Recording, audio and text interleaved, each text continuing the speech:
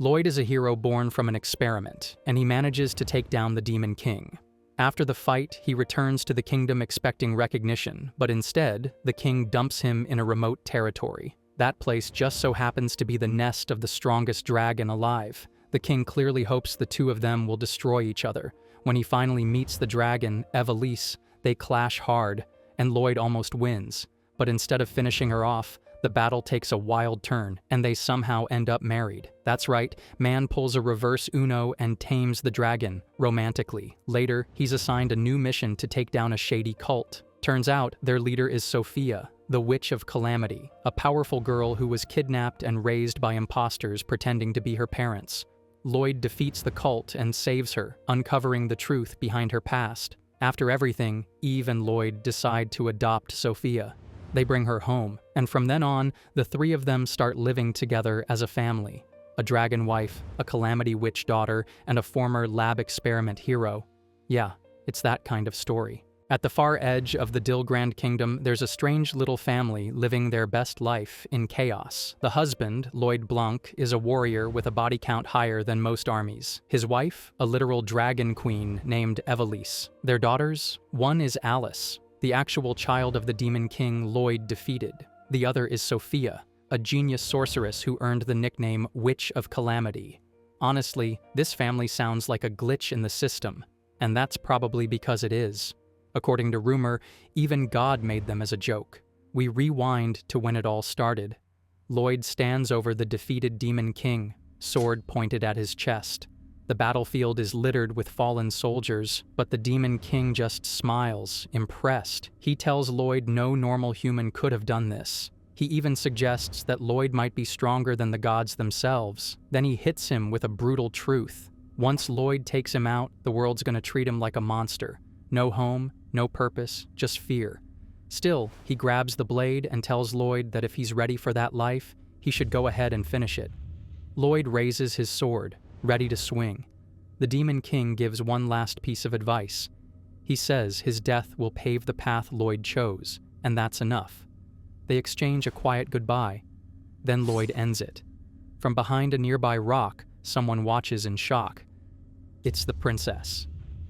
A voice begs her to hide before Lloyd sees her, but she stays frozen. Tears stream down her face as she watches her father die. She clenches her fists and cries out, swearing to one day get revenge. 6 months later, Lloyd walks through the grand halls of Dilgrand Palace. He's earned the title of hero, and the women of the court can't stop whispering. One calls him brave, another says he's hot, and a third wants to marry him on the spot. But Lloyd ignores it all and walks straight to the king's throne. The king greets him warmly, asking if he's recovered from the wounds he got fighting the Demon King. Lloyd says he's fully healed and thanks him for the long vacation and fat bonus. The king nods, then cuts to business. He points to a map laid out by one of his knights. The nun standing nearby explains they're offering Lloyd a reward, a piece of royal land. Lloyd raises an eyebrow, asking if this is just a polite way of pushing him aside for being a commoner. The king gets up and announces that Lloyd will be the new count of the frontier. He even set up a mansion for him. Sounds good, right? Not really. The land in Rodmaya is cursed. Monsters have been running wild there for years, and not a single elite soldier sent in has come back. The king tells Lloyd to take care of it, and Lloyd agrees without hesitation. Once he leaves, the king sits back down and sighs. The nun looks worried, asking if it's okay to dump Lloyd in such a wasteland. But the king says Lloyd's different. He doesn't care about power or land. He'll never complain. That's when the king reveals the real reason behind the move. The Dragon King lives in Rodmaya, an immortal beast capable of wiping out entire kingdoms in one night. Even the Demon King couldn't handle her. The king wanted Lloyd and the Demon King to take each other out from the start, but only one survived. Now, with Lloyd still around, he sees that kind of power as a threat. He calls it the Terminator plan. The hero has served his purpose, and now it's time for the curtain to fall. A month later, Lloyd rides in a lonely carriage heading for his new reward. The land around him is dead. No plants, no signs of life. He figures it's just a matter of time before something massive shows up. He's not even mad. If he were king, he'd do the same thing to someone this strong. He thinks back to how this all started. Long ago, Lloyd volunteered for a body modification experiment.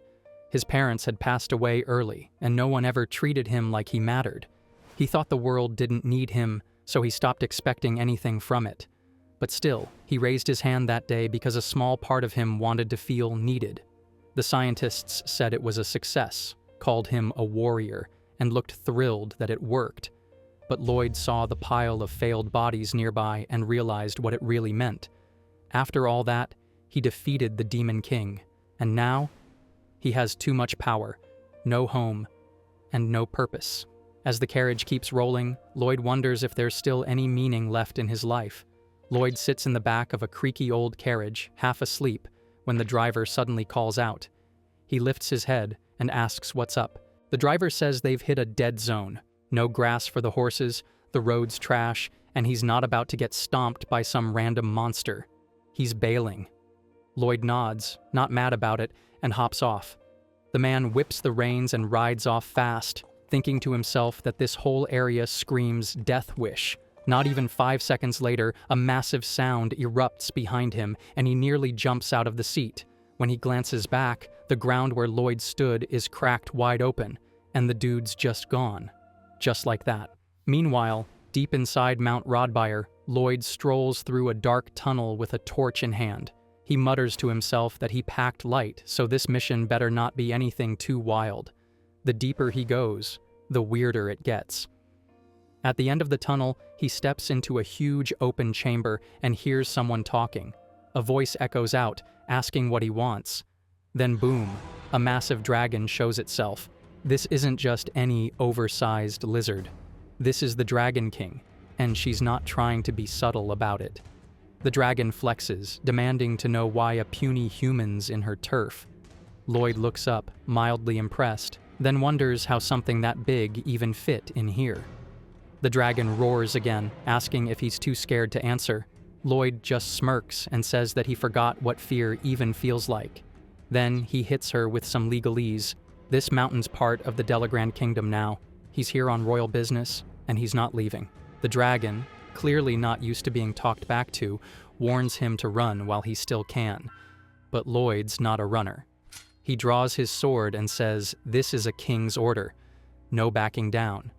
That's when the dragon finally says he's interesting and lets out a huge fire breath straight at him. Lloyd doesn't flinch. He puts up an energy barrier, and the flames go right past him without doing a thing.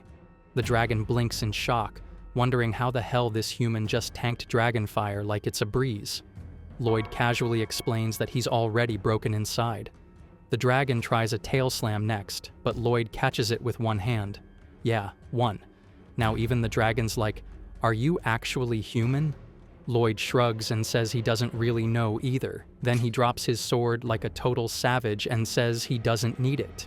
He charges up raw power in his hands, grabs the dragon's tail before she can escape, and throws her into the wall like she's a sack of potatoes. After the smoke clears, Lloyd approaches to finish the job.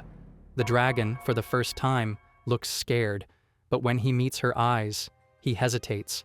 He's seen that look too many times before. He tells her that if she wants to leave, he won't chase her down. But the dragon, still trying to act tough, says she'll never surrender to a human and tells him to do it. Lloyd pauses and asks something that throws her off. Why didn't she go all out? He says she could have torched him, used her full power, or just bailed through the tunnel. But she didn't. He realizes she never actually tried to eliminate him. She was just trying to scare him off like the others. She scoffs and calls him insane. He charges another attack, but instead of blasting her, he drops it. He says the king's order was to prevent any more losses, and since she hasn't hurt anyone, there's nothing to carry out. She's safe. That really ticks her off. She accuses him of being an idiot. Dragon bodies are worth a fortune, and he's just walking away. Lloyd says he knows that. With her corpse, he could literally buy a country, but he's already stacked up enough bodies for a lifetime. He doesn't want to add another if he doesn't have to. Now the dragon's confused. She asks if something happened to him. Lloyd lays it out. He's the guy who single-handedly eliminated the Demon King's army, a tool built to win wars. But once the job's done, the world doesn't need tools anymore. He accepted the suicide mission because, honestly, what else does he have? No lover, no family, just raw, cursed power. If he's not being used, he feels useless, and he hates that. He turns to leave, telling the dragon she can stay if she wants. But just as he walks away, she calls out. A flash of light bursts behind him, and when he turns back, surprise, she's now a girl. A tall, stunning, draconic baddie. Lloyd's eyes go wide. Of course it's that kind of dragon story. She walks up, introduces herself as Evelise, and casually grabs his hand. She says she's got a better idea. Why not stay and live with her? Lloyd Blank, the man who single-handedly wiped out the Demon King and saved all of mankind, finally gets his reward. Just kidding. The king, shaking in his boots at how powerful Lloyd had become, tosses him into the most boring, uninhabited corner of the kingdom and orders him to take down the Dragon King, basically hoping they'd crash each other out like Pokemon with self-destruct. And Lloyd? Man really just nods and goes along with it. Because when you live like a tool, you don't ask questions, you just complete the mission. That's all his life's ever been about, until he meets her, the Dragon King, Evelise. Yeah, a dragon, a literal baddie with scales and trauma. Inside the tunnel under Mount Rodbyre, Lloyd just stares at her. Evelise, now in human form, tilts her head and asks why he's staring like she just grew a second head. She figures he must be mesmerized by her beauty, because obviously no man can resist this ancient hottie. Lloyd, unfazed as ever, just points out that he now understands how she got through the tunnel. She must have shapeshifted to fit. Romantic, right? Evelise tries again, asking if he really feels nothing. Like, zero emotions. Lloyd thinks for a moment, then goes, maybe. Evelise snaps, calls him a liar, and accuses him of being too intimidated by her beauty to admit it. Girls trying to drop hints, and this man is out here speed-running emotional detachment. When Lloyd asks what she even meant by living together, Evelise pauses, blushing. She reminds him that he said he didn't have a family. Repeating that now makes her all embarrassed. He gently tells her she doesn't have to say it again if it's uncomfortable, and he won't pressure her. That just makes her tug on his cape, telling him to wait. She will say it. But Lloyd keeps walking like this isn't a major life decision. Evelise finally blurts it out. She wants to be his mate. Yeah, she said it. Lloyd, the world's most overqualified doormat, shrugs and says, no problem. Evelise's jaw drops. Man didn't even blink. She double-checks if he knows what mate means, and Lloyd, probably pulling from the medieval version of Wikipedia, says it means husband and wife. Evelise explains that in ancient dragon law, they either swear lifelong loyalty or marry the one who saves them. Lloyd just nods and says, a request is a request. If this is what you want, then that's the path I'll follow. She tries to stop him again, wanting to explain her story before he signs up for this dragon marriage. Long ago, dragons lived peacefully in these lands. One day, Evelise saved a random passed-out human out of pure kindness. He wasn't afraid of her. In fact, he offered friendship. That friendship turned into political alliances. The humans gained wealth and peace thanks to the dragons guarding trade routes. One day, the humans sent a gift. Precious minerals the dragons loved. They ate them. They passed out. And when Evelise woke up, her entire kin was wiped out. Poisoned. Betrayed. In a rage, she flew to the humans' land. Their betrayal wasn't just war, it was theft. They wanted dragon bodies and dragon land. She remembers seeing baby dragons get eliminated. The next thing she knows, everything's on fire, and she can't even remember what she did. That day, she questioned if even the civilians were part of the betrayal, but deep down, she knew the kids weren't to blame. Still, her power went wild. She burned it all. Ever since, the world calls her a monster, the cruel Dragon King. Her punishment? Exiling herself in a cave for centuries. Now she's tired. She doesn't want to keep punishing herself. Lloyd, someone who's also feared, also alone, also numb to everything, feels familiar. So she asks, if he's not going to eliminate her, will he live with her instead? Lloyd agrees, like she just asked him to hold her shopping bags. Evelise stares at him like, did you even listen to my trauma dump? And Lloyd just repeats his philosophy. He completes what's requested of him. If she wants this, he'll give his life to fulfill it. He calls her his wife, takes her hand, and keeps walking. Evelise blushes hard. He asks if her personality has changed or something, because she's way more dramatic in human form than she was in dragon mode. She confesses she was just trying to scare him away back then. It's been hundreds of years since she's interacted with anyone. Lloyd simply apologizes and tells her that those lonely days are over. They're heading home now. Suddenly, Lloyd picks her up like she weighs nothing and sprints through the tunnel. Evelise yells in shock as he jumps clean over a mountain like it's a stepping stone. When they land, they're standing in front of a massive mansion. Lloyd says this is their new home and suggests they pick out a room. Evelise, now going full honeymoon mode, tells him to call her Eve and asks why he's so emotionally flat. She grabs his face and tells him to act like a real husband and make her smile. Lloyd, confused but cooperative, nods. That night, while he's getting ready for bed, he can't believe he actually has a family now. For someone who once believed his only value was being a tool, this hits different. Still, he wonders if someone like him, who failed to protect someone in the past, deserves this happiness. Then comes a knock on the door. Eve stands there, shy, in her undergarments, asking if they can sleep together tonight. Eve stands in the doorway wearing nothing but her undergarments, cheeks flushed, and softly asks if they can sleep together. Lloyd, as unbothered as always, just agrees. She slides onto the bed next to him and mumbles for him to be gentle, clearly expecting something else. Cut to the next morning. Lloyd is out at the well, rinsing his face like it's just another Tuesday. Meanwhile, someone's been out here playing whack-a-mole with the ground. Still drying off, Lloyd walks up and asks what the noise is about, and that's when she loses it. She yells about how they shared a bed and he didn't make a move. Apparently, just sleeping beside her in silence is the ultimate insult. Lloyd scratches his head, confused, and says he slept great and the bed didn't even feel tight. She immediately flips out, saying she wasn't talking about the mattress. It turns into a full one-sided fight with her throwing punches that bounce off him like raindrops. When he finally grabs her hands and apologizes, he still has no clue what she's mad about. That's when she blurts out that they're supposed to be doing what married couples do.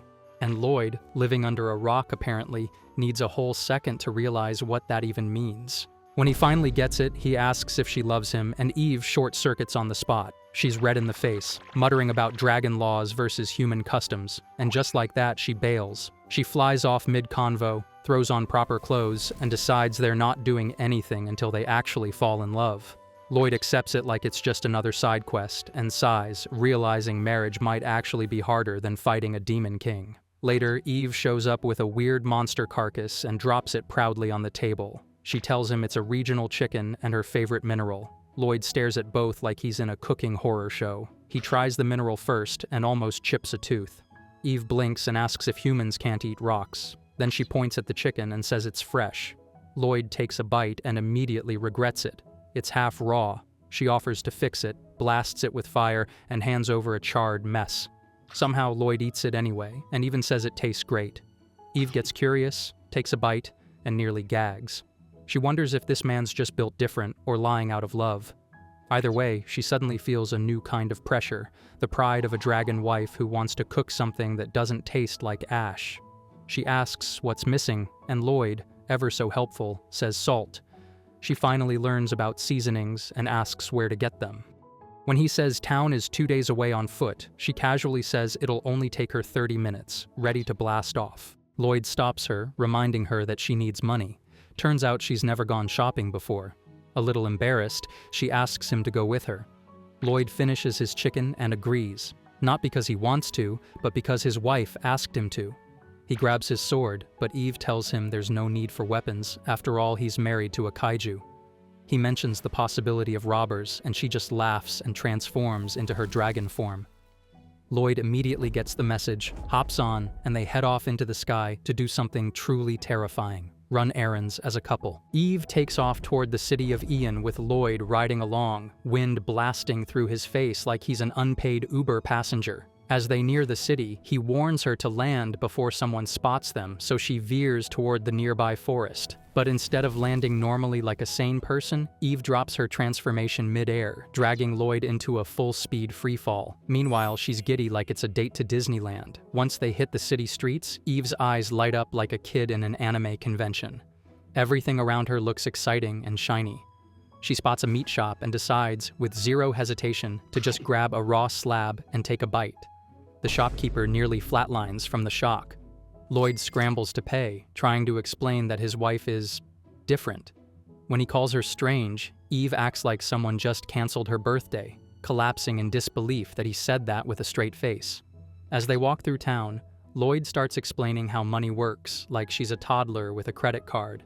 She apologizes since she's never done this human shopping thing before. Wanting to explore a bit more, she drags him to a clothing store next, claiming he's a sensible man. Inside, she bounces between outfits, asking Lloyd how each one looks. The man, being a certified overpraiser, says they all look great, even the ugly ones. She catches on fast and snaps at him for giving NPC responses. When she finally decides not to buy anything, it's because her clothes are made of literal energy. Lloyd calls her stingy, which earns him a face grab and a forced apology as she corrects him with thrifty. They keep roaming the city, and Eve randomly waves at a fire-breathing clown like they go way back. Eventually, Lloyd picks up his weapon from a shop, and the two stop at a restaurant to eat. Eve's all smiles, excited to try real human cuisine. When the chicken arrives, she takes a bite and nearly tears up. The flavors, the seasonings, the actual effort. Lloyd eats his portion with the same expression he used on her burnt food, which triggers some quiet judgment from her while still enjoying her meal. Eve notices a couple sitting nearby acting especially affectionate. The woman mentions something called love spice, then feeds her partner a bite straight from her fork. Eve stares, completely entranced. This must be some kind of secret human ritual to deepen affection, and she decides right then that she's going to try it herself. She turns to Lloyd and tells him to open wide so she can feed him, clearly hyped about recreating the magic, but he refuses like someone dodging a tutorial pop-up. Lloyd doesn't get it. He tells her there's no need, and that he can feed himself just fine. That one response hits harder than any attack she's taken in battle. She lowers her arm, awkwardly laughing it off, but her mood shifts instantly. He picks up on it and asks if she's okay, saying she's been acting strange for a while now. Eve tries to shrug it off, telling him she's just tired, but deep down, she starts spiraling.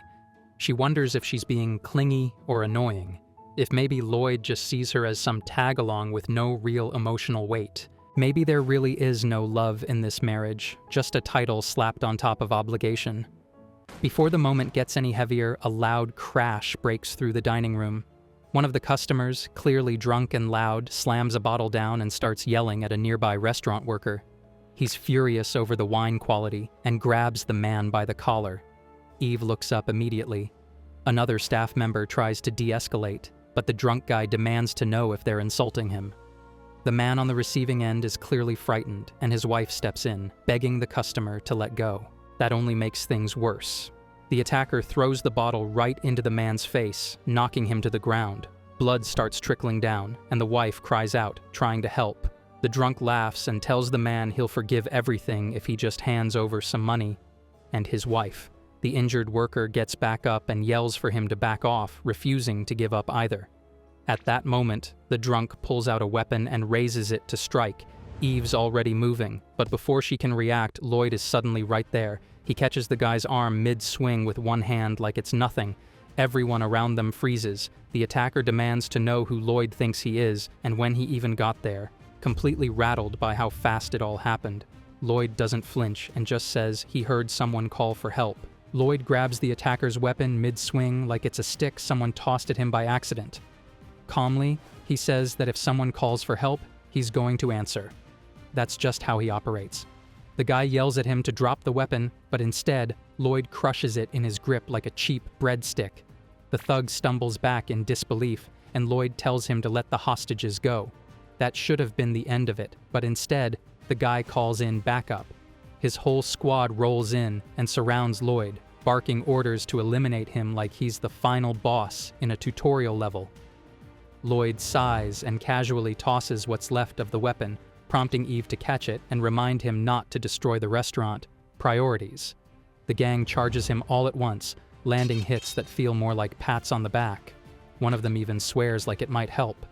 But then the room goes silent as they realize their weapons have snapped clean in half, and Lloyd's just standing there, holding the other halves like souvenirs. He calmly explains that weapons aren't allowed inside the shop. They might cause damage, and casually turns their blades into a metal ball like he's cleaning up after kids playing with knives. The gang starts calling him a monster, realizing they've been clapped without even noticing it. As Lloyd strolls up to the team leader, the guy panics and tries to use the girl as a shield, threatens to eliminate her if Lloyd takes one more step. Too bad Lloyd's already in motion. One clean punch later, the guy gets launched through the restaurant doors like a ragdoll getting evicted from a cutscene. Lloyd glances around and proudly declares that the mission is complete and the store is still intact. The customers explode with cheers, praising him like he just saved the whole kingdom. Eve crosses her arms, looking smug as ever, saying her husband is kind of a big deal. Moments later, city guards burst in after hearing reports of thugs on the loose. They ask if everyone's okay, and Lloyd points to the pile of unconscious bodies like it's obvious. He even lifts them onto his shoulder and politely hands them over. The guards stare, stunned, asking if he really knocked them all out himself. When he gives them his name, it finally clicks. He's that Lloyd, the one who took down the Demon King like it was a part-time job. Gasps and whispers turn into cheers again, and suddenly the whole restaurant's in celebration mode. One of the guards even asks for an autograph, but Lloyd just hands over a report for the king like it's no big deal. Eve suddenly shouts from the crowd, trapped between a wall of fans, all desperate to catch a glimpse of the hero. She yells that they need to go, and Lloyd agrees, seeing how jammed the entrance has become. The restaurant owner steps in with a wink, offering them a backdoor escape while casually covering a bruised eye. Outside, the owner and his wife thank them for the help. Eve checks if they're okay, and the man says it's nothing he can't handle. Lloyd, ever blunt, tells him not to push himself if he can't fight. Eve nudges him to be gentler, but the owner just smiles and says the thought of his wife being hurt stings more than anything else. Eve wraps her arm around Lloyd's and says they've been out long enough. As they get ready to leave, the owner's wife hands them a food basket. The moment they step out of the city, Eve reflects on the chaos of the day and the fact that this is only their second day as husband and wife. Her thoughts drift to the restaurant couple, to how real and effortless they seemed. She starts overthinking again, until Lloyd casually calls her name and stuffs a sandwich into her mouth like he's feeding a toddler. She chokes it down and yells at him, asking what that was for, and he says she opened her mouth, so obviously she wanted food. She shoots back that he didn't say, "ah," but he just shrugs and says he forgot, since that's apparently a thing actual couples do. For a second, she forgets why she was even upset. Maybe they're not just pretending anymore. Maybe, just maybe, he's trying too. She takes a bite and smiles. Lloyd shares the sandwich with her and says it's good, and Eve declares that once they're back home, she's making chicken, and he better be ready to give real opinions this time. Out in the wild, he's standing under a waterfall, letting the freezing water crash down on him, like he's starring in his own dramatic training arc. Back at home, she's chewing raw meat and muttering under her breath, clearly unimpressed. She yells out, asking why he keeps going out to train. Does he really need to get stronger? She can't wrap her head around male logic. She glances at her meal and sighs, realizing the meat is still raw. Again, he tells her it's just part of his routine, nothing deep about it. Then he asks if she wants to tag along. She gives him a cheeky smile and teases him, asking if he's feeling lonely. Still, she agrees and says she'll make some grilled chicken to bring. After she packs everything, he casually drops the bomb that they're not flying there. They're running. She stares like he's lost it. He rockets into the sky using nothing but sheer leg power, and she groans. How is that different from flying? He reaches the destination first, of course, and sets up under the waterfall like some ancient monk. She lags behind, but she's the dragon queen, so she'll manage on her own. As he trains, a thick log suddenly falls from above, aiming straight for his skull. He calmly leaps up and kicks it mid-air, turning it into splinters. The waterfall splits in half from the impact. He brushes his wet hair back and decides that's enough physical training for the day. Now it's mana time. Wandering deeper into the forest, he suddenly senses something. A bush nearby rustles, and a small forest cub bolts out, running for its life. It's being chased by some large monster, either a bear or a tiger. The moment the beast sees him, it slams the brakes and turns the other way. Classic reaction. He remembers he's not holding back his mana right now, so to any creature with decent instincts, he's practically a walking natural disaster. The cub, though, doesn't run. It just stands there, trembling like it's trying to decide between death and awkward silence. He notices the cut on its body and how frail it looks, probably starving.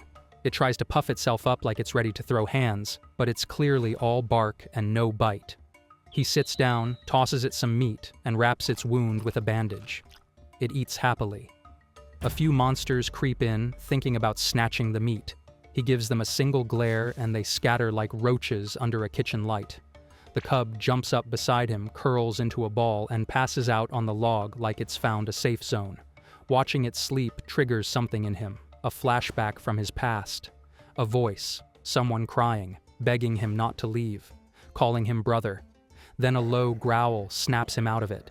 A big wolf steps out of the shadows. It's not running away like the others. In fact, it's baring its fangs.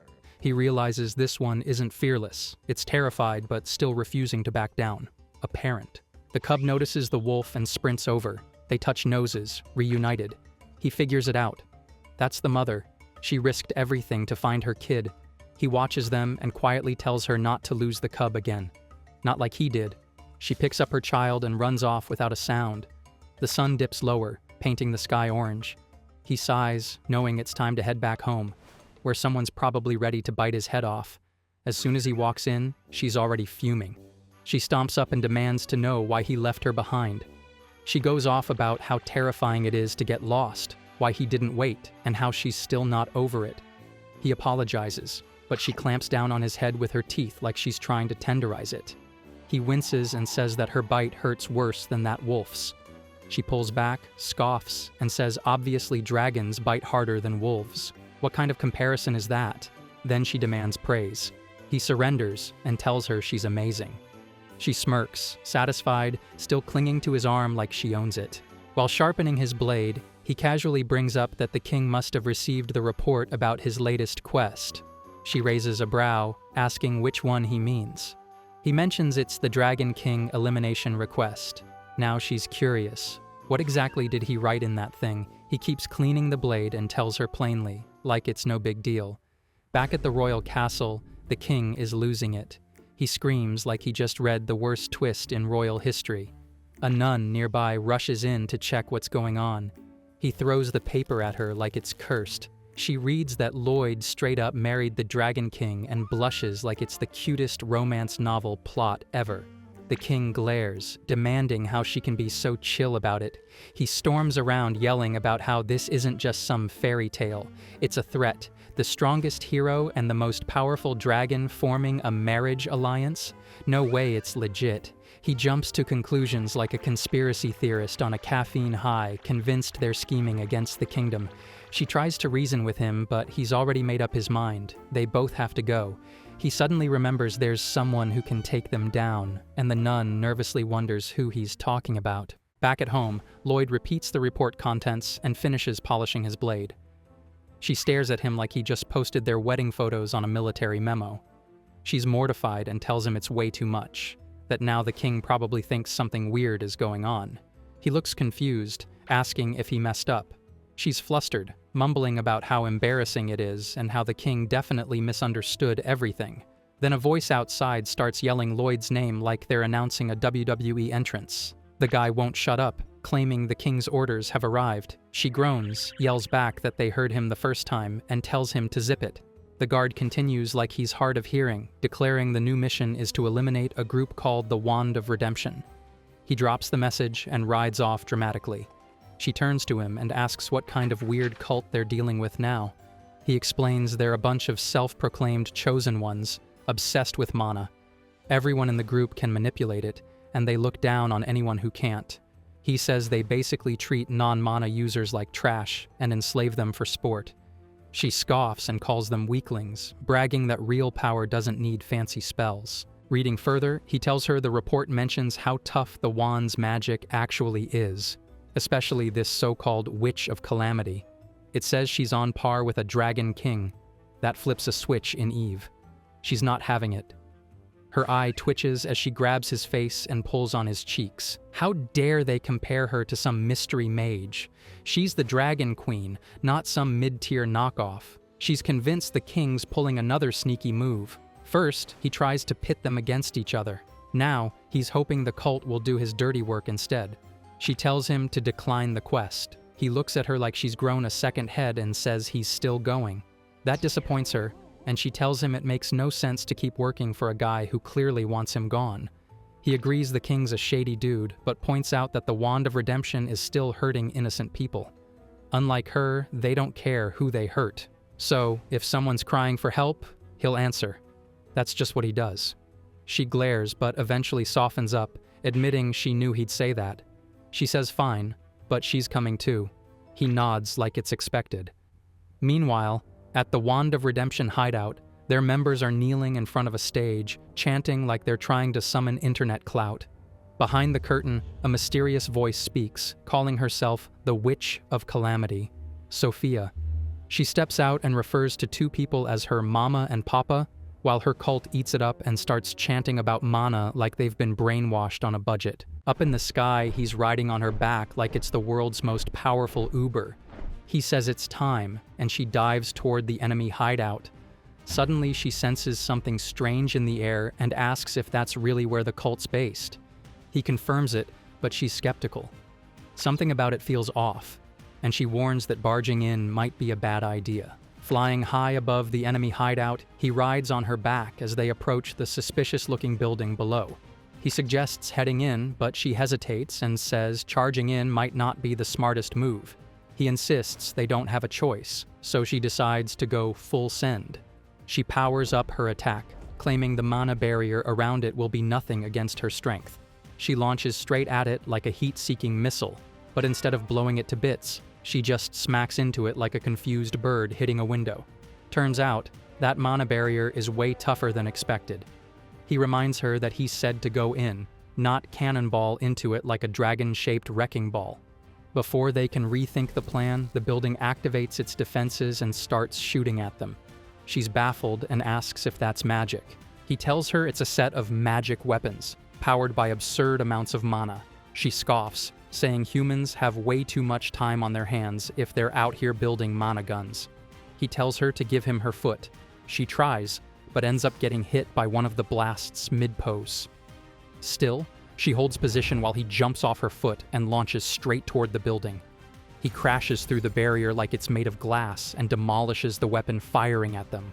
As more magic weapons get into position, she drops into human form and nukes them with fire, wiping them out in one go. She locks eyes with him, clearly annoyed, then falls over on top of him like she's just gotten off a roller coaster. She complains that he should have warned her before pulling stunts like that. Now she's dizzy and mad. He awkwardly apologizes, says the path's clear, and tells her it's time to head inside. Inside the hideout, a few confused cultists freak out. They shout about intruders and say the weapons are down, then scramble to alert the founder and that so-called Witch of Calamity. He hears them yelling and asks her if that was the equal to Dragon King class mage from the report. She twitches and asks him to repeat that. That question alone has her on the verge of committing magical homicide. Just then, a group of mages appears and starts talking big, flexing their research like they're proud of it. They summon a golem, claiming it's going to deal with the intruders once and for all. She doesn't waste time. As soon as the golem shows up, she shifts part of her body into dragon form and turns it into scrap metal with one magic blast. The mages are visibly shaken, while he's quietly impressed by her shape-shifting magic. She side-eyes him, asking if he's actually praising her or just being sarcastic. Meanwhile, the cultists panic and shout for more golems and backup soldiers like it's gonna matter. She's done playing. She tells him to keep going, and that she'll handle everything back here. He leaves her to it, watching as she nukes every golem like she's taking out the trash. He's not sure what just happened, but decides to follow the path deeper inside. As he runs through the halls, he remembers the mages who mentioned reporting to the founder and tries to trace their steps. Turning a corner, a weapon flies straight at him. He narrowly dodges it, and from the shadows, a man laughs like he's been waiting all day to say his catchphrase. The guy introduces himself as Toma, a swordsman from the Wand of Redemption. He says Lloyd's the one who wrecked the place and challenges him. Lloyd figures this guy must be the founder's bodyguard. He realizes that last attack was a surprise strike and wonders out loud if it's normal for a swordsman to just chuck his blade like that. Toma grins and tells him the blade's not exactly gone. A strange aura wraps around the sword, and suddenly its shadow splits off and lunges at Lloyd from behind. He tries to move, but the shadow pierces him in the chest. Toma smirks, claiming the sword's about to erase him like he's just another side character in the wrong dungeon. Toma keeps swinging that magic sword like he's in a tournament arc, launching attacks with every swing. The sword zips back to his hand like a boomerang, and he proudly calls it 1000, the same blade that supposedly took Lloyd out. That doesn't really land, because Lloyd yanks part of the blade out of his chest like it's no big deal. He quickly figures out it's a mana weapon that can split into pieces, powered by pure energy. Toma assumes Lloyd must be some kind of elite mana user to have made it this far. He starts ranting about the teachings of the Wand of Redemption, tossing around his usual superiority complex. Apparently, mana is divine, the chosen are blessed, and everyone else is basically garbage. Then he pulls off his half mask, revealing a massive mark on his face. Lloyd immediately clocks it as mana poisoning, but Toma insists it's a sacred badge from the gods or something. Sure, buddy, he keeps preaching about how mana can do anything: heal, destroy, cook breakfast, cure heartbreak. According to him, the world would be better if mana users just ruled over everyone. He says the weak rejected their sacred marks, and that now they deserve to be conquered. After what feels like a whole TED Talk, he offers Lloyd a choice: join them or get erased. Lloyd, clearly unimpressed, asks if he's done talking yet.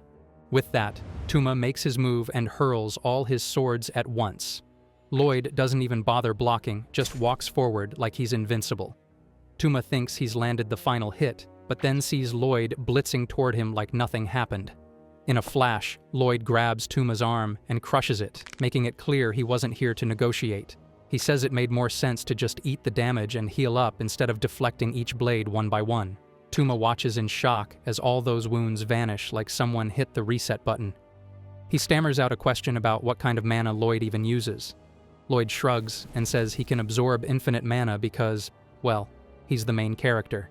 And just to rub salt in the wound, he casually roasts Toma's sacred mark as nothing more than mana overdose from pushing past his body's limit. Nothing special, nothing divine, just poor system management. Before Toma can throw another tantrum, Lloyd charges up a punch and knocks him through the wall like he's sending him off screen. The blow shakes the next room, where the two cult founders, Mama and Papa from earlier, jump to their feet in shock.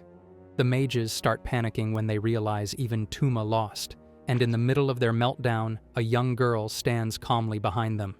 Lloyd walks through the hole in the wall like he just opened a shortcut and asks if this is where the founders and the so-called witch are hiding.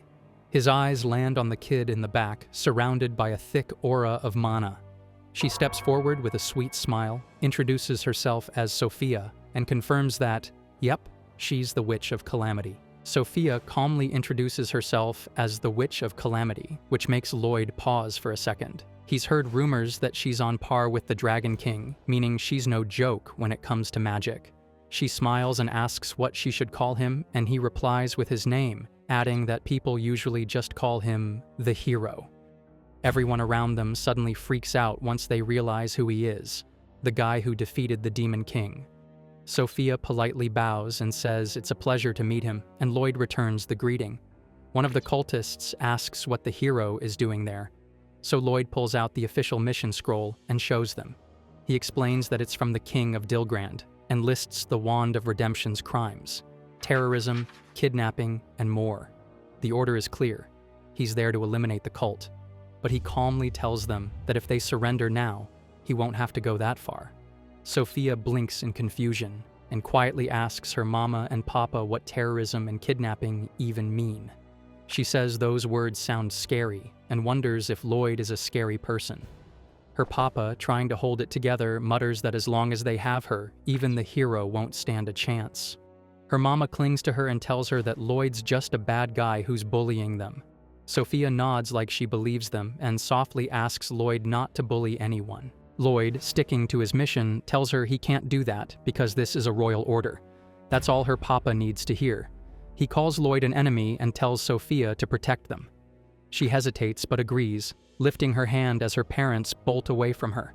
A massive sphere of thunder magic forms above her head, and even Lloyd admits that her power's no joke. Her title isn't for show. Still, he doesn't flinch. He just stands there, and Sophia, totally confused, asks why he isn't running like everyone else does. Lloyd says that he can't just walk away from this. Sophia stacks more magic on top: fire, water, wind, and earth, forming a full spell stack above her, but Lloyd still doesn't move. Her parents crouch in fear behind her, but she keeps watching Lloyd. When she asks, "How about now?" he just shrugs and says he still has a job to do. Behind her, her mama and papa pressure her, yelling that if she doesn't attack him, they'll be taken away and locked up. They ask if she's really okay watching them disappear. That triggers a buried memory. Sophia remembers her real parents dying in front of her. She trembles and says she doesn't want that again. Her mama and papa keep screaming at her, demanding she do it. Finally, eyes filled with panic, she throws everything at Lloyd. Every element, all at once. Lloyd calmly raises his hand, and a massive spectral hand appears in the air, smacking away her spells and scattering them like dust. Everything vanishes.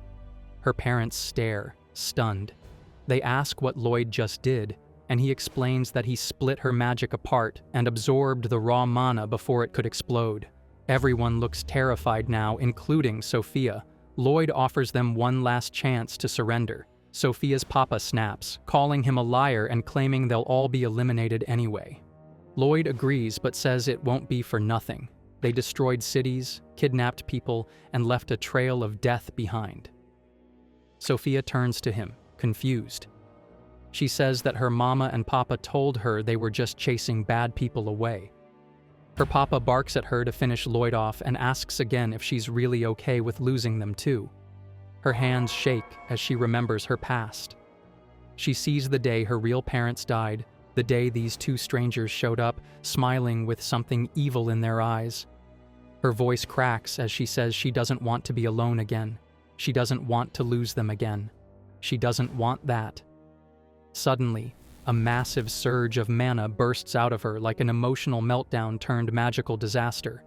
Meanwhile, Eve casually walks down the hall, looking smug and relaxed after beating down the entire cult squad. She wonders how her husband is holding up and rounds the corner just in time to see the giant wave of energy exploding through the room. Her eyes widen in shock. Inside, Sophia is crying as she whispers to Lloyd, "Please, go away forever." Sophia screams as waves of mana swirl around her, slicing her body from the inside out. Lloyd watches closely, eyes narrowing as he realizes what's going on. It's mana poisoning. She's pulling in way more mana than her body can handle, and if she doesn't stop soon, she'll die. Without hesitation, Eve shifts into her dragon form and charges into the magic storm. Sophia's fake parents stare in horror. They can't believe a dragon just casually showed up like this. Lloyd warns Eve that if she pushes forward, she won't come out of it unscathed. Eve just brushes him off and says that if they don't suppress Sophia's mana, she'll die. Lloyd says it's pointless. Even if they save her, the kingdom will either execute her or treat her like a living lab rat, just like they did with him. Eve calls him an idiot and says no one needs a reason to save a kid. If there isn't a way, then they make one. While Eve keeps trying to dispel the mana, Sophia's fake mama and papa keep yelling at her to keep absorbing more and eliminate the hero and the dragon. They beg her to protect them, not even flinching as she continues to suffer. Eve hears all that and calls them trash straight to their faces. She can't believe they're this blind to the pain Sophia's in. Sophia's scream pierces the room as her mana explodes out of control. Eve gets hit and flinches from the impact. The mana surge shoots through the ceiling like a beacon and charges straight toward Lloyd. Through tears, Sophia begs him to disappear. Lloyd calmly raises his hand and summons his massive mana hand to intercept the blast. It rips through the hand at first, but he quickly clenches his fist and snuffs the whole thing out. Sophia's fake parents gape at him and call him a monster. Sophia is barely conscious as she drops toward the ground. Eve immediately reverts to human form and darts through the air, catching her mid-fall. She checks the girl's wounds and asks if she's okay. Lloyd steps forward and says she's stable now. He explains that Eve stopped Sophia's spell buildup just in time, preventing a fatal mana overdose. Eve breathes a small sigh of relief, finally feeling some hope. Lloyd now turns his eyes on the two cultists and asks if they've got any more cheap tricks left. The two take off their hoods and play the victim card. They beg for forgiveness, claiming that their sacred marks curse them and they've been targeted their whole lives. Sophia's papa starts rambling about how rough it's been. Lloyd squints, walks right up, and casually peels the sacred mark off their faces like a sticker. He holds it up and says it's fake. Everyone freezes. Lloyd calls them out for faking sacred marks, fooling their followers, and worst of all, manipulating Sophia. He says they hid their crimes, played the pity card, and used a little girl to cover their own asses. Sophia hears it all, her eyes wide. Eve scowls, her rage bubbling. Sophia tries calling out to her parents, but they just shout back, ordering her to get up and finish the job. Eve is done with them. She yells at them, saying Sophia will die if she uses any more magic. But Sophia still tries. Eve begs her to stop, and Lloyd grabs her hands to stop the casting. As he holds her trembling fingers, he looks down at her and thinks about what Eve said earlier, how if there's no path, then make one. He sees himself in her. Just another tool someone's ready to throw away. After a long pause, Lloyd says it. Sophia will be their daughter from now on. Everyone in the room stops breathing. Eve looks stunned. The cultists look offended. Sophia just looks confused. Lloyd stares at her fake parents and tells them that unless they want to be eliminated on the spot, they better shut up. They both exchange a glance, then suddenly start smiling. Her mama shrugs and says, "Sure, go ahead, take the girl." Her papa adds that she wasn't even their real daughter to begin with. They say they heard about a girl with magic talent, murdered her actual parents, and kidnapped her. Now they're done with her. Sophia can barely speak. Her whole body shakes. Eve isn't having it. She starts trembling with rage as the couple grins like they've won something. They smugly ask if they can go now, since they've traded Sophia. That's when Eve finally snaps. She slams both of them with a blast of power and calls them trash. They scream and accuse her of tricking them. She calls them out for talking with their dumb mouths and tells them to shut up permanently. She rushes back to Sophia and kneels beside her. The girl has passed out from the pain, stress, and emotional collapse. Eve strokes her hair gently and says it must have been so painful. She turns to Lloyd and asks what now. There's no way the kingdom will let her live, right? They'll either execute her or use her. Lloyd calmly says he's already figured that part out. He walks across the room, finds a strange device tucked in the corner, and just punches it as hard as he can. The whole thing shatters into pieces. Eve blinks and asks what that was. Lloyd casually explains that if they wreck the entire system tracking her, then no one will know she survived. Eve looks at him for a second, then says he's an idiot, but a useful one. As the whole floating island begins to shake and crumble, they brace for the crash. Sophia tosses around in bed, stuck in a nightmare loop of everything she just went through. She hears those awful words again. How her fake parents told her she wasn't really their daughter. How they wiped out her real family just to take her. How they called her a monster and threw her away like she was nothing. The memory crushes her chest, and tears slide down her cheeks as she jolts awake, confused and scared. She looks around and sees someone curled up beside her on the bed. It's Eve, fast asleep. The door creaks open, and Lloyd strolls in like it's a normal Tuesday, chewing on some very burnt meat. He sees her up and casually drops the news that she had mana poisoning, but now she's all good. When Sophia asks where they are, he just says this is their home now, plain and simple. Eve stirs and wakes up, immediately tearing up and throwing her arms around her. She asks if it still hurts, if she's okay. Sophia blushes from the sudden affection, softly saying she's fine, while Lloyd stays in the background gnawing on whatever that charred mess is.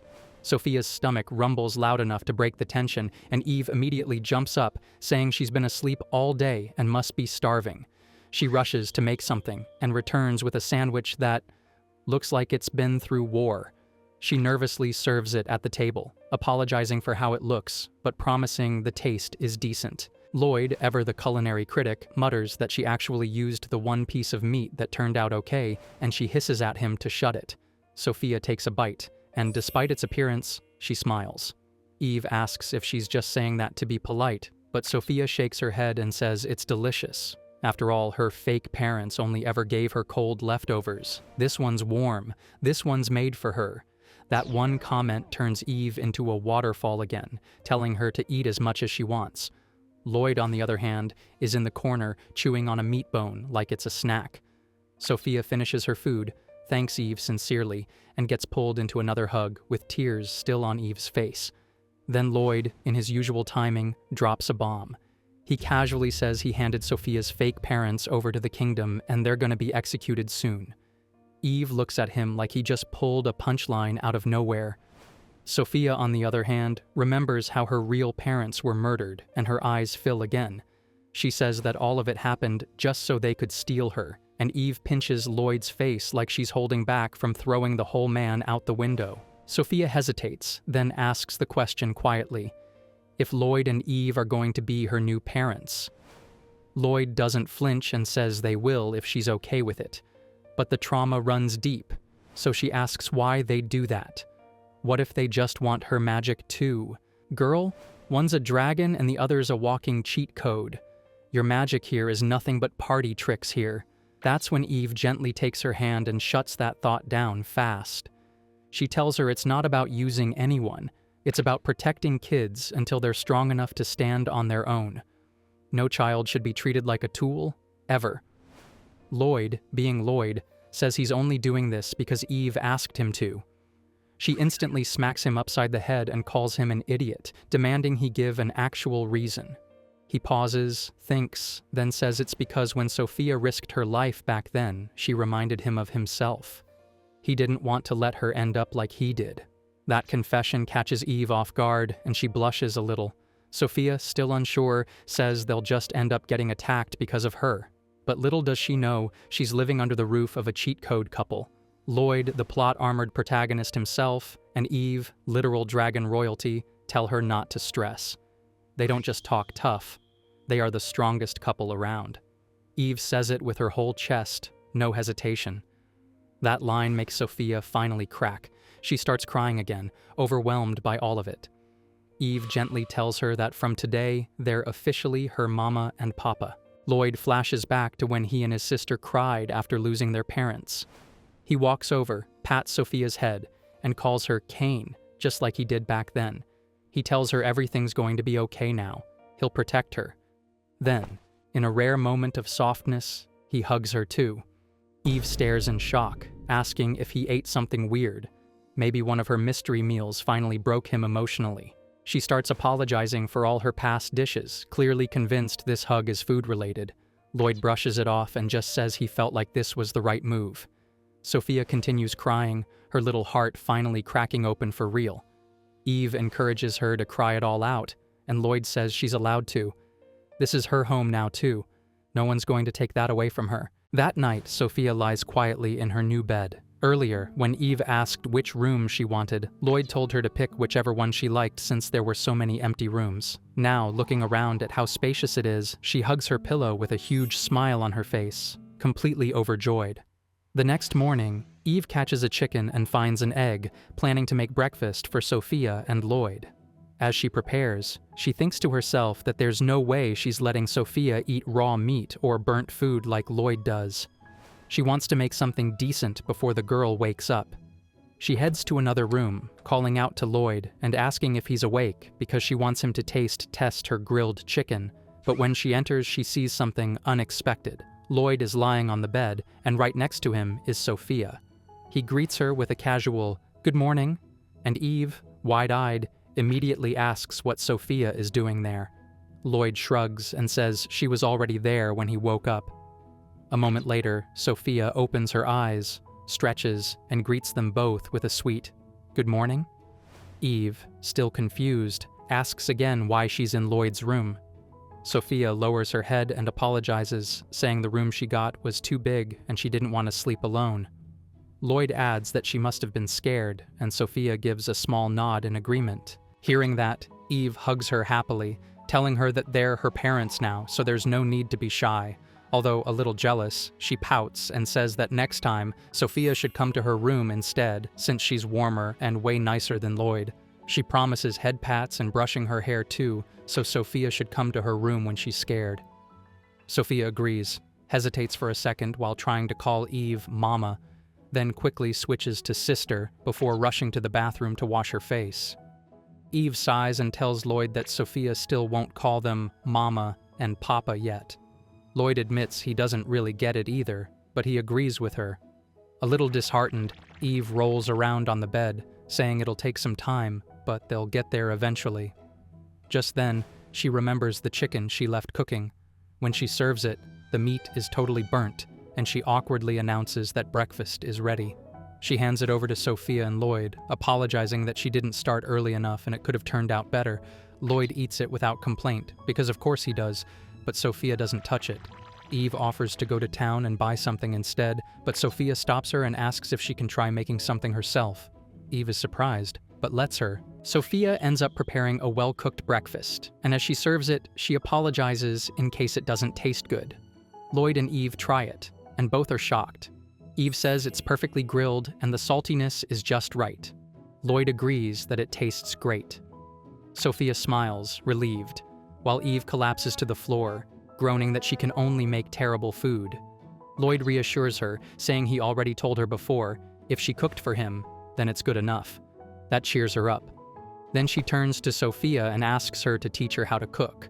Sophia says she only knows how to grill and chop, but Eve insists that as a wife, she should be able to cook for her husband and daughter. After thinking for a bit, Sophia agrees and asks if they should start cooking together.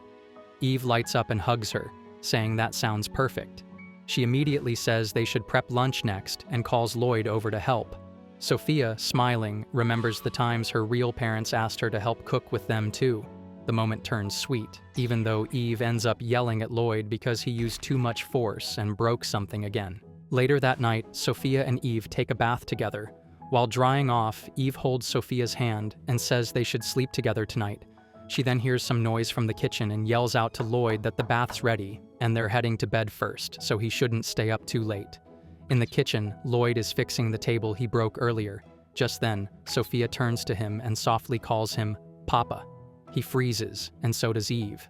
Sophia tells him she's going to sleep with her mama tonight and says goodnight, promising to see him tomorrow. Lloyd smiles and tells her goodnight too. Eve is completely stunned that Sophia called her mama.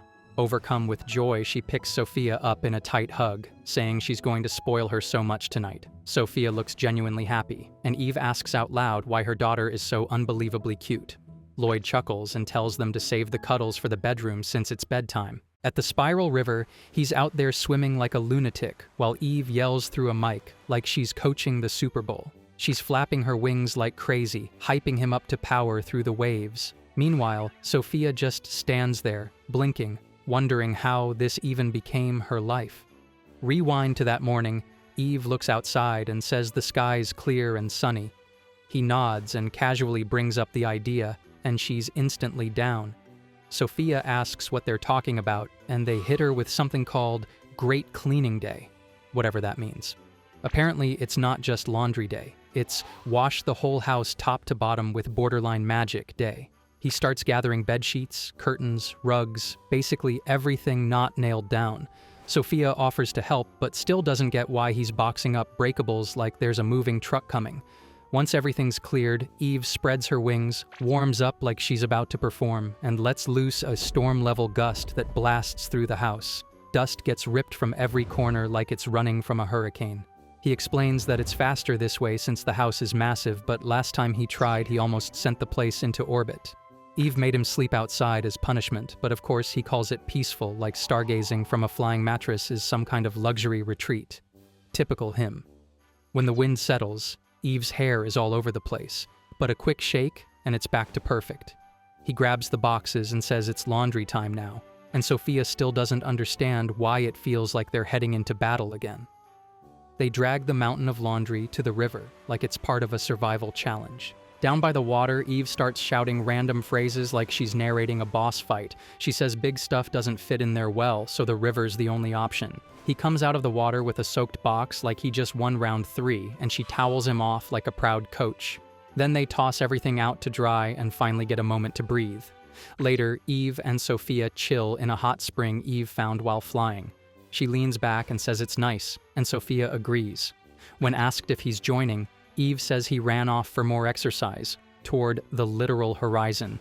Because why not? At this point, Sophia just accepts that her new dad is built like an anime side quest.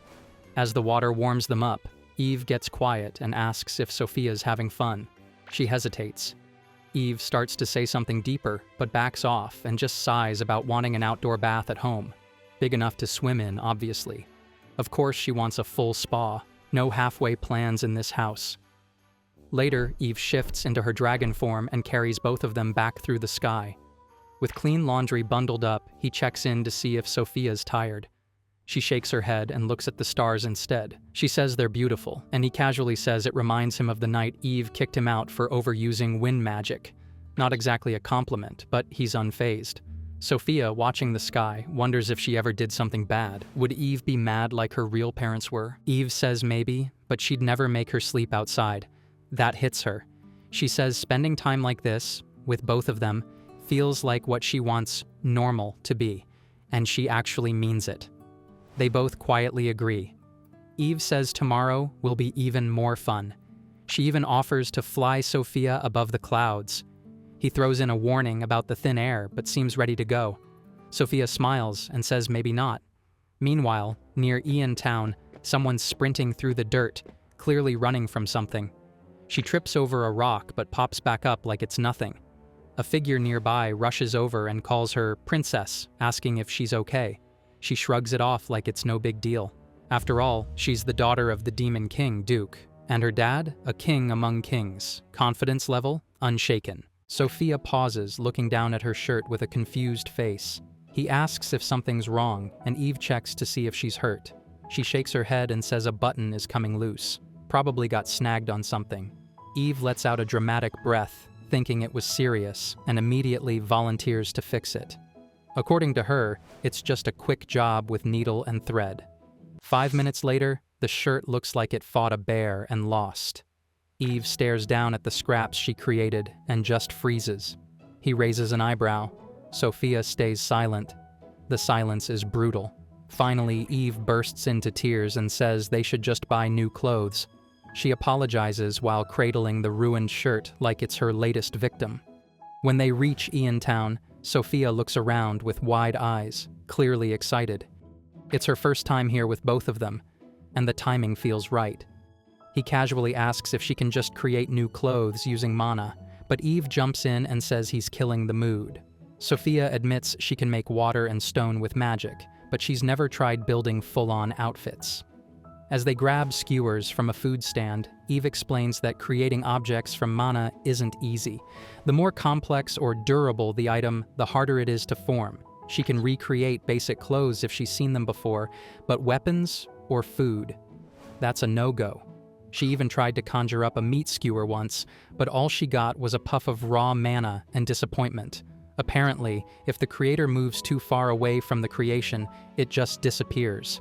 Which means there's no way Sophia's walking around in self-destructing fashion. Eve jokes that she could whip up something for him if he wants. He says sure, but in his imagination, the outfit explodes on contact and leaves him standing there in full regret. Safe to say, they skip the magic wardrobe idea. They step into a boutique, and the moment the store clerk sees them, she freezes like she's seeing celebrities. She recognizes them right away. High fashion energy, top-tier model material. Then she spots Sophia and decides they must be a picture-perfect family. In a flash, she's on them, offering help before they even ask. The dressing room turns into a runway show. Sophia comes out in one outfit after another. Eve and the clerk call her adorable, but when she turns to him, he just says, "The size fits." The next outfit gets a "looks easy to move in." And the third one earns a comment about the ornament being detachable, perfect for distracting enemies in battle.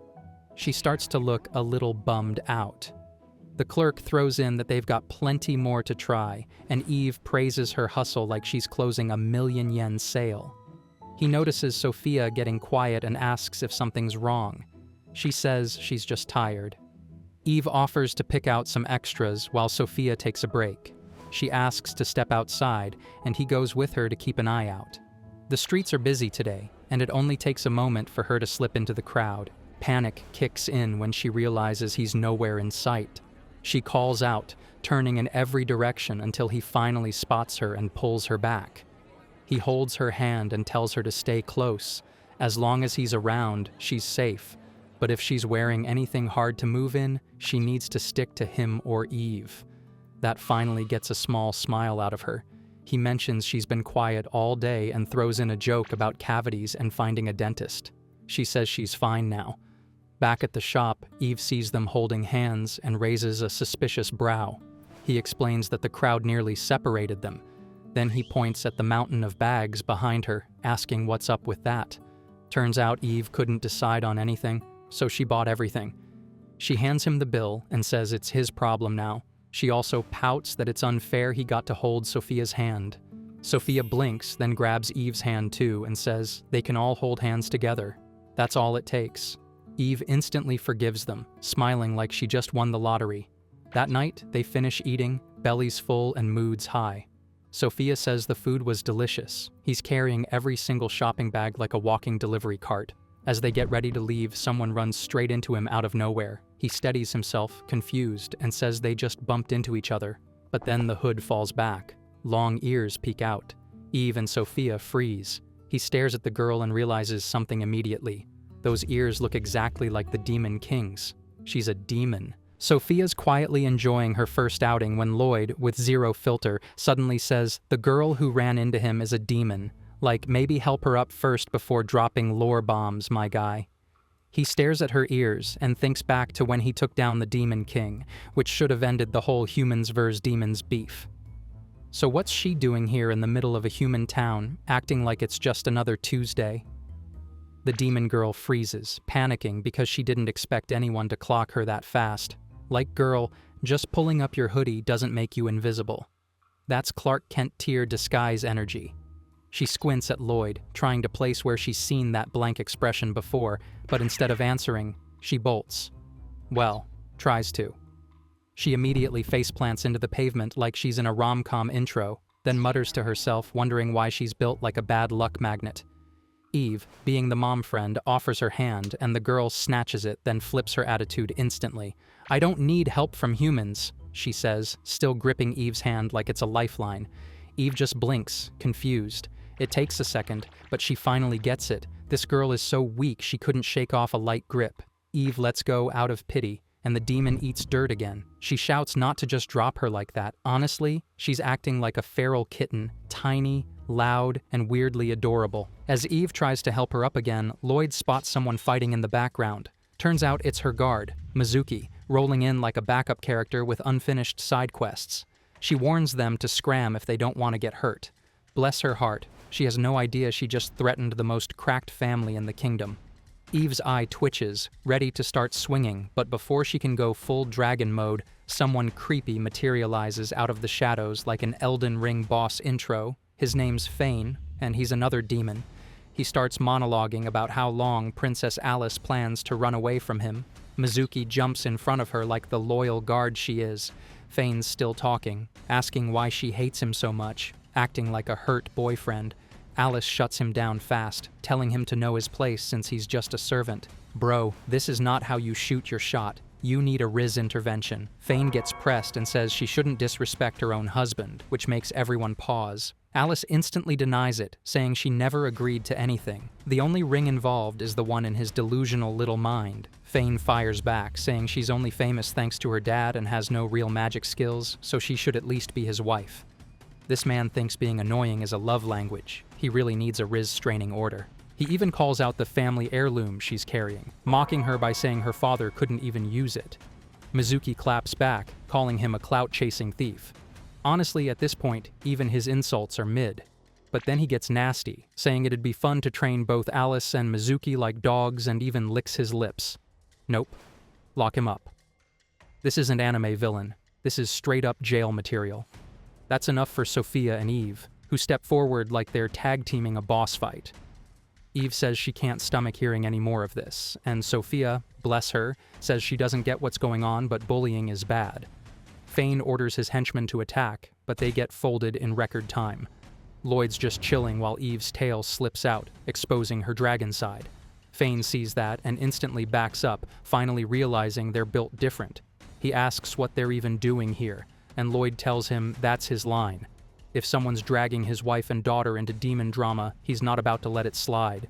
That's their family, and anyone messing with them better have plot armor or a good resurrection plan. Fain realizes things are looking grim and decides to crash out of there like a little dog who knocked over the trash and ran. Alice and Mizuki stand frozen, stunned that Fain just dipped. They now realize the family isn't normal at all. Alice, not missing a beat, announces that she'll let them protect her now. Lloyd, Eve, and Sophia just blink at her like, girl, the lion, the witch, and the audacity of this paperweight. Everyone stares at Alice, then at each other, mentally agreeing that this girl must be on something.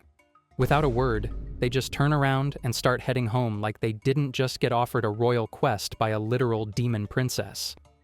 She panics and yells for them to wait, but Eve doubles back and casually pinches her cheeks like she's squishing a stress ball. Alice wiggles around, telling her to quit it, while Mizuki jumps in like, "Hands off the royal, peasant!" Eve doesn't even blink and just goes, "Do I look like I care?" She asks Lloyd if it's cool to help a demon since, natural enemies and all. But he's already shrugged it off, saying the war ended ages ago, and if someone asks for help, he's down. That's all Eve needs to hear, so she finally releases Alice's face.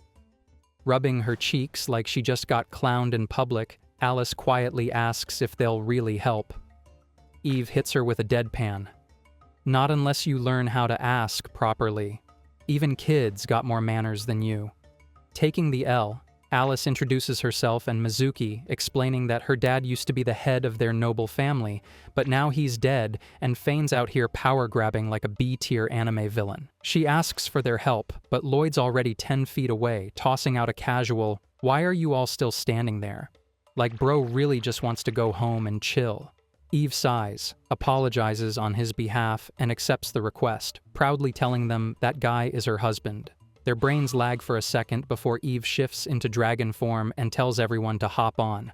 Zero warning, just wings out, Uber ready. They land at the house, and Alice crash lands off Eve's back like she just rode a roller coaster with no seatbelt. Mizuki rushes over, blaming the speed, but let's be real, Alice's stamina is trash. This is the Demon Lord's kid? He'd be rolling in his grave watching his daughter get humbled by public transport. Lloyd walks over and reaches for the mysterious box Alice has been carrying, but Mizuki flips out and tells him not to touch it. Too late, his hand's already on it. He feels his mana getting drained like his soul's being yeeted. Alice snaps awake and yanks the box away like he touched a cursed relic. She apologizes instantly, eyes wide with panic, but Lloyd just shrugs and says he'll avoid touching it next time. Mizuki stares at him like he's not real, whispering that anyone else would have been reduced to dust just from that. She starts questioning his whole existence, married to a dragon, dad to a walking magic nuke, immune to cursed items. He's basically a cheat code disguised as a house husband. Eve casually calls out that the bath's ready and invites Alice and Mizuki to come relax. They step in and finally exhale for the first time in forever. Mizuki lets herself sink into the water, saying it's been years since she's felt this relaxed. Alice, meanwhile, spots all the scars and bruises covering Mizuki's body and says she's worried.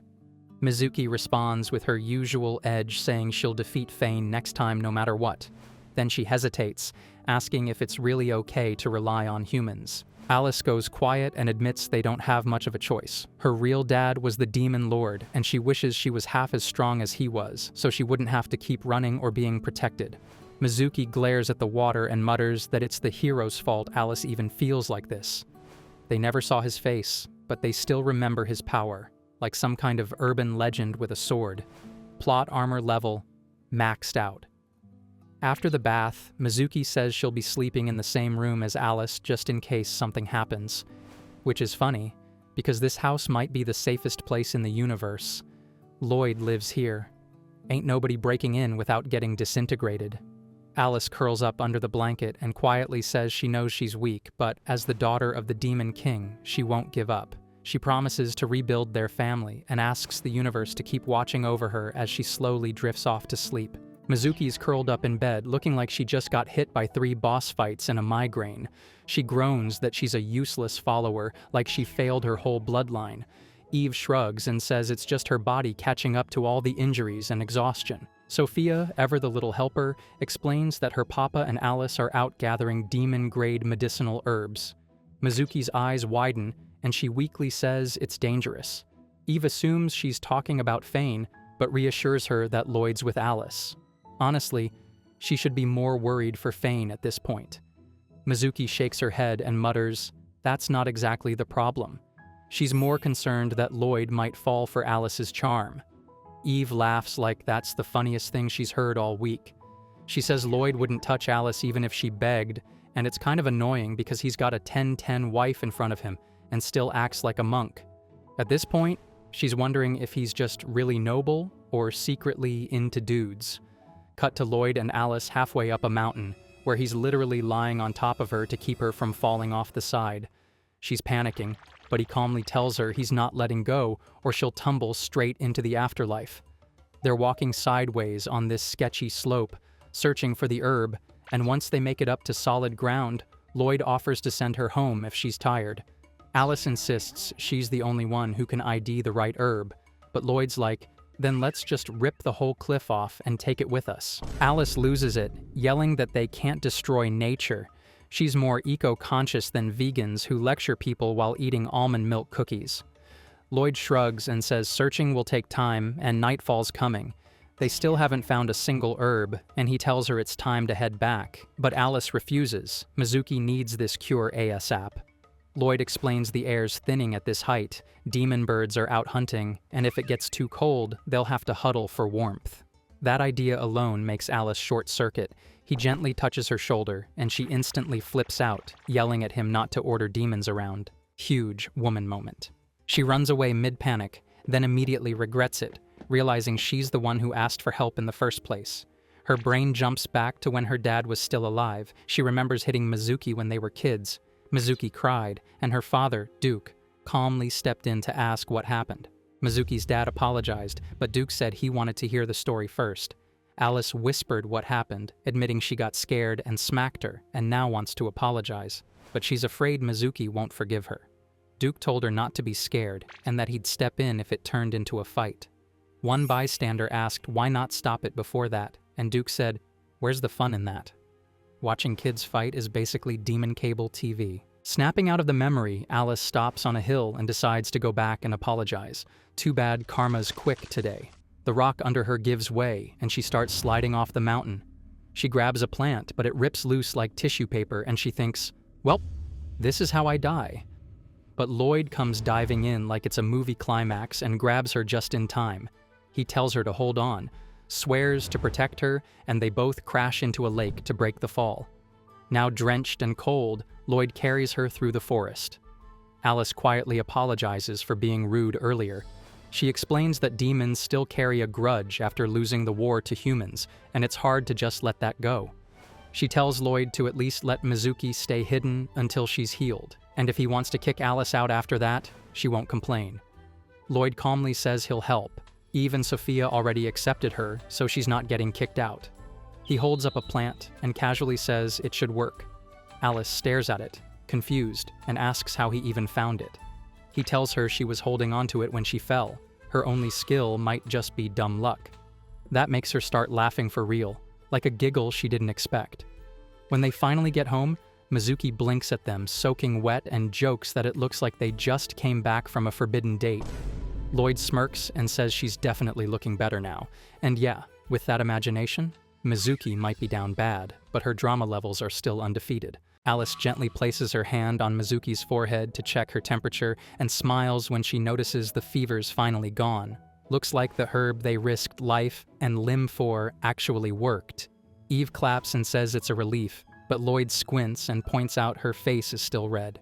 Nah, Mizuki's just blushing because her waifu touched her forehead like it's peak romance.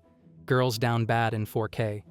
Alice says she's really glad, because if Mizuki had passed like her father, she might not have been able to keep going. Eve immediately throws out the sad vibes like, "Let's go celebrate." Sophia asks where exactly they're going and what this celebration even means, and Eve proudly announces they're having a picnic in a peaceful forest. Nothing screams recovery like chillin' with the strongest dragon, magician, and human on the planet.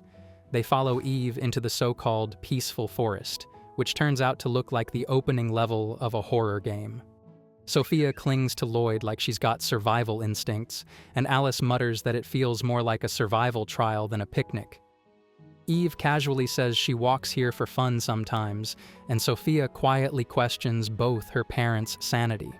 Lloyd asks where the food is, since they brought literally nothing, and Eve just laughs and says they'll hunt for it. What is this, Minecraft hardcore mode? Mizuki, surprisingly hyped, says she's got survival experience and wants to collect ingredients herself.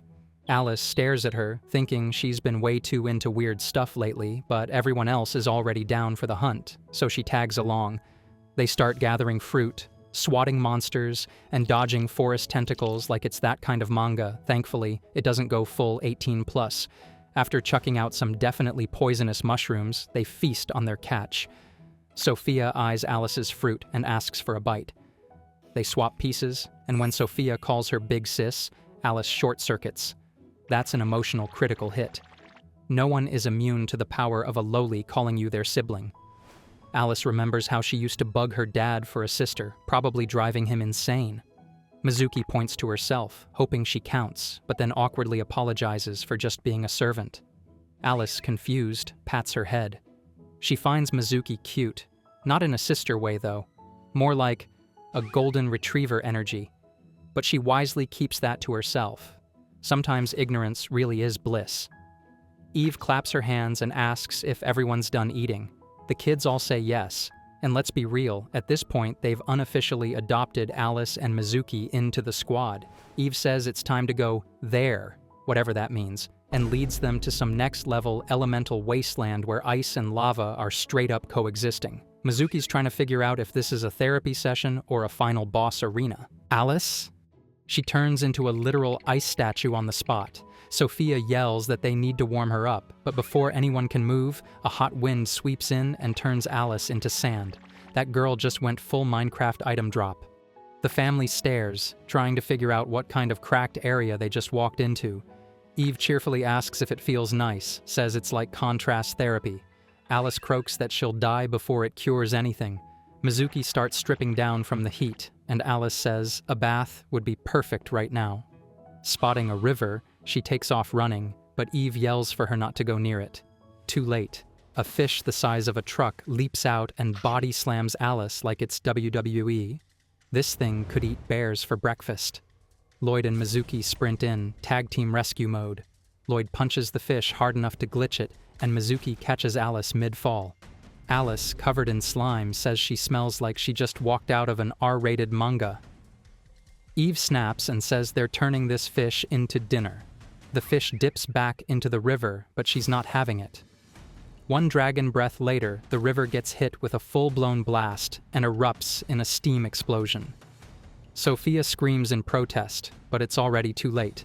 The whole river detonates like a volcano. Alice yells out if this chaos is normal, and the whole squad just nods. Yeah, pretty much. Still, they did get a solid meal out of it.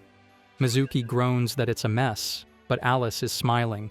For once, she doesn't have time to feel sad, not with this chaotic family dragging her through disaster after disaster.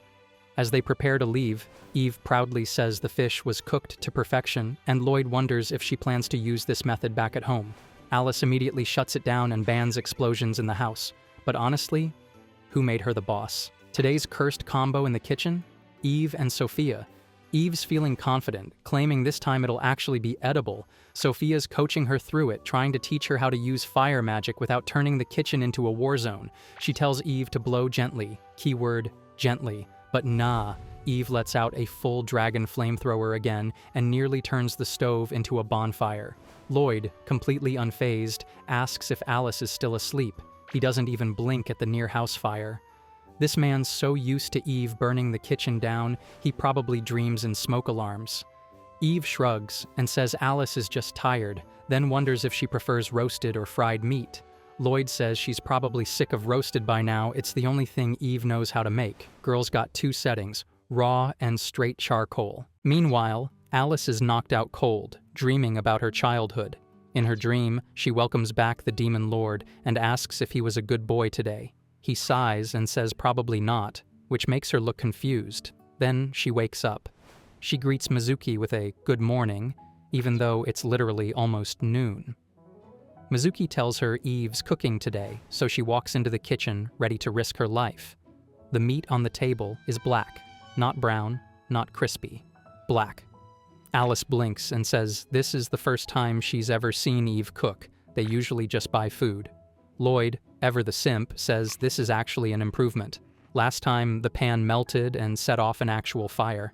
He and Sophia casually fetch water to stop another flare-up while Eve shrugs like this is business as usual. Lloyd reassures her, saying he'll eat all of it. Man's ready to take a hit for the team like a real ride or die. Luckily, Sophia made a side dish that doesn't scream medical emergency.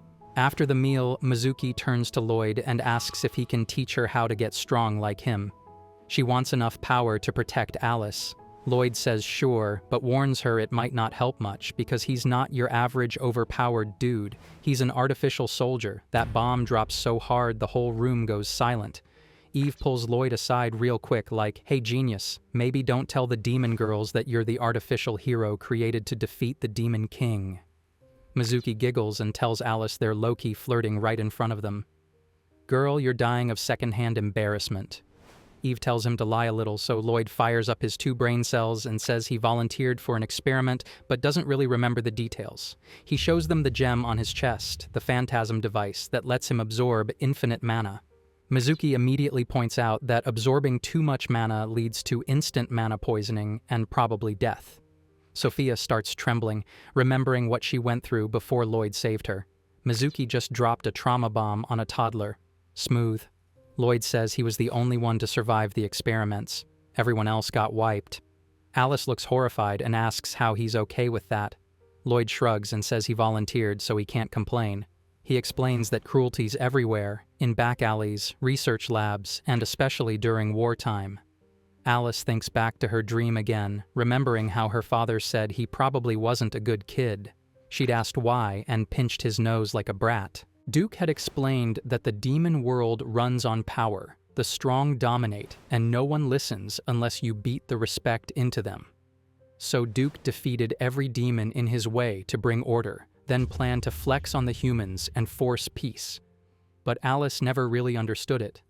All she wanted was for him to be a good kid, like her. She wonders if Lloyd got involved in all that human experimentation because of the same war her father was preparing for. But Lloyd stands up and says talk won't make anyone stronger. If Mizuki wants strength, it's time to train. This is like skipping the level 1 mobs and going straight to the final boss. Eve jumps in and begs Lloyd not to use his sword, or Mizuki's gonna get sliced in half like the cooking table. Mizuki looks horrified. Lloyd agrees. No sword, no fatalities, just light sparring. They head outside, and Alice watches them go, but she can't even see them fighting because they're moving too fast. Mizuki ends up face-planted in the dirt, completely gassed. Lloyd says that's enough for today. The sun's setting. Alice watches quietly. Then her eyes widen. Lloyd. He looks exactly like the person who took her father away.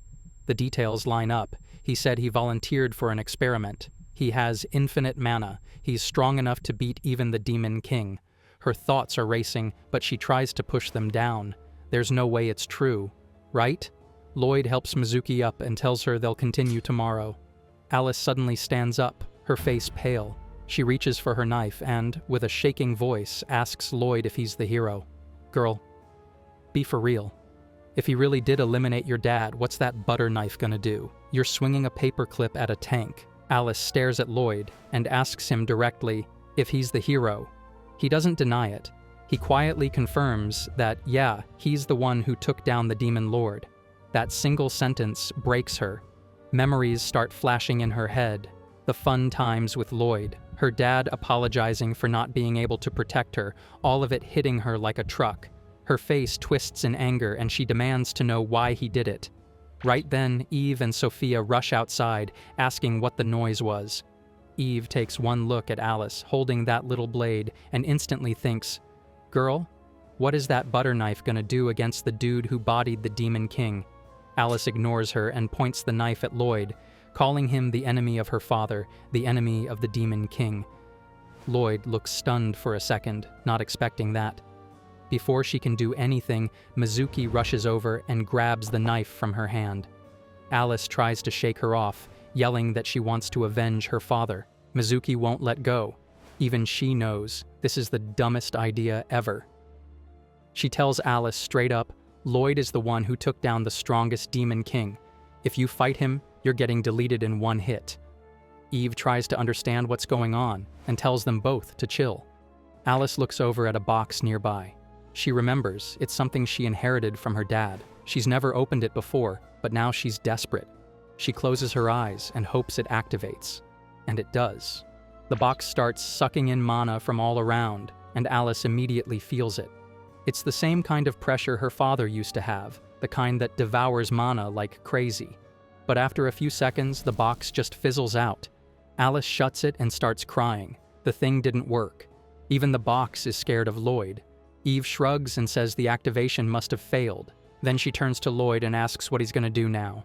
He walks up slowly and picks up the knife Alice dropped. He hands it to her and asks calmly if she still wants to eliminate him. If she really wants revenge, she can go ahead. He's not stopping her. Eve loses it and yells at him, asking what the hell he's thinking. Lloyd says her revenge is valid. He did eliminate her father, so this is fair. Eve calls him an idiot and demands to know if he's seriously trying to die over this.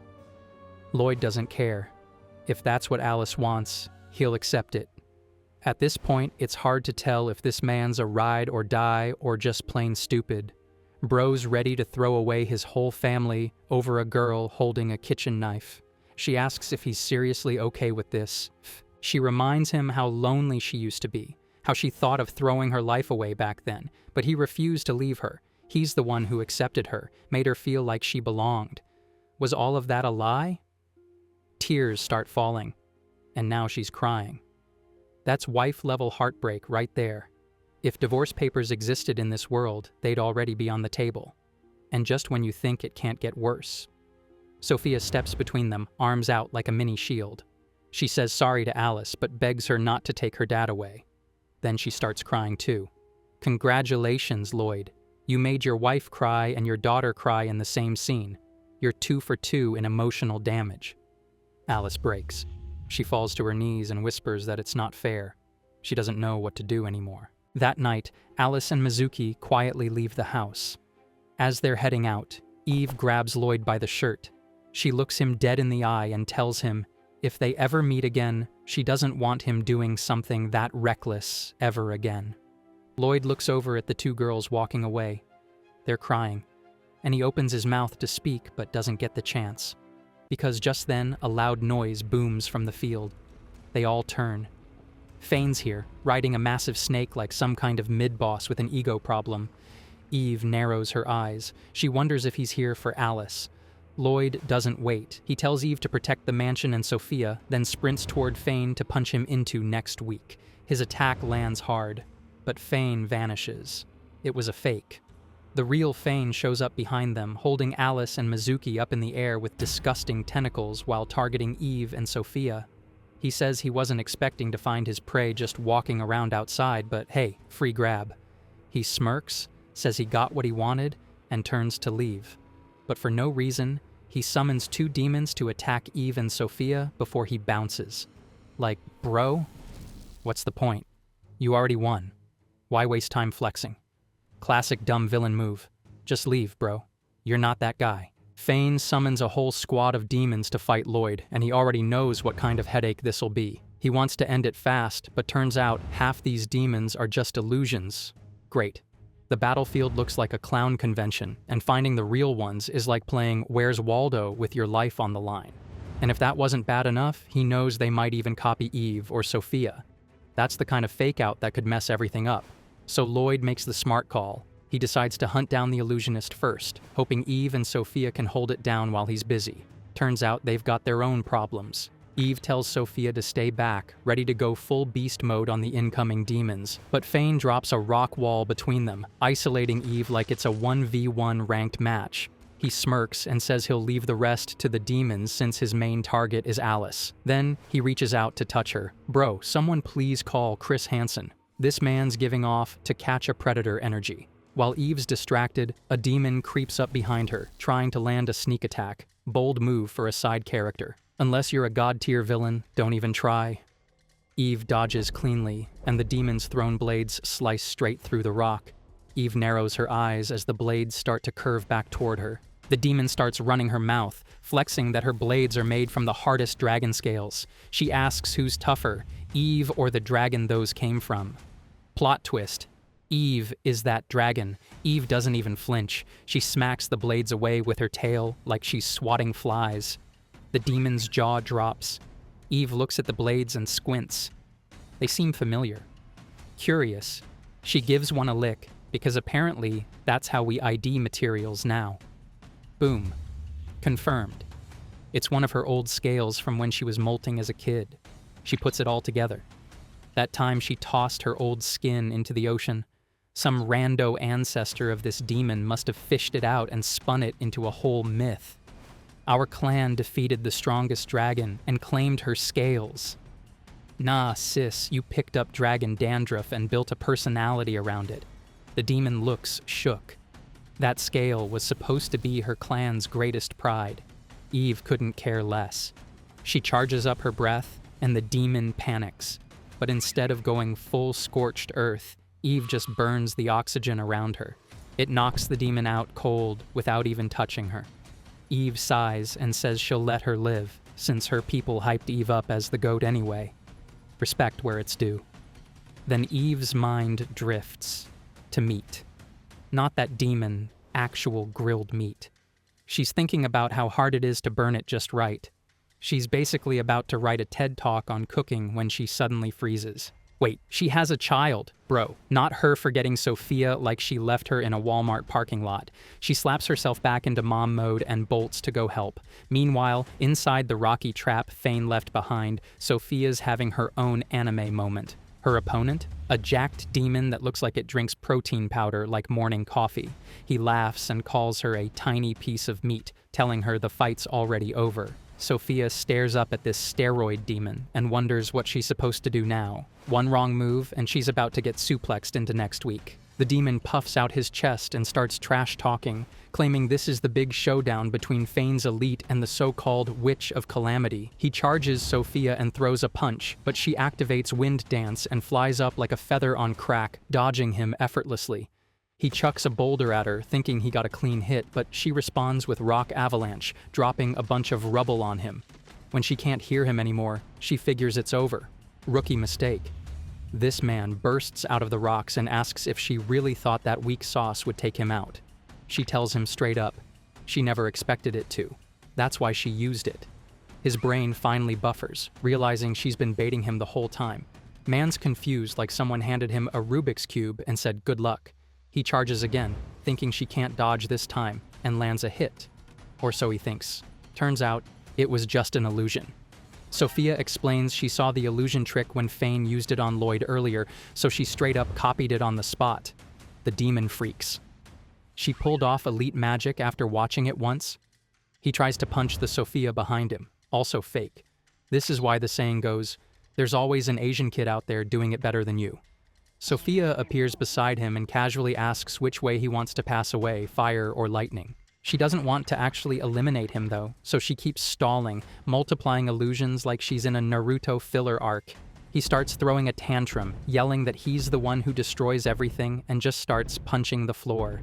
Real gym bro behavior. No thoughts, just biceps. Sophia floats above him, watching this crash out unfold, and comes up with a plan. The demon's still flailing when he notices a massive shadow behind him.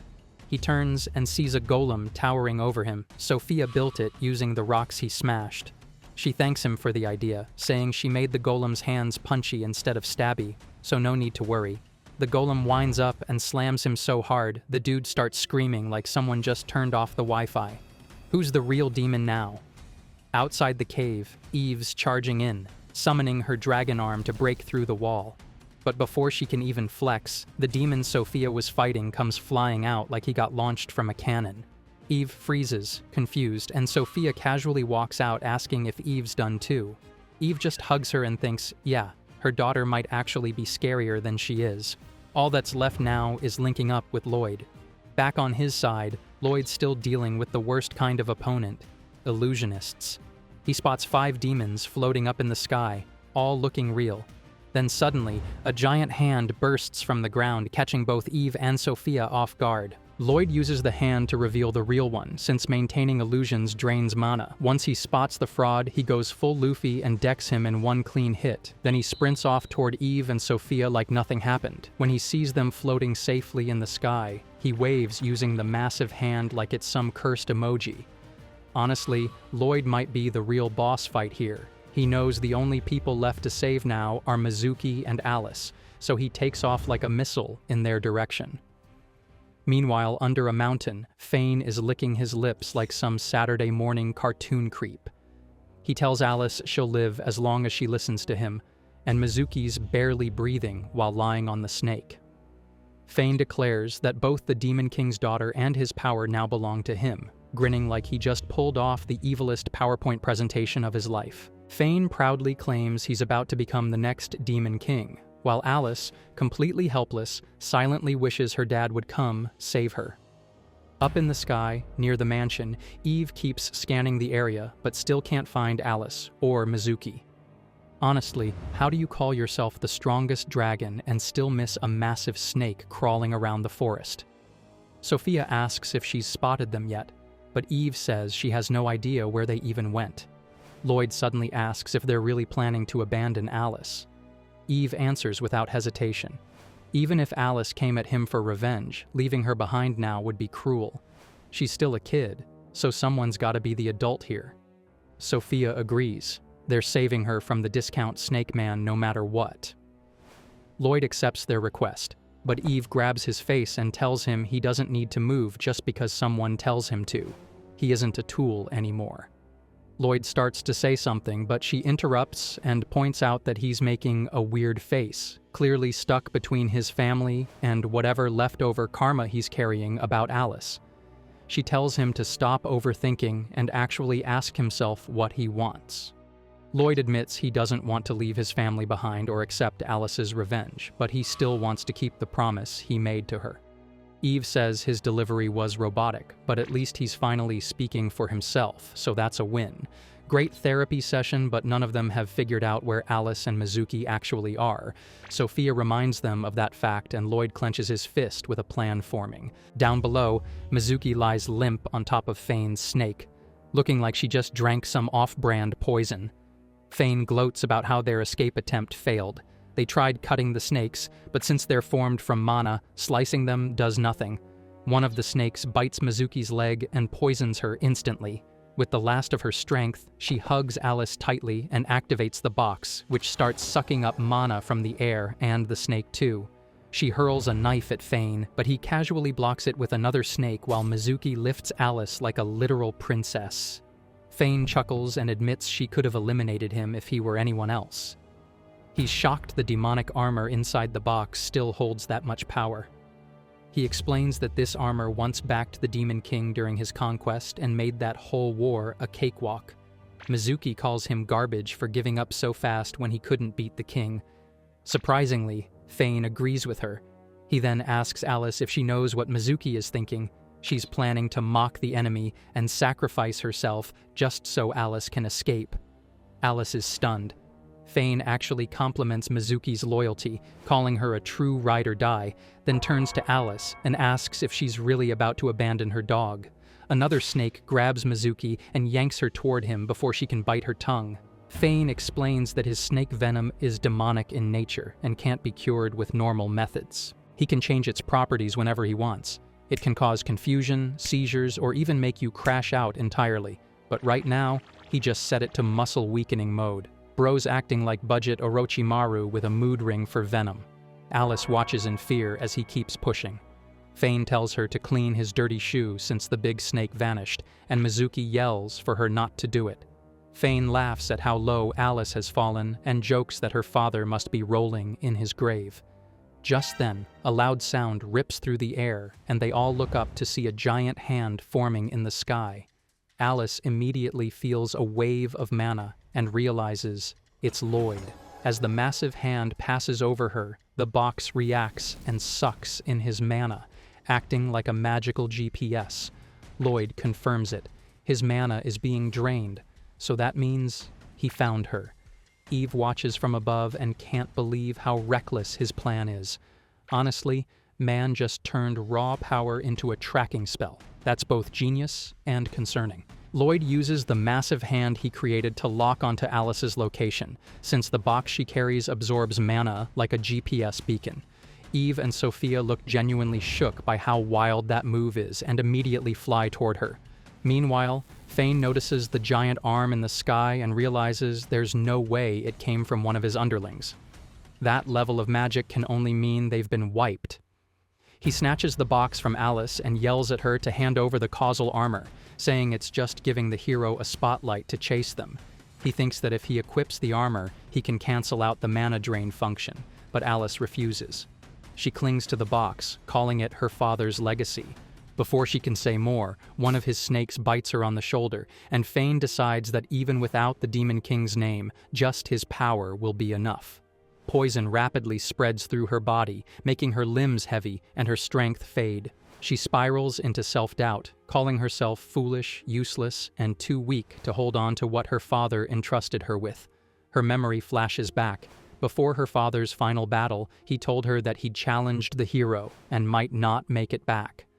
Alice, clearly distressed, begged him to stop jinxing himself. To her, he's the strongest being alive. How could he lose? The Demon King calmly explains that no one has ever survived a duel with the hero. Based on how the others were defeated, this guy is on another level. She offers the box to help him win, but he tells her it's already hers. He wants her to keep it safe as a memento, not a weapon. She doesn't have much mana, so the box isn't something she can use in battle. The king tells her she doesn't need to succeed him as ruler. Instead, he urges her to follow Mizuki to the Oni village and live a happy, normal life. Alice cries and pleads with him to run away with her, but he refuses. Since he started the war, he has to be the one to end it. The hero won't stop until he takes out the Demon King, so this is the only way. He promises he's not just accepting defeat. He'll fight until the very end and try to win, even if the odds are 0. That's peak Sigma energy right there. The memory ends. Alice, barely conscious and paralyzed by poison, still refuses to let go of the box. Mizuki tries to help but can't do much either. Fain starts ripping at the armor inside, trying to sever the mana drain as fast as possible. But Alice clutches the strap with the last of her strength. Even though she never lived up to her father's legacy, she still wants to follow his path. Fain finally rips the armor free, triggering a massive light burst. Somehow, that light clears the poison from Mizuki's body, and she bolts upright, immediately looking for Alice. She's stunned to see that Alice is standing, now fully wrapped in armor. Fain staggers back and says this has to be a joke. There's no way the armor reacted to a girl with 0 mana. Then it hits him. She was poisoned. He tries to shut down her body using the venom, attempting to stop her heart and lungs, but it's not working. Mizuki notices it too. The poison's gone. Fain looks like a clown because he completely forgot that the armor absorbs mana, and demonic poison made from mana gets nullified too. It's giving L moment. Fain rages that the armor should have been his, but Alice finally speaks. She tells him the Demon King never used it as armor, which catches him off guard. She explains that the armor was never meant to be worn the same way by everyone, since the king and her have totally different builds. Instead, the causal armor adapts to its user. As she speaks, a blinding light shoots down from the sky and slams into the ground like a meteor. From that light, Alice emerges wielding the armor's true form, a giant blade straight out of an Iron Man final upgrade. Yeah, this girl just went from crying to rizzed up warrior real quick. Alice flips the causal armor into blade mode and tells Fain to brace himself. Finally, she gets a proper power-up. The family's about to go from pretty strong to don't even bother challenging us levels. She charges at him and he panics, throwing out a bunch of giant snakes like that's going to help. She slices through them so fast it's like they were made out of wet paper. The blade even absorbs the giant one, which just makes him more desperate, so he spawns another batch. She chops those too, but then she stops, looking wobbly, and instantly thinks, "Great, poison." Fain smirks like he just pulled off a genius move and says, "She's not poisoned, just running on empty." She barely had enough mana to flex the armor in the first place, and was piggybacking off his snake's mana. He sent out snakes with the mana capacity of a dead AA battery, so she's basically running on fumes. He gets ready to finish her off, but then a voice calls out, "Finally found you," and he freezes like he just got caught shoplifting. He turns and sees Lloyd, Sophia, and Eve on a mountain peak, posing like they're about to drop the hardest diss track of the year. Alice asks why Lloyd is even here, and he says he came to help. She immediately refuses, so he turns to Eve like, "Well, she said no," but Eve tells him to man up and keep his word. He fires a huge mana beam at Fain, but instead of hitting him, it's absorbed into Alice's armor. She's about to accuse him of friendly fire when she realizes he's juicing her up like a mana battery. He says he's fulfilled his promise, while she's still standing there wondering, what promise? Fain starts looking nervous, and Lloyd says he's just lending her his strength. Eve asks if he's sure, and Lloyd says this is Alice's fight to finish. With her mana topped off, Fain tries to slip away like no one will notice, but she catches him instantly and switches her weapon into a massive bow. He charges her like he's about to land the finishing blow, but she smacks him with the bow so hard he gets sent to the Shadow Realm. He's screaming mid-air before ragdolling across the battlefield, and Mizuki rushes over to catch Alice before she tips over. Then the air gets heavy. Fain's still alive because apparently the man is contractually obligated to milk his screen time, and he starts screaming about how he's the future Demon King. Bro couldn't beat the last one, but now thinks he can take on the hero who did. That's like losing a fist fight and immediately signing up for the heavyweight championship. He pulls out his trump card and summons a massive Hydra, while Alice admits she's tapped out. Lloyd steps up behind her and says he'll take it from here. Time for the MC to remind everyone whose name is on the title screen. Fain summons his so-called ultimate weapon, a poison snake king Hydra. Apparently, this thing's a legendary monster he's been training for years, which is a wild way of saying he's been raising a giant murder noodle in his backyard. Alice is shocked it actually exists, while Lloyd just looks at it and says, "So, a big snake with extra heads. Cool." Sophia explains it's not some mana construct, but a real snake pulled here with summoning magic, which somehow makes it sound even more unhygienic. Fain goes full villain monologue, bragging that he raised the Hydra to wipe out the Demon King. The only reason he served under the guy was so he could unite all demons, then backstab him and take the crown. Too bad the hero already bodied the Demon King, which saved Fain the effort. He asks Alice if she's mad, like that's going to make his plan sound better, and then orders the Hydra to smash them. One of its heads slams into the ground, and Fain thinks he got them in one hit, but the dust clears to show Lloyd holding the snake's head with one hand like it's a misbehaving garden hose. He even asks if this was really his plan for beating the Demon King, looking visibly disappointed. Mizuki tosses Lloyd another dagger, but he says it's useless, only the Demon King is worthy of the hero's sword. Fain's hamster wheel brain finally spins fast enough to realize Lloyd is the hero, and before he can process that, Lloyd punches both the Hydra and him with enough force to send them rocketing into the sky. Fain gets launched so far he might need a boarding pass, screaming about how he was supposed to be the Demon King. Eve notes he's flying toward demon territory. Lloyd says he should go finish him off, but Alice points out that a hero strolling into Demon Land again is basically asking for World War II. Sophia checks if Alice is hurt, and Alice thanks Lloyd for saving her before asking about his fight with her dad. Lloyd says that before they clashed, the Demon King told him his eyes looked empty, like a doll's, and that he didn't give off any true hero vibes. Lloyd agreed.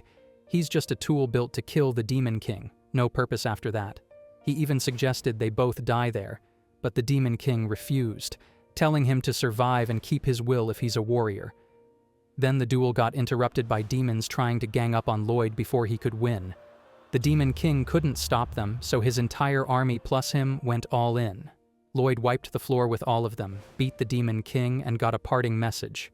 His death would give Lloyd a new path in life. Alice tears up, realizing her father never hated Lloyd and that holding a grudge would only disrespect his memory. She thanks Lloyd for saving her and passing on her father's last words. Honestly, how is the Demon King more decent than half the good guys in this story? Lloyd thanks her back and admits he's glad he could save her. Alice is inside a dungeon, tied up against a wall, while Fain tells her that she has caused him a lot of trouble. She cannot move her body, realizing he must have been defeated already, and starts screaming before waking up from her sleep. Relieved it was only a dream, she quickly notices she still cannot move. Her entire body is wrapped in bandages like she just got cast in a low-budget Baymax cosplay. The family walks into her room and notices she is awake, wondering what happened to her body. She tries to speak, but her voice comes out muffled. Eve realizes her mouth is covered and pulls the bandage down. Lloyd asks why she is wrapped like that when she was not even that badly injured. Mizuki enters the room and casually admits she did it while Alice was sleeping. Alice demands to know why, and Mizuki says she only did what was necessary. Eve points out that Alice was not that injured to begin with, but Mizuki explains she thought Alice would not sleep well without being tied up like that. Girl skipped the nurse training and went straight to mummy making. Alice tries to move and asks to be released. Mizuki tells her to prepare herself before cutting the bandages loose. They fall off her body like armor, and Alice instantly feels a wave of pain. Mizuki explains it is muscle pain because even though the causal case gave her a ton of strength, she never actually trained with it, so the backlash is brutal. Alice tries to move, but her body refuses. Sophia uses magic to cool her down, while Mizuki tries feeding her. Eve comments that she really is a noble, and Alice corrects her, saying it is royalty. Lloyd notices her usual fiery attitude is gone. Eve asks what her next move is, and Alice says she will carry on her father's will and become the new Demon King. She plans to reunite the demon race, explaining that even though it seems peaceful now, bad actors like Fain are still causing chaos, so leaving the Demon King's position empty is dangerous. Eve asks if she will fight humans again.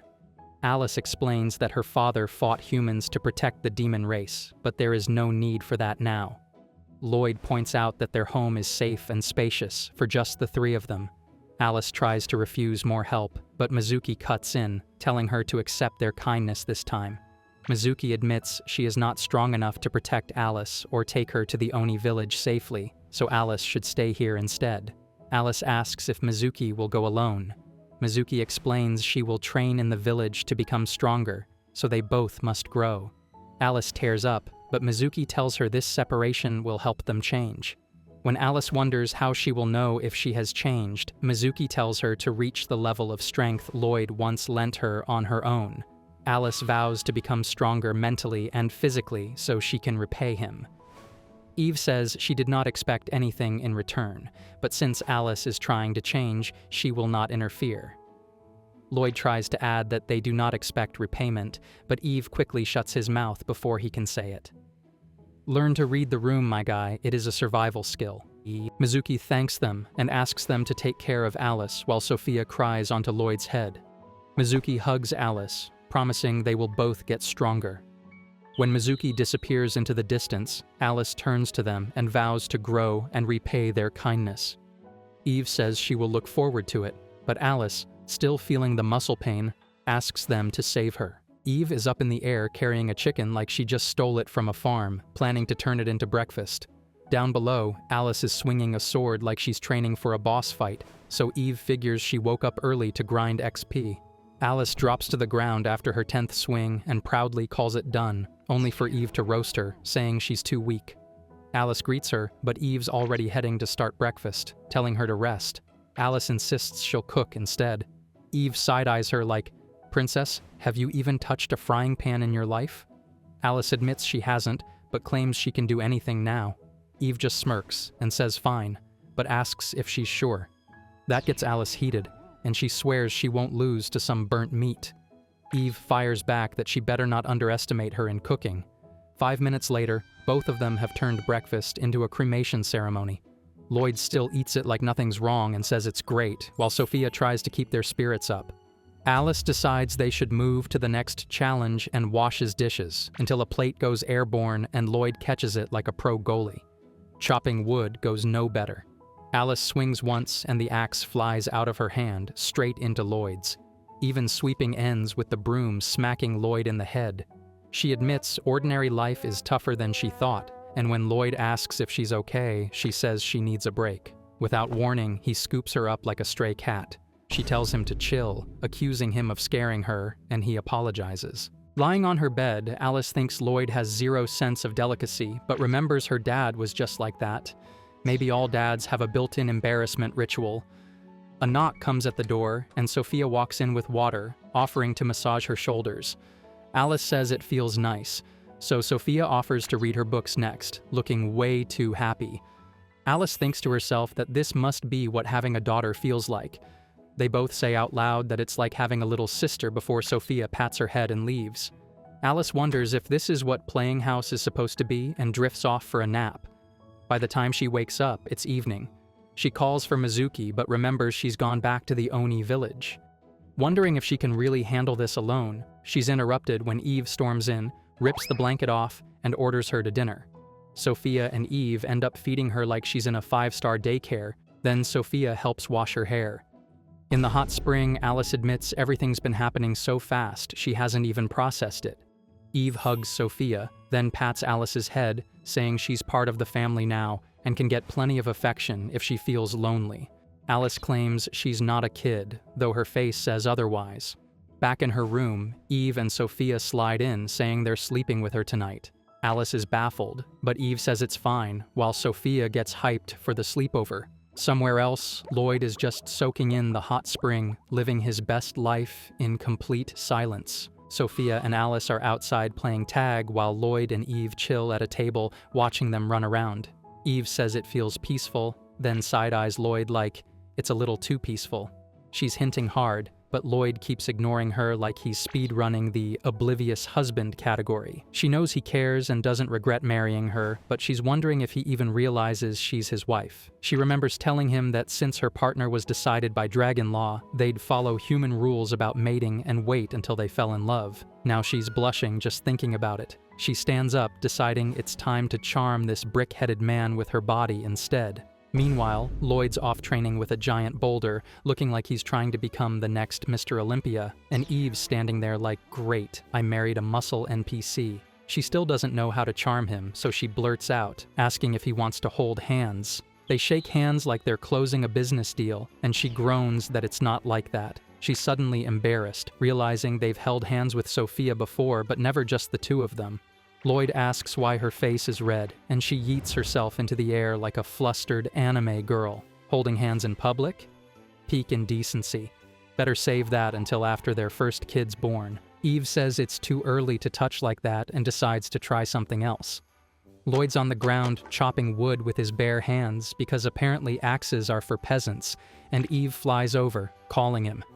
She tries acting cute, but it bounces right off him like Wi-Fi in a bunker. Then she leans in, showing off her melons and asking if he's fallen for her yet. Lloyd gives her the blandest answer in history, and she realizes she just took an L. He asks what she's even trying to do, and she folds, saying she's going to rest. She lays her head on the table while Sophia and Alice ride golems like it's a theme park. Sophia wonders if something's wrong with her mama, while Eve's thinking it's been a while since the wedding and this guy still hasn't made a move. She's happy now, but wanting more feels selfish. Lloyd walks over and asks if she's okay, then suddenly grabs her face and pulls her in.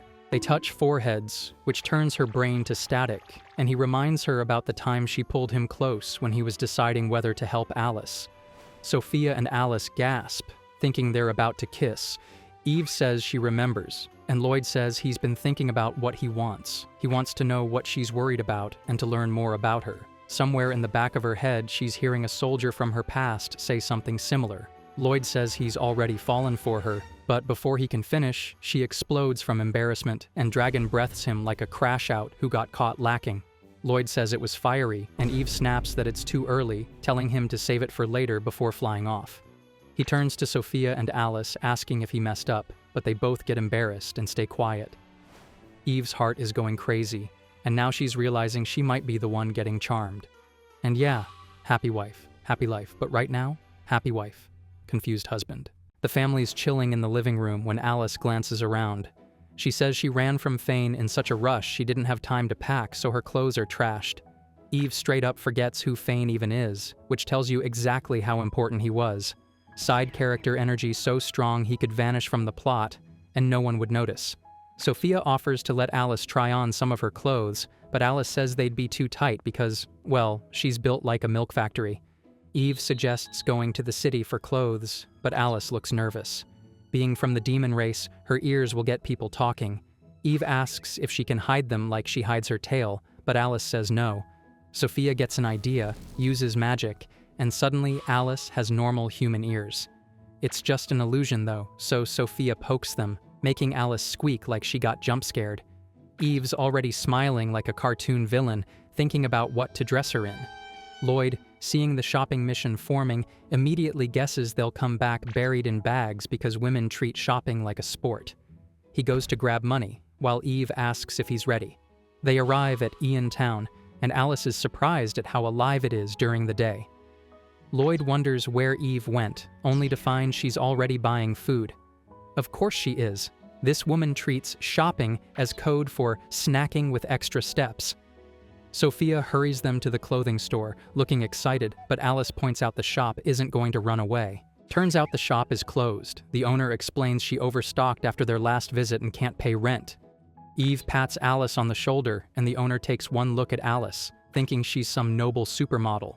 She begs to dress her up, Eve gives the green light, and suddenly the store is back in business. They make Alice try on outfit after outfit, hyping her up. Alice looks at Lloyd, who assumes she wants his opinion like Sophia did last time, so he tells her it suits her. Sophia's face drops, like she just saw him hand over her favorite toy to someone else. When he asks what's wrong, she just says, nothing. Yeah, sure. Totally not brewing villain origin energy. Eve says they're not done yet and plans to buy everything that catches their eye. Lloyd checks his bag again, realizing their funds are basically on life support. They still go around enjoying food and entertainment, though. At night, Eve says the city's fun and they should come again, but Lloyd asks for a word. They're broke. After becoming Margrave, he stopped getting soldier pay, and since he has no territory residence, there's no tax income either. Money makes the world go round, but theirs is running on fumes. Eve brushes it off, saying she's been getting food herself, but Lloyd points out they can't buy clothes or treats without cash. Sophia says she'll hold back, and Alice says she doesn't need expensive stuff. Eve feels bad, deciding there's only one option: sell her body, or in this case, her scales. She tells Lloyd to rip one off and sell it for money, even if it hurts. Lloyd declines because apparently he's allergic to quick solutions. They're wondering what to do when a piece of paper slaps Lloyd in the face. It's about a mysterious incident where a family vanished at sea, but their ship came back loaded with treasure. Lloyd thinks it's fake, but Eve says if it's true, they could score big. She declares they'll take a family trip to Treasure Island. Sophia's already buzzing about swimming, and Eve says good thing they bought swimsuits earlier. Lloyd's family is broke, so they decide to hit Treasure Island hoping the rumors are true. Eve's already daydreaming about stacking gold and living rich, honestly, same. Sophia's just hyped to travel and see the ocean, while Alice admits she's surprised dragons are this into sightseeing. Lloyd says even if the treasure's fake, at least it'll be a vacation after everything that's happened. The newspaper claimed that in the port town of Porneft, all the ships left, then one came back stuffed with treasure after losing contact with a family on board. Alice wonders what happened to the passengers, but Lloyd says they were fine and somehow got back on the ship without noticing. Eve could not care less. Her plan is simple: get money first, think later. When they arrive at Porneft, Eve notices lots of families with kids, wondering if they're all heading to Treasure Island too. She also spots a group of old guys drinking together and laughing like it's happy hour every hour. Sophia says watching them makes her crave juice, and Eve nearly tears up because she can't afford to buy her any. She promises Sophia that once they score treasure, she'll give her a juice bath every day if she wants. Eve says they should board the ship immediately, but Lloyd hits her with the bad news: they have no money. She's shocked, asking why they need cash when they're not buying the ship, pointing out that riding an emperor dragon was free. Lloyd even says they could probably make money charging for that. Eve sinks into depression, realizing human society really is just pay to play. Alice asks if there's another way, and the old guys over here, asking if they're going to Treasure Island. They explain that no ships are going right now since it could be dangerous, so the search is on hold. Their big plan was to find it together, but so far all they've managed is getting drunk. Lloyd picks Eve up off the ground while she's acting like the world just ended. Sophia asks if things would be fine if they had a ship, then casually creates one from ice. Alice calls it beautiful but complains it's freezing to sit on, asking if there's such a thing as warm ice. Eve tells her to leave it to her, then creates a mana pelt. She can make materials with magic now because she's been crafting clothes that way. Alice happily wraps herself in it while nearby onlookers stare. Lloyd asks the old guys which way the island is, and they tell him to go straight from the pier, follow the current, and they'll hit it eventually. They warn that in such a small boat, they could drift away forever. Lloyd says he'll be rowing. They set off, and the boat kicks up so much water that people on the bridge get splashed, making the old guys decide to drink more. The little ship speeds through the sea until they lose sight of land. Alice says they're shaking a lot, then Eve spots a massive wave ahead. Alice almost falls into the water, but Lloyd yanks her back just in time. He wonders if the boat can handle it, and they pull back so Sophia can make adjustments. Eve asks if she's fine to keep going, but notices Sophia is asleep. She figures the girl must be tired and says they should turn back. Then she sees Alice asleep too and starts feeling drowsy herself. Soon, all of them are out cold. In the middle of the ocean, a massive monster rises from the depths, shrouding them in a thick fog and welcoming them into its eerie little garden. Lloyd wakes up and blinks, wondering where they are. Eve and the others are fine, but still out cold, so he figures they must have made it to the Treasure Island. After a while, the girls wake up and ask if this is really the Treasure Island, though it looks like nothing more than a regular patch of land. Honestly, they look like they're about to find the One Piece before Luffy even shows up. Sophia frowns, saying she can feel something strange about the place, but Lloyd gets distracted asking why they've already changed into swimsuits. Eve grins and says it's for the mood, insisting they enjoy it while they can, then tells Lloyd to change too. Eve announces it's time to play, but Lloyd shoots her down, saying they need shelter first because rain and wind won't be fun for Sophia or Alice. He checks the seaweed to figure out the high tide line and picks a safe spot to build. Eve asks how he even knows that, and he says it's army training. Alice wonders if there's already a building from past visitors, and Eve decides to scout from the air to find water and food. Lloyd goes for firewood, telling Sophia to look after Alice, but she fires back that it should be the other way around. They split up, and Eve quickly finds a water source, some food, and notices the island isn't very big. Still, something about it catches her eye. Lloyd comes back with enough firewood and materials to set up a home. Sophia asks if they found any buildings, but Eve says there's nothing, so they'll have to build. Sophia lights up at the idea and starts brainstorming house designs, while Eve says they should make something nice. Lloyd wants a quick, simple place, but Eve pinches his face and tells him a vacation deserves comfort. Alice cuts in, telling them to stop flirting and start building. Sophia suddenly suggests a competition to see who makes the best house, and Eve agrees. Alice tries to build one, wanting to make her race proud, but when they check on her, it's just a tiny sandcastle only big enough for a crab. Sophia presents her ice golem house that can even walk, which Eve praises, though Alice worries about it melting. Sophia assures her it's fine as long as she's awake. Lloyd shows his house, made from wood and soil, the Minecraft starter pack, and while it's practical, Eve says it's missing something. Eve's turn comes, and she reveals a huge cave home carved into a mountain, roomy and stocked with ores for snacks. They vote Lloyd's house as the best. Sophia then wonders what the previous visitors built, but Eve says she saw their buildings destroyed from the air, and it didn't look like animals did it. There were no victims, which means the one who wrecked everything and put people to sleep has to be on the island. They question what that person's goal could be. In the forest, someone watches them and mutters that it looks easy. Looks like she is targeting the family, which is definitely not a good idea at all if she values her life. That night, Sophia and Eve are roasting some meat for dinner. Well, Sophia is roasting it. Eve is mostly turning it into charcoal and calling it extra crispy.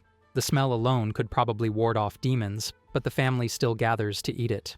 Morning comes, and Sophia greets Eve, only to see her already slipping into her swimsuit.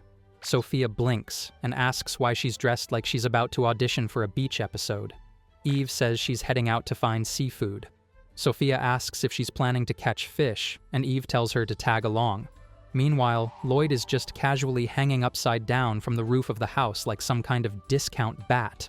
They all head into the ocean together, splashing around while trying to catch something edible. Alice almost drowns at one point because apparently swimming lessons weren't in her skill set, but they manage to save her before she becomes fish food. Lloyd manages to haul in a massive clam, but there's a problem. Nobody has any clue how to cook it. Sophia tells him to toss it back since choking on raw shellfish isn't on today's menu. Eve's eyes widen when she sees how much they've caught, and she insists they start cooking right away. Unfortunately, cooking for Eve means burning it into an unrecognizable state again. When it's finally time to eat, Lloyd compliments Sophia on her cooking improvement. Eve, fishing for praise, asks about her own food, only for Lloyd to say that about 10% of hers is edible. That's not a compliment, that's a health warning. After the meal, Alice starts complaining that dried seawater makes her skin feel sticky and suggests taking a bath. Sophia, without hesitation, declares that everyone's bathing together, which nearly makes Alice short-circuit. Lloyd quickly volunteers to wash the dishes instead, proving once again that he is a master of strategic escapes. The bath location turns out to be a waterfall Eve found while flying. The family plays around, enjoying the fresh water, completely unaware that someone is watching from the shadows. Suddenly, the watcher bolts, but Lloyd is faster. He catches her and realizes she's the one who has been tailing them since they arrived. To top it off, she's from the demon race. She even slipped extra fish into their earlier catch, but none of it was poisonous, which just leaves Lloyd wondering what her deal is. Before he can get answers, she takes off again. He chases her, warning about the dangers of running without being able to see ahead, and makes it to the top of a mountain, only to find nothing. She's gone, and he wonders if she fell into the sea. Heading back, he tells the others that a kid fell in and asks them to help search. They get ready, but Eve comes up empty and wonders if the waves took the kid away. Lloyd decides to check the ocean floor personally and casually splits the sea like he's Moses on his day off. The girls stare in shock as the seafloor is revealed. That's when Lloyd spots two figures underwater who look like mermaids. The older one quickly says not to hurt her little brother. And just like that, it hits him. The girl from earlier was actually a trap.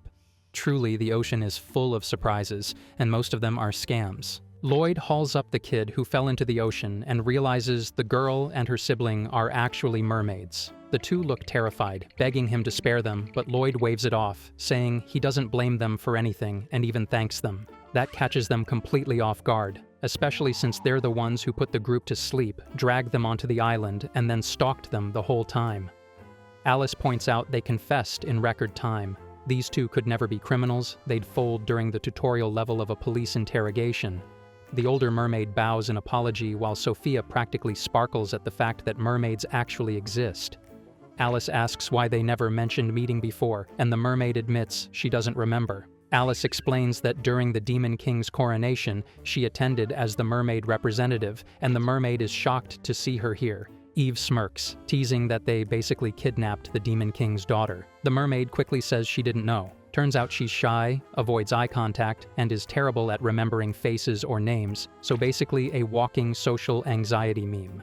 Alice formally introduces them as Merma, princess of the mermaid race, and Idi, the prince. Lloyd asks why the royalty of the mermaid race have been spying on them. Merma hesitates, asking if they'll be mad if she tells the truth. Lloyd glances at Eve, who says it's fine, and Merma admits she's interested in little kids. Immediate red flag. Someone check her browser history before she ends up on a watch list. Eve and Alice waste no time yanking Sophia away like she's in immediate danger. Merma explains that her brother started acting strange, like he was terrified of something. He wouldn't answer her questions, always ran away, and after a few days, a human ship wrecked nearby in a storm. She brought the survivors to the island and noticed there was a boy Idi's age. She thought watching the boy might help her figure out her brother's problem, so she returned them to the port after a few days. From then on, whenever a ship passed with kids aboard, she'd bring them to the island just to observe.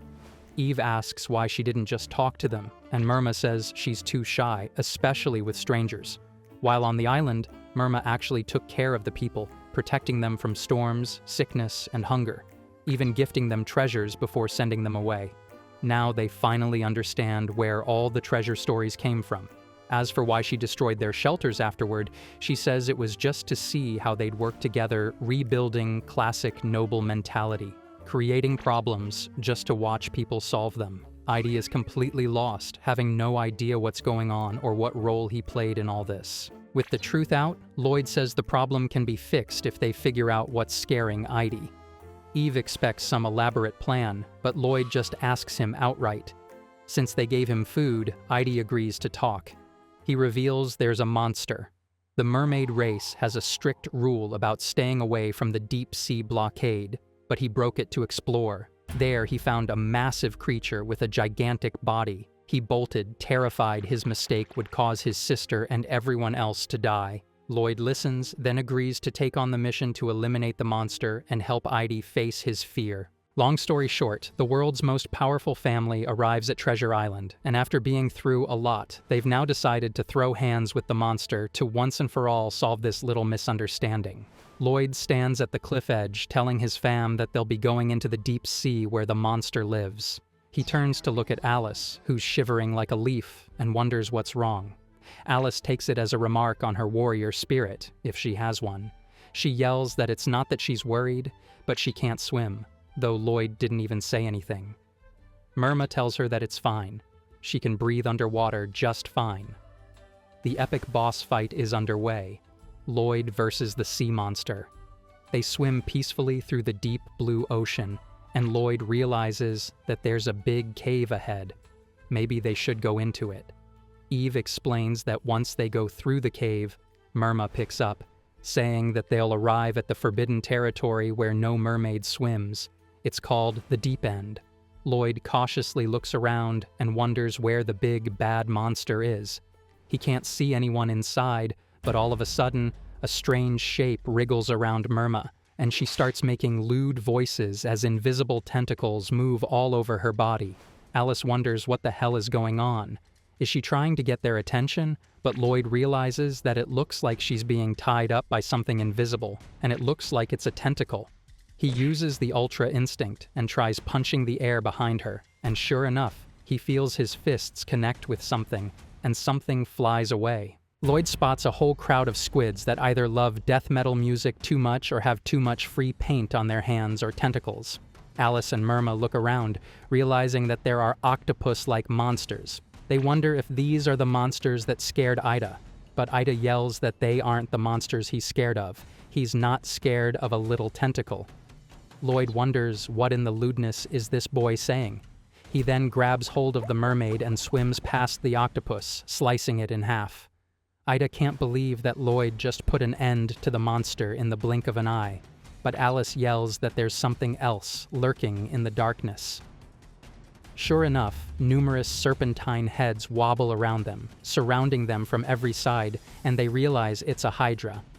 The hydra looks at them in confusion and hisses, but as soon as they spot Lloyd, who responsibly took care of them when they were serving Fain and threw them sky high, their PTSD gets triggered and they start trembling in fear. It's good that they remember how Lloyd treated them like a sock puppet. Myrma and the others look at it trembling, and Sophia says that she's scared of her daddy, and honestly, every sane creature would be scared of Lloyd. He's basically a walking magical nuke. Alice wonders if Fain has sent this monster after them, and if they should blow it away again.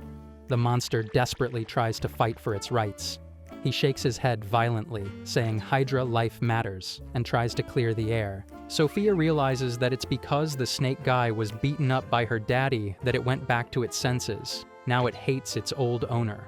Lloyd understands it as Sophia explains that maybe because of summoning magic, but now she can understand it. The Hydra was separated when they were blasted off, courtesy of Lloyd, and now the Hydra can't be summoned ever again. Lloyd realizes that now it has no more ties with that slimy little demon. They ask the Hydra why it's here, and the Hydra explains that they just fell here and decided to stay because they liked it. They realize that the Hydra is not much of a problem, but a victim of Lloyd's clueless strength.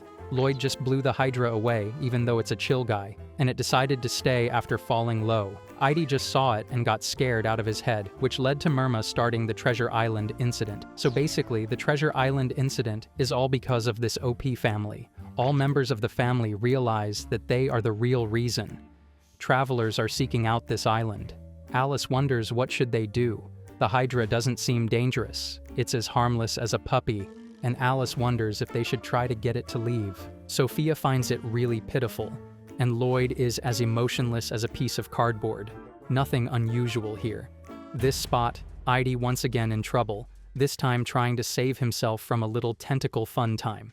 Murma realizes that her little brother is in trouble, and instead of throwing hands, she starts singing, telling them not to touch her baby brother. She yells sleeping waves, and instantly all of the octopuses get even more active. Murma can't believe that the Murma song doesn't have any effect. Looks like the octopuses aren't a fan. Maybe they like Beyoncé better. Instead, the Hydra just gobbles them up like a Costco turkey going on discount. The Murma duo look at the Hydra smiling with satisfaction, saying that this place has many delicious octopuses. Steve, on the other hand, starts to drool, wondering if the octopuses really are delicious. Lloyd looks at a beaten-up octopus, realizing that these are the mermaid's natural enemies, because the mermaid songs are useless against them. It looks like they like death metal instead of mermaid lullaby, and maybe that's the reason why this place is forbidden. Murma also agrees, realizing that must be the riddle, and Lloyd has a brilliant idea. Surprisingly, Lloyd has an idea other than throwing hands. He wonders if it's a Hydra that can understand. He tells the Hydra that if he wants to live around here, he must protect the mermaid from these little guys. The Hydra gradually takes up the offer. Free food and free lounging without any rent. Sign me up as well. Lloyd just says that they need to eat the short guys and not let them escape out there, and they won't be enemies anymore. With this, they should now be friends, and everything should be solved. The whole family looks at Lloyd in surprise. He just solved everything without lifting a pinky, even though the Hydra was willing to listen after Lloyd had punched it into the stratosphere. Murma gladly tells them that as a sign of thanks, she wants to offer them a huge hoard of treasure. The treasure is so bright and shiny that everyone is blinded by it, and Eve brings disgrace on her dragon blood by refusing to take the treasure. Lloyd tells Murma that they can't accept it because they're the reason everything started. He then explains everything that happened so far, saying that they're the ones who caused the trouble, so it's only natural that they should solve it. Eve tells her hubby that the boat is ready, and he decides to share some wisdom with Edie, telling him that if he has something to say that's difficult to spit out, he shouldn't keep everything to himself, but talk it out with his family. He should be glad that they're by his side. Eve looks at him, wondering if there is a deeper meaning behind his words. Lloyd is just carelessly rowing the boat, but Eve realizes that for a moment his expression was slightly sad when he told him to talk it over with his family. Maybe he'll spill the beans somewhere. All of a sudden, everyone starts to get sleepy as Idy looks at them with a pouch over his head. When Eve regains consciousness, it looks like they've been transported to the port town. They wonder what the hell, and they just look at three drunkards smiling that the OP family is back. Eve calls them the Booze family in return. They can't believe how they were put to sleep, even though they were supposed to stay away. They then look at a small pouch of treasure in the boat and realize that it looks like the mermaids wouldn't let them leave empty-handed. Later, Lloyd's daughters have a fun pool day, while Eve asks Lloyd if he is doing okay today. It looks like Sophia is teaching Alice to swim, and she has created a little makeshift pool. Eve smiles, telling Alice that she is doing a good job, and also tells Sophie that she is being a good sister. Alice, desperately trying to stop herself from drowning, yells that she is the big sister. Lloyd wonders about the siblings, and Eve wonders what's wrong, what's bothering him. He pauses for a moment, saying that he was just thinking about the mermaid siblings, and then reminds him of something that he's forgotten from a while back. Eve sits up in surprise, wondering if it's finally time when Lloyd will spill the beans about his mysterious past. She asks Lloyd to tell her more, and it's okay if he doesn't. Lloyd pauses for a moment and says that it's not like he wants to hide it. It's just a story that has already ended. If so, she can still hear it. Eve reluctantly nods, and he explains it's a story about the sibling that he had a long time ago. He remembers a man barking at him, calling him a snotty-nosed brat, and telling him to hand over all of the money he's earned. This is Kid Lloyd, who is shielding someone behind his back. The old grumpy guy just grabs his money and tells him that today's dinner is served. He should eat it without complaint and go to sleep. Because their parents died, they had to live with their aunt, and there was also a family member that he had that was close to his age. He remembers the little girl coughing and apologizing for being so troublesome. Their aunt didn't just want to mooch off them, but she also wanted them to pay for everything, and because Cain was a young and sick child, he had to work for them both. He remembers telling Cain that she's got to build up her strength and she needs to eat. They were in a state of constant hunger, and he worked without any breaks. When he turned 15, he finally made a decision to become a trainee soldier. Cain couldn't believe it as he explained that living in the barracks, he would get paid with salary and with food, and because his aunt couldn't come to the barracks, he could build up his savings, and with that money, they could leave this house together. Lloyd explains that it will take 3 years for him to turn from a trainee to a real soldier, and during that time, they'll have to live separately. But if Cain gets anxious, then he won't do it. Cain just wants to make her big brother happy and smiles, saying that that's a great idea, and Lloyd decides that he'll do his best to support her, and Cain also decides that she'll support him no matter what.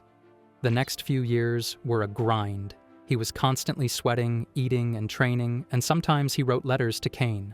It was a hard time, but after a year he got some time off and returned. But surprisingly, Cain was not there. His aunt just said that she didn't do anything. She needs Cain to receive his money. Cain was feeling unwell for the first 2 years and disappeared before she knew it. With fury burning in the pit of his stomach, he yelled at her and asked the people around, but it was true. So he used up all of his savings to hire people and search for Cain all over the kingdom, but nothing turned up.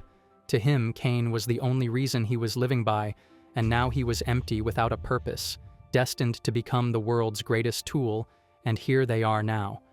He still wonders why Cain disappeared, what she was thinking that she was alone, and maybe he shouldn't have dreamed of anything and stayed behind, and he can't help but think about a what-if scenario. He notices Eve sobbing her eyes out, apologizing for ruining his mood. After the history's greatest trauma dump, Lloyd concludes no chance of survival, so she shouldn't worry. Like he said, it's a story that already happened. The heavy mood is cut short with Alice excitedly yelling that she can swim now. Her eyes are full of excitement, and Sophie smiles, telling her to go for it. She smiles in amazement as she can finally swim. Though in reality, instead of her swimming, the invisible water field that Sophie has created is moving. She is just hitching along. Eve looks at her, realizing that their daughter isn't too bright. At least they won't have to worry about college. Alice is so overconfident that she says she can swim faster, and Sophie likes what she is hearing. She speeds up that water beast, and all of a sudden, they are swimming around and around. Eve realizes there is a bit too much, but she laughs. Lloyd wonders that even though he couldn't protect Cain and he volunteered in the experiment to become a hero, he's sure that the lives that he took, that of Demon King Duke and his subordinates, were worth more than his, and maybe he doesn't have a right to live this carefree life, but at least he can protect his family. Meanwhile, in the kingdom, the king is about to lose his mind and his mustache. That damned hero, he mutters as his advisor wonders if he is okay. The king crashes out, yelling that the more he thinks about him, the more anxious he gets, but it's the end for him. He has made special preparations to take him down. This time he will be using a special weapon. Someone is tied up in the dungeon with a strange glowing stone lodged in his chest.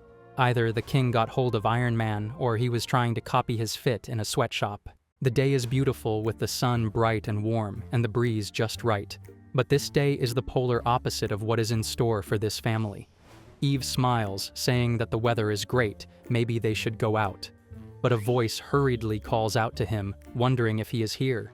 A soldier arrives, saying that the king's order is here. Lloyd turns to leave. Like the most accommodating doormat, he is ready to be stepped on again by the king. Alice wonders what the king's order is this time, and Eve just tells them to be careful. They gasp in surprise, realizing that the king is after their dad's life. The soldier is about to reveal the king's order, but all 3 of the girls in this house bark at him to shut up. Lloyd is no longer alone. He has 3 baddies ready to throw hands if anyone lays hands on their precious father and husband. Lloyd asks for the orders, and the knight says that he has to come and visit the king alone, but the 3 baddies are about to throw hands and bully him. The knight is about to cry. Lloyd tells them that the knight doesn't know anything and shouldn't be targeted. He vows to visit the king at once, and this time it's his turn to be bullied. Everyone wants to accompany him. Lloyd comes up with a clever little loophole that the king wants him to visit alone, but he never said that he may go there alone. So they will go to the capital together, and maybe Eve can give them a ride. After all, she is the world's best Uber, but the knight desperately tries to button, saying that they have a carriage ready, and they also have travel expenses. Eve starts drooling, wondering about all of the delicious dishes that will be waiting for her, and decides that they should go with the carriage. The girls look at their mom being swayed by food. Alice realizes that such a dreadful king, who created a medieval Captain America and sent him to die in a wasteland, must not be a good guy. Even a blind goblin could come up with that conclusion. Good going, Alice. They embark on their journey, and it takes them a couple of days. They walk through waters, ride through rain, go through dark caves, and even have a beach episode every now and then, with each one ending when Alice would be in danger. They would then resume their travel, look at the sky, and have a lovely picnic. Lloyd would look at the sky and wonder if he really deserves such a wonderful family. A month has passed since their departure, and they are finally here at the Grand Kingdom. Eve and the girls can't believe that it's an amazing kingdom, so huge and shiny. Lloyd wants to look for a place to stay, and the knight excitedly runs off to find him a good inn. Looks like Bro wants to get on his good side. They finally find a good room and decide to take some time off. Eve wonders if she should give everyone a ride on their way back. It only takes half a day for them to reach the mansion. But Sophie says that it's been such a nice little family trip, and it will be nice if they go back with the horses. A voice calls out to them, saying that he needs to head out to the royal capital. Lloyd realizes that the king is calling him, and he's off. Sophie wants to play together once he's back. Eve tells him to come back no matter what, and Alice tells him to be careful. All 3 of them have spoken about the red flags of no return, and Lloyd just tells them that he'll see them later.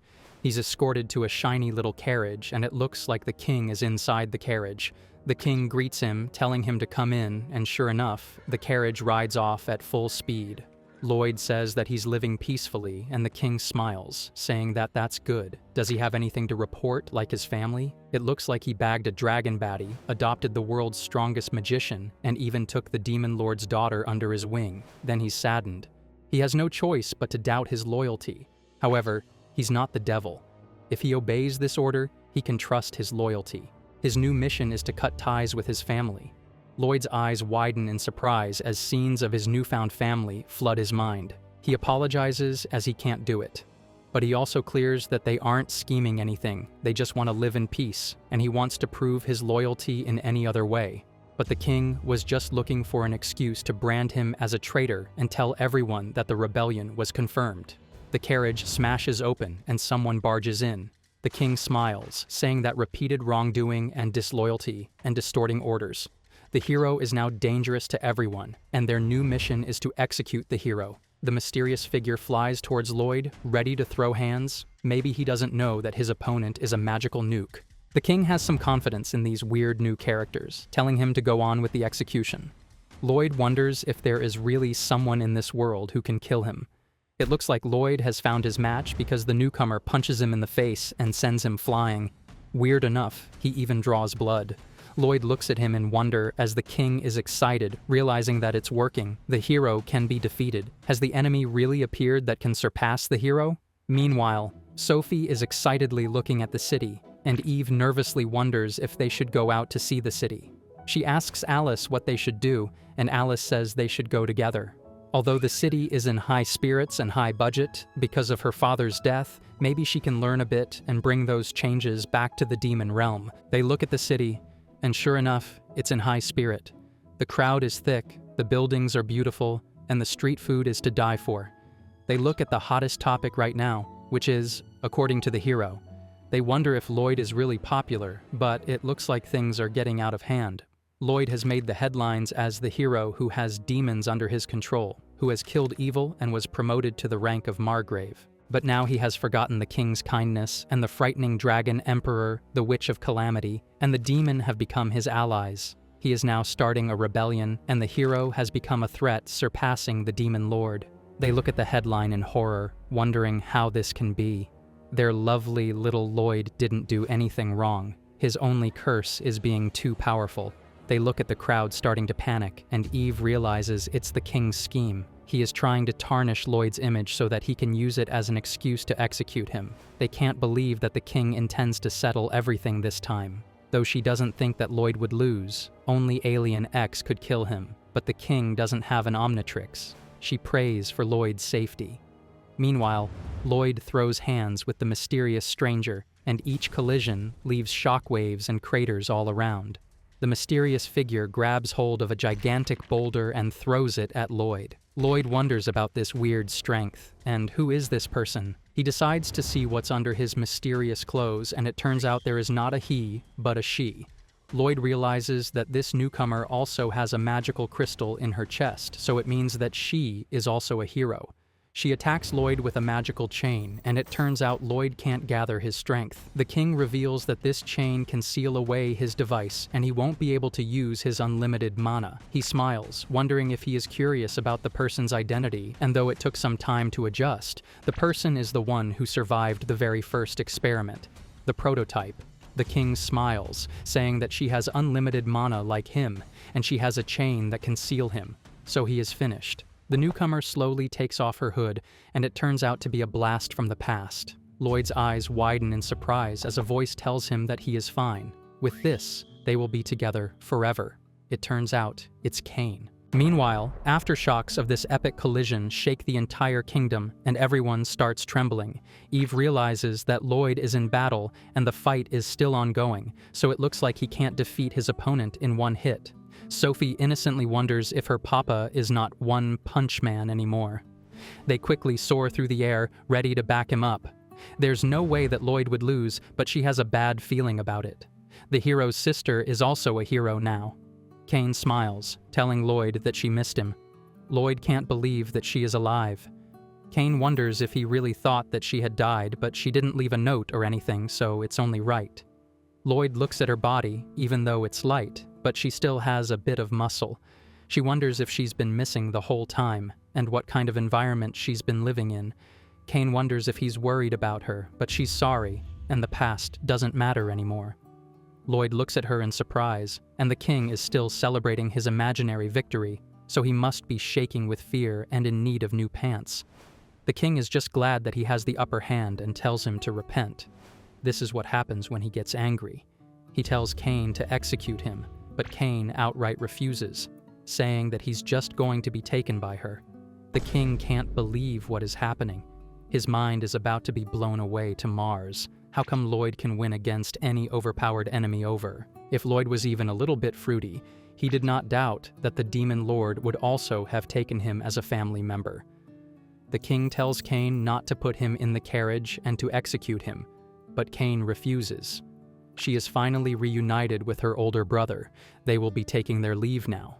The king is surprised to learn that they are siblings. Like bro, run a background check on every experiment you do. Even Lloyd is surprised that the king didn't know and let Cain face him. The king tries to say that he is the king. He won't be bothered by the small details of the experiment subjects. Cain apologizes for hitting him, but he should understand that she is not a burden anymore and can now protect him. But he angrily yells that she has forgotten what will happen if she disobeys him. All of a sudden, the stone in her chest starts to vibrate. The king laughs as she writhes in agony, saying that the phantasm device that she has in her chest has a restraining device that will activate when she disobeys him. What a good idea. It looks like Bro got his inspiration from Broly, but doesn't he know how it ended for Paragus? It looks like she can't move once it is activated, and she will be attacked by a backlash so powerful that it will take days to move again. And if she continues to be disobedient, she will die. Lloyd looks at her in surprise, but she yells that she has to endure it. She has gone through so much pain over the years. The king tells her not to be stubborn. Cain still clings on, telling her brother that they need to live together. Lloyd is speechless as the king sighs, saying that it's only an execution and he also brought them along. But just then, Eve and the girls arrive. They look at Lloyd clinging to a girl and wonder what all of this is about. The king looks at them in annoyance, yelling that he just wants to execute Lloyd. Is that too much to ask for? He claps his hands, saying that it's all a combat test. All of a sudden, 3 dark shapes zoom towards them. Eve manages to block the blow, and Sophie creates a barrier, while Alice just goes with the flow. It turns out there are 3 weird armors. The king smiles, saying that he has installed the device, the arc reactor, that can give any human unlimited mana into artificial heroes. Seriously, even in medieval times, AI has taken the hero's job. And these are different. They are man-made armors that will stay loyal to him. Artificial heroes. They look at the golems, realizing that it's something incredible. They are as strong as Lloyd. Lloyd looks at the chains. Because of the chains, he can't gather his strength. The king, on the other hand, zooms towards the carriage, pushing them in and riding away, realizing that he'll execute them later. He tells the artificial hero to kill the hero's family. They clash against one another. This is the first round of the strongest members of their race against the strongest AI heroes. Eve smacks it in the face. This synthetic hero is Dragon Newt. Eve realizes that this fake hero is too strong for hand-to-hand combat. And weirdly enough, it resembles a dragon. Maybe she should show this little tin can what it means to be a real dragon. She transforms her hands into dragon claws and slices away at the glorified tin can, wondering if it can really guard against her razor-sharp claws. Sure enough, the scaly washing machine is starting to crack under the pressure of a real dragon baddie. She vows to crush his tin can bottom and scrap him for parts. But all of a sudden, the dragon robot creates a tail, and it whips past Eve, going for the back of her head. Eve is just moments away from losing her head and her mind. This is the 3rd round of the strongest members of their race against the strongest AI heroes, but Eve manages to dodge it with her knife-like reflexes. However, it still manages to graze her arm. Mexican Bro then starts to generate a blast of spicy Mexican breath, and it hits Eve squarely in the face, setting her on fire.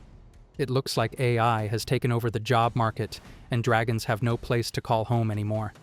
The Dragon Tin Can decides to go for overkill.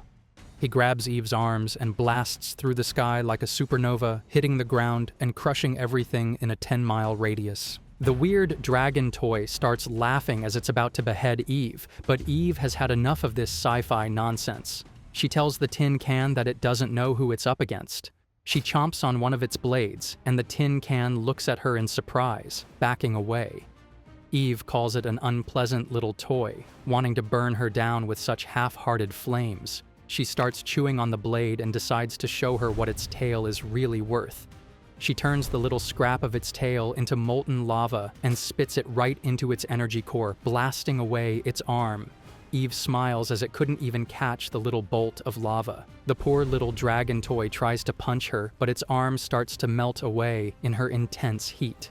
The dragon baddie is packing flames no one but Lloyd can touch. She is at the peak of the dragon race, and her opponent is a poor imitation. And compared to Lloyd, the little toy is nothing. Meanwhile, Sophie is against a weird golem that is a magician just like her. The magical golem looks at her, and she wonders if she can hold her own against this. They both try to create numerous portals around them and start firing away. The whole battlefield is in chaos with vortexes flying past them. Sophie can't believe that their magical power is about the same. The golem is really strong, and it will take a lot more to destroy it since it's man-made. She wonders what a way to destroy it, but all of a sudden, a beam walks past her and destroys her.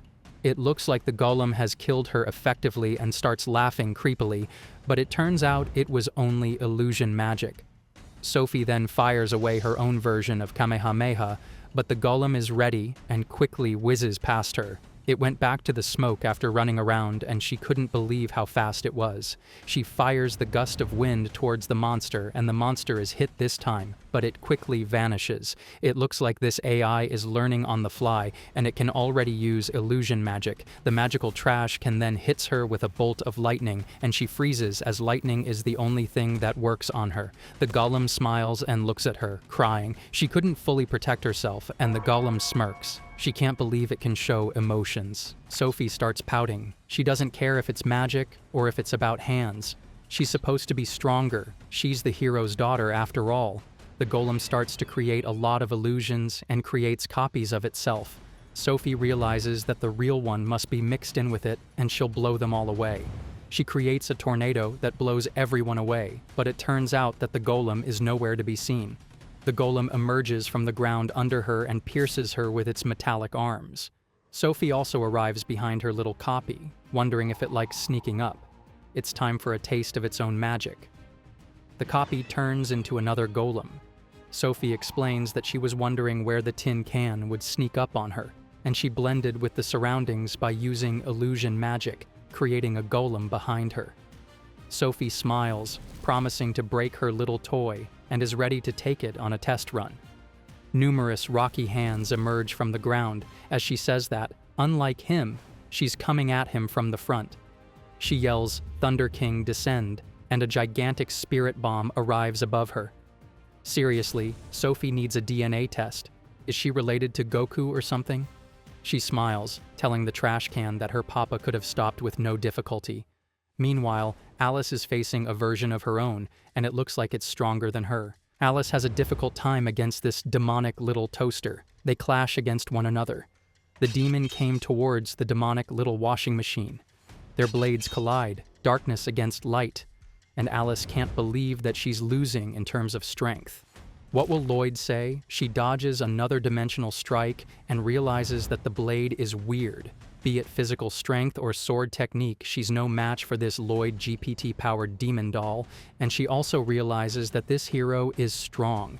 She borrowed magic from Lloyd back then, but that disadvantage lies in how weak she is. She wonders if there's a way she can win it by using the box left by her father, and if that's the case, then maybe she can't use the usual case. She imagines her dad telling her not to say something like that and just to listen.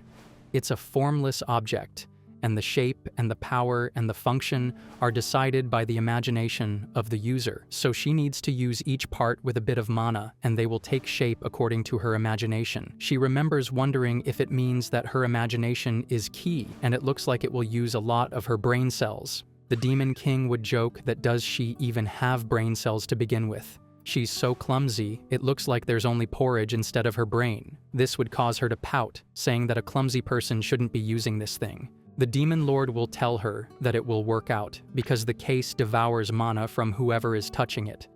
It's life-threatening, but she has endured it since she was a kid. But Alice, with her historically low self-esteem, wonders if it's because she doesn't have any mana.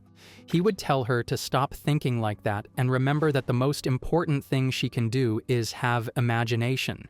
That's where she can beat this AI-powered imitation. Even if she's weaker in terms of strength, she can make it up with her imagination. Sure enough, she parries one of the blows with her sword and decides that she'll defeat it and come up with her own solution. But all of a sudden, her sword is disarmed, and it looks like the Demon Tin Can is about to claim victory. But Alice has a different idea. She uses her sword and uses the cube to turn it into a sword, controlling it with her mind.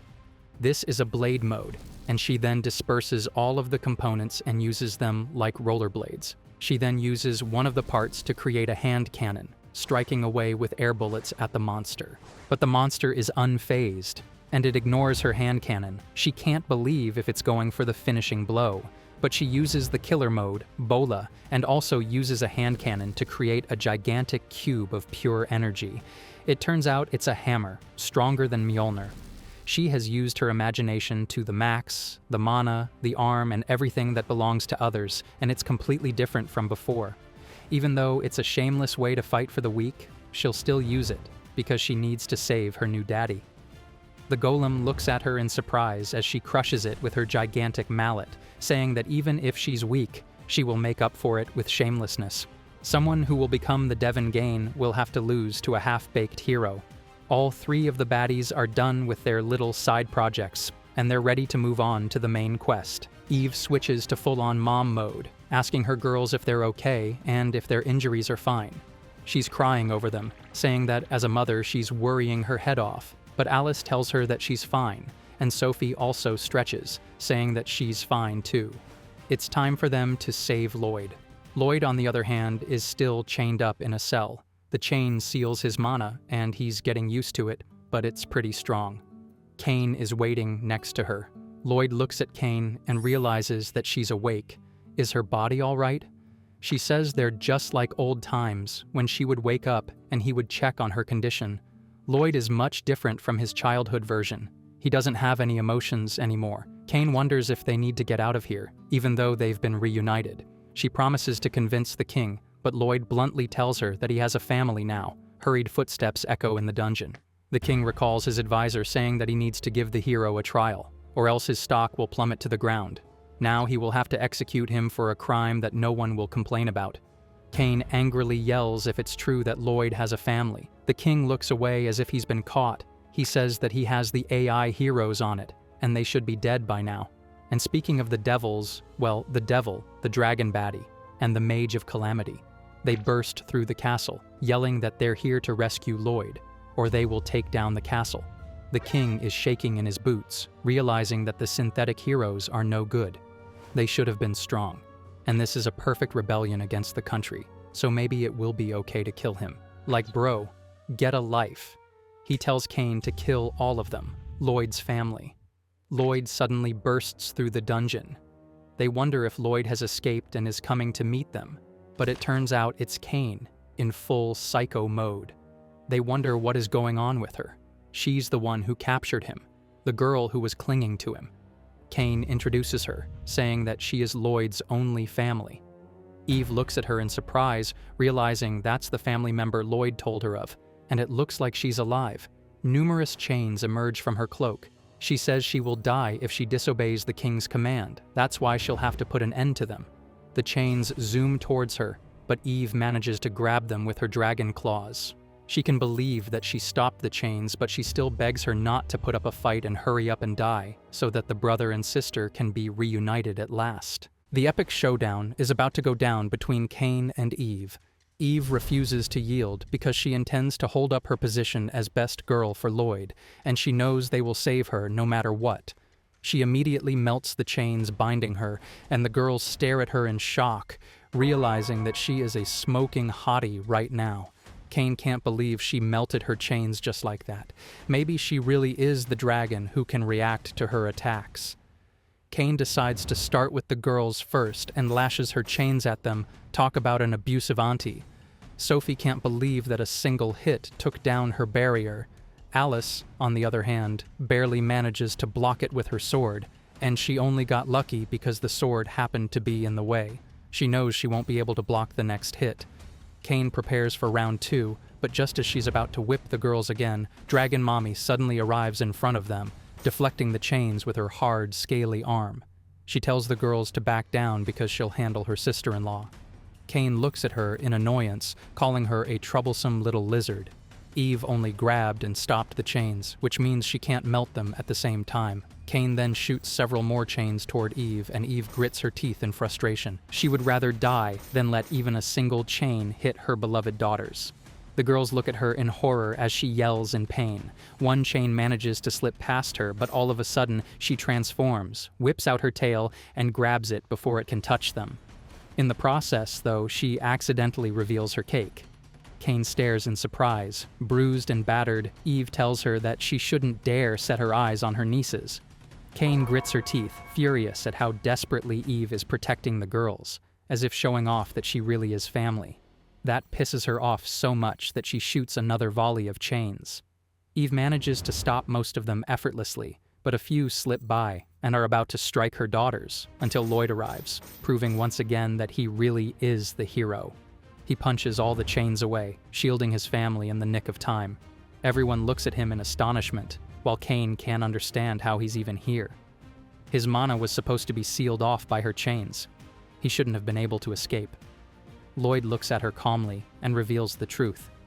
He simply adapted to the chains by pouring all his power into them, kind of like Maharaga. All the girls can't believe he came up with such a brutal solution, and even Kane is caught off guard. Still, that's exactly the kind of thing she expects from her big brother. She tells Lloyd to move aside, insisting that she doesn't want to kill him. If he defies her, he will die, and if she disobeys her orders, she will die. Besides, he doesn't need something as worthless as a fake family to keep him going. Lloyd pauses for a moment, then finally answers, declaring that this is not a fake family. Every one of them is real, and he won't let her hurt them anymore. Eve feels her heart flutter at his words. They came here to witness him, and now it looks like the tables have turned. Cain, however, is furious. She can't believe he's choosing his fake little family over her. She realizes that, aside from them, he has no one else. And suddenly, she loses control. Chains erupt violently from her body as she goes completely berserk. As the chains lash out towards Lloyd, Cain orders him to come over, saying that she is his only family. The only reason she was able to live every day was because of her little wish to see Lloyd again. Lloyd punches the chains away. Sophie and Alice support Eve, helping her move away from the battle since she has lost a lot of blood. Lloyd realizes that a chain has slipped past him by going underground, so he stomps the ground and manages to catch it. Distractions like this will not work in front of a walking calamity like him. He calmly tells her to stop, but she only spirals, yelling that she is supposed to be his only family and that whatever happens to that fake one should not matter. Lloyd looks at her in pity and begins asking the real questions. Who is she really mad at? She yells that she is mad at his fake family, but he presses her, wondering why. They only met for the first time, and she does not even know them. Something felt off when she clashed against him. When she hit him, she smiled, as if she were a completely different person. Why did she endure the hero experiment for longer than he did? That was a hellhole where most people would die. The device implanted into their chests gathered mana and poured it into their bodies beyond the limit. Flesh burned, bones broke. It was basically steroids with a ton of side effects. Each time they were injured, they healed by mana. Either the subject adapted or died halfway. And when she finally came out of that experiment, she found out that her brother had not been looking for her and had made a new family for himself. So, is she really pissed off at him? Cain is speechless. She remembers enduring that hellish training over and over again. She remembers holding a letter and thinking about Lloyd day in and day out. It had been a year since he became an apprentice soldier. It was a letter telling her that they could go look for a home and talk about what kind of place they should live in. It was also an apology, telling her that he was sorry. Cain starts trembling and yells that she does not know, calling Lloyd a stupid little brother. She zooms toward him, pouring all of her power into her fist, and punches him right in the face. Lloyd does not even bother to block it. He tries to accept her beatings. Sophie looks at her daddy being punched to a pulp by her aunt, and Alice wonders why he is not defending himself. She wants to help him, but Eve tells them to stop, saying that she is in the same position as they are. Lloyd, bruised and battered, asks Cain if she is done, but she is far from over. She creates a gigantic fist out of chains, using the Gomu Gomu no pistol. Lloyd just wants her anger to pour out on him. He was not able to do anything for her, so it is the least he can do. The entire city shakes to the core, and Cain looks at the mess she has created in horror. She desperately prays that he has not died. All of a sudden, he emerges from the smoke and grabs her in his arms, saying that this is the least he can do. He will accept all of her feelings and all of her anger. Cain whimpers that she was dreaming about this every day, dreaming that he would be there to save her. And although it did not turn out that way, she cries that it is not fair. She cannot beat her big brother. Sophie wonders if it is over, and Alice tells her that indeed it is. Eve looks at them, saying that her husband is an awkward man. It is a miracle he managed to pull a dragon baddie like her. The girls look at Cain, wondering if she has fallen asleep. The king, on the other hand, is still up to his evil schemes. He is on the verge of a stroke, wondering how Lloyd can make an ally out of everyone sent to kill him. Does he have talk no jutsu or something? But then the king just smiles, because he still has 2 other trump cards. The girls look at Lloyd, bruised, battered, and tattered.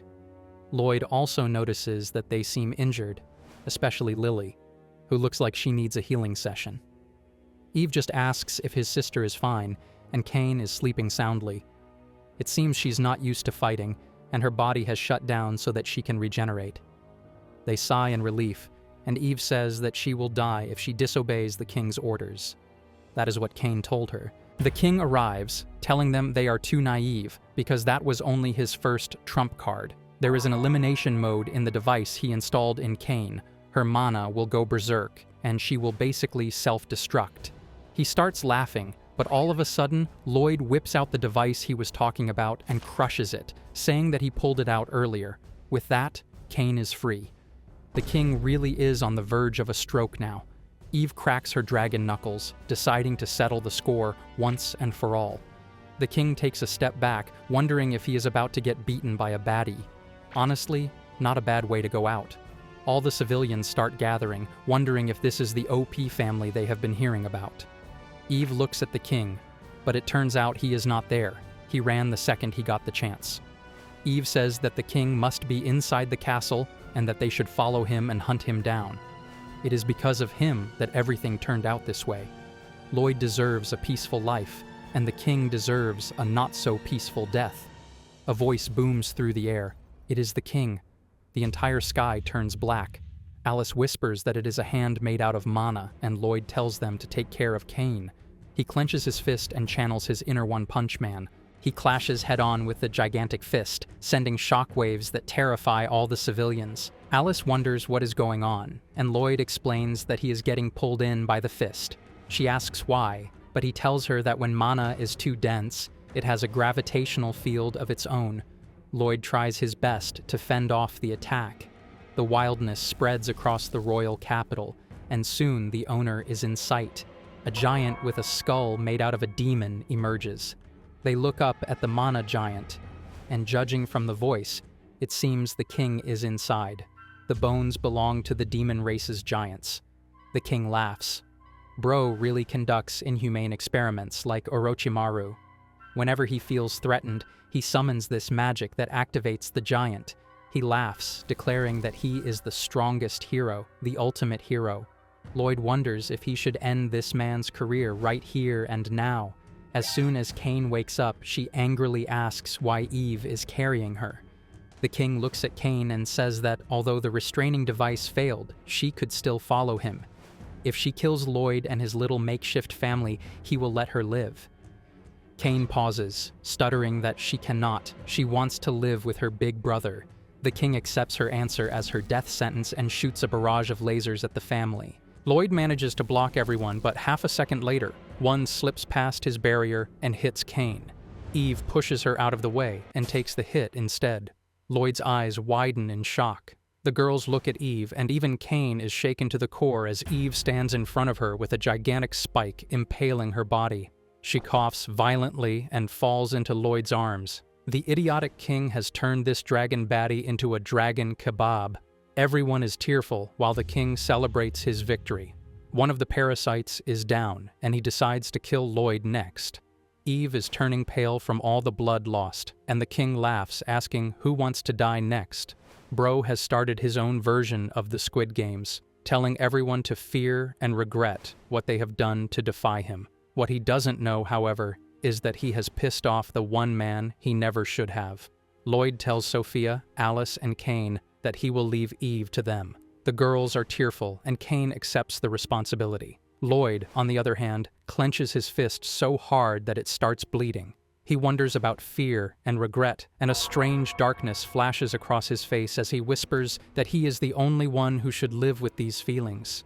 The king tells him not to talk trash with him. Maybe he doesn't understand that this is the ultimate hero with unlimited mana and the same device installed as him.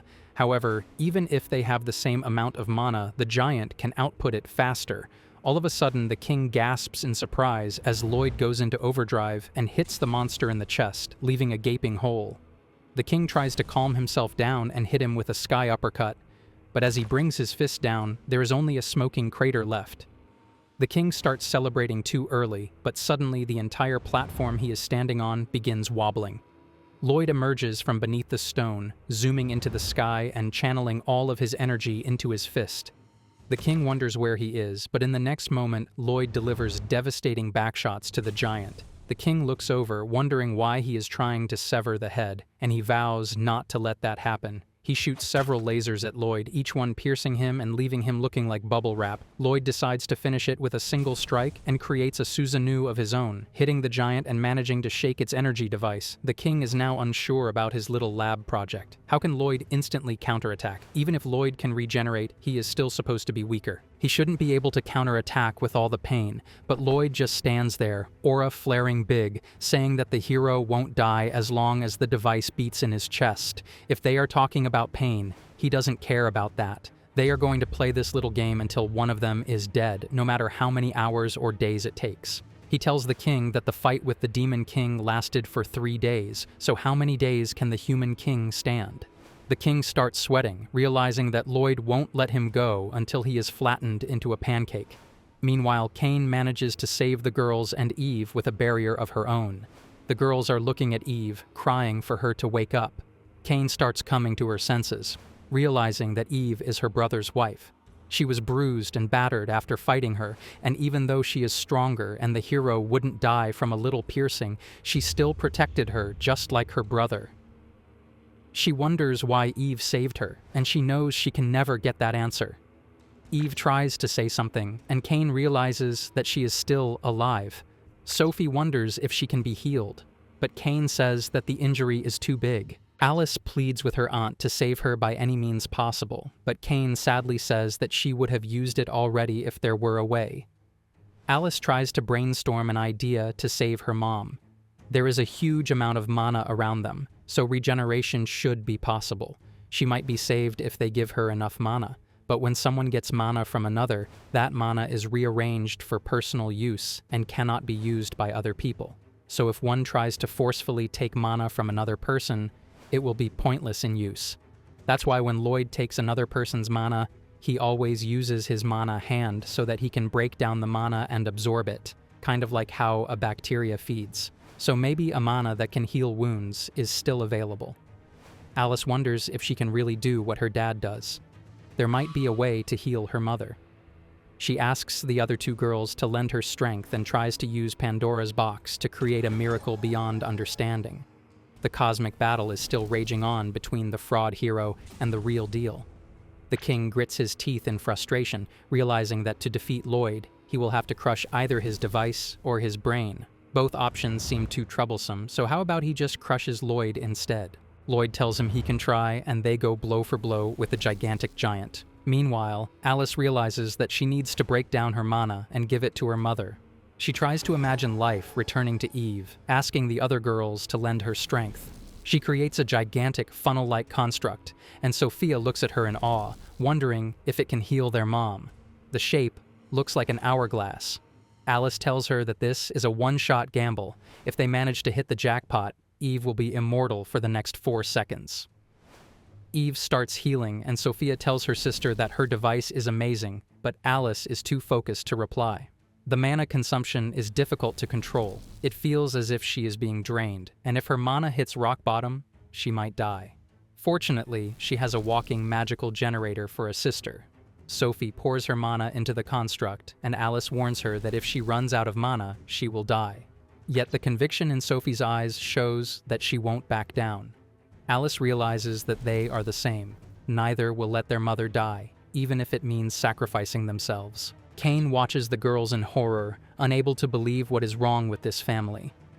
Looking at the hourglass, she notices the sand slowly accumulating at the bottom.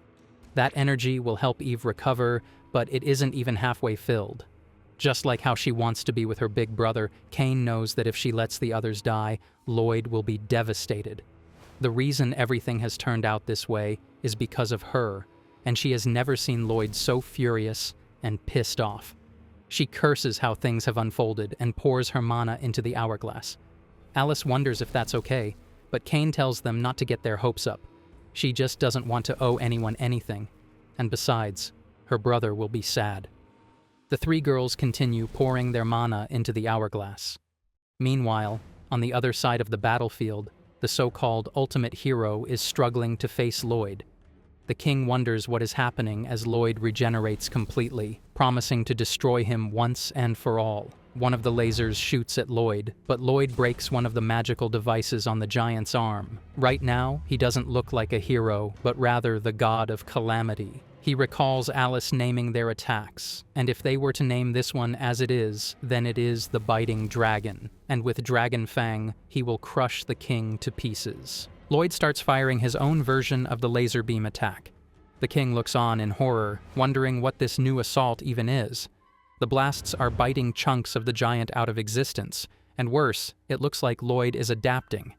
His output is climbing higher and higher. Lloyd wipes the blood from his chin, smirking as he says it's been a while since he went all out. The king laughs and tells him to die, launching another cosmic punch, but Lloyd simply blocks it and answers with a devastating sky uppercut. The king reels, disoriented, wondering where he even got hit, only to realize that his entire chest is gone. The cockpit is exposed, floating naked in the air. Lloyd clenches his fists, ready to go another round. The king stares, shaken, wondering if Lloyd is some kind of Maharaja. Why is he adapting and growing stronger? And what's up with those bursting blood vessels? They've been flaring ever since Lloyd started using that technique. The so-called ultimate hero is supposed to be ultra-dense, so why does it look like Lloyd is biting the mana out of the giant, devouring it like a starving beast?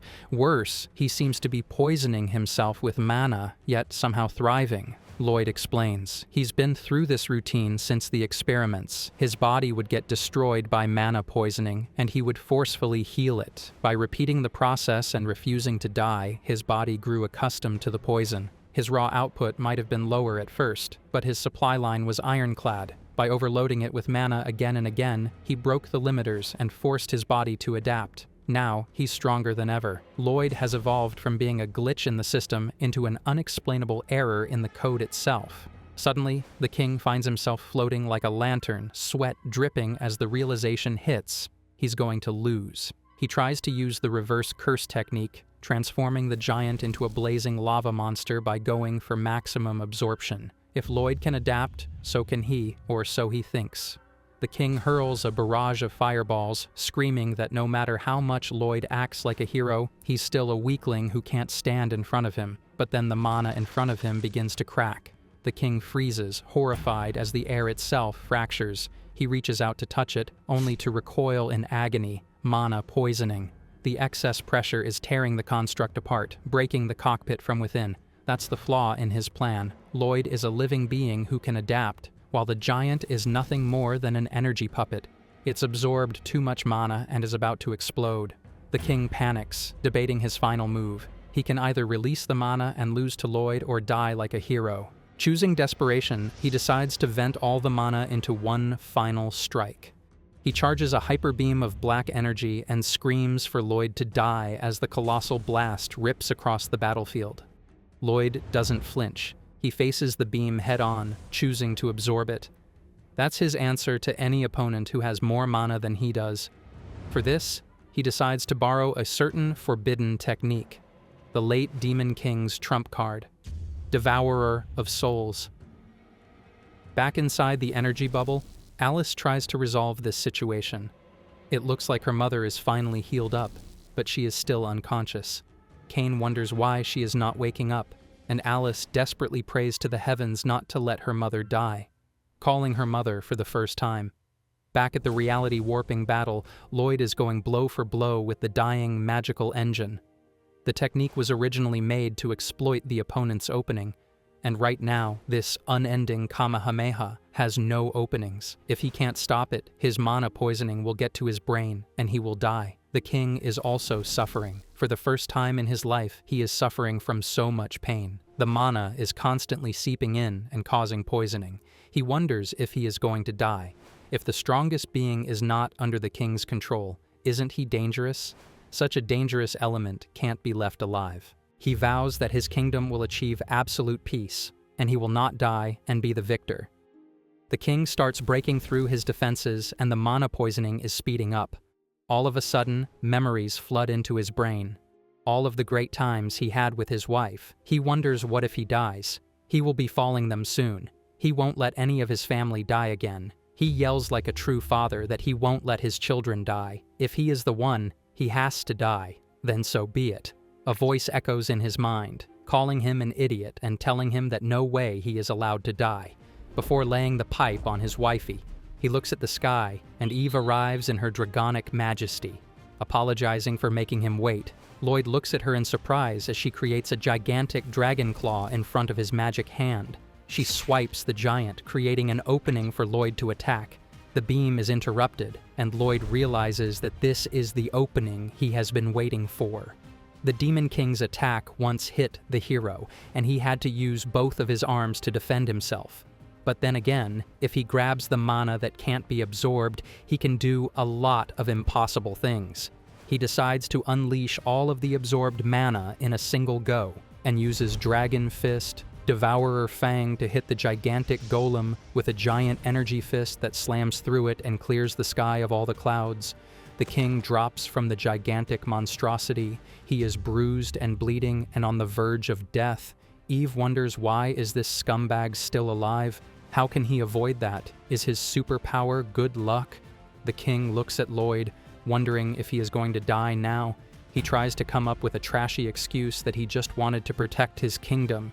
He had to do the unthinkable to save his people. Lloyd wonders, what bull ash is he spewing? He shouldn't give half-assed excuses about protecting his kingdom. He should take a look behind him. If Lloyd hadn't dodged that attack and had not stood in its way, the royal capital would have been erased from history.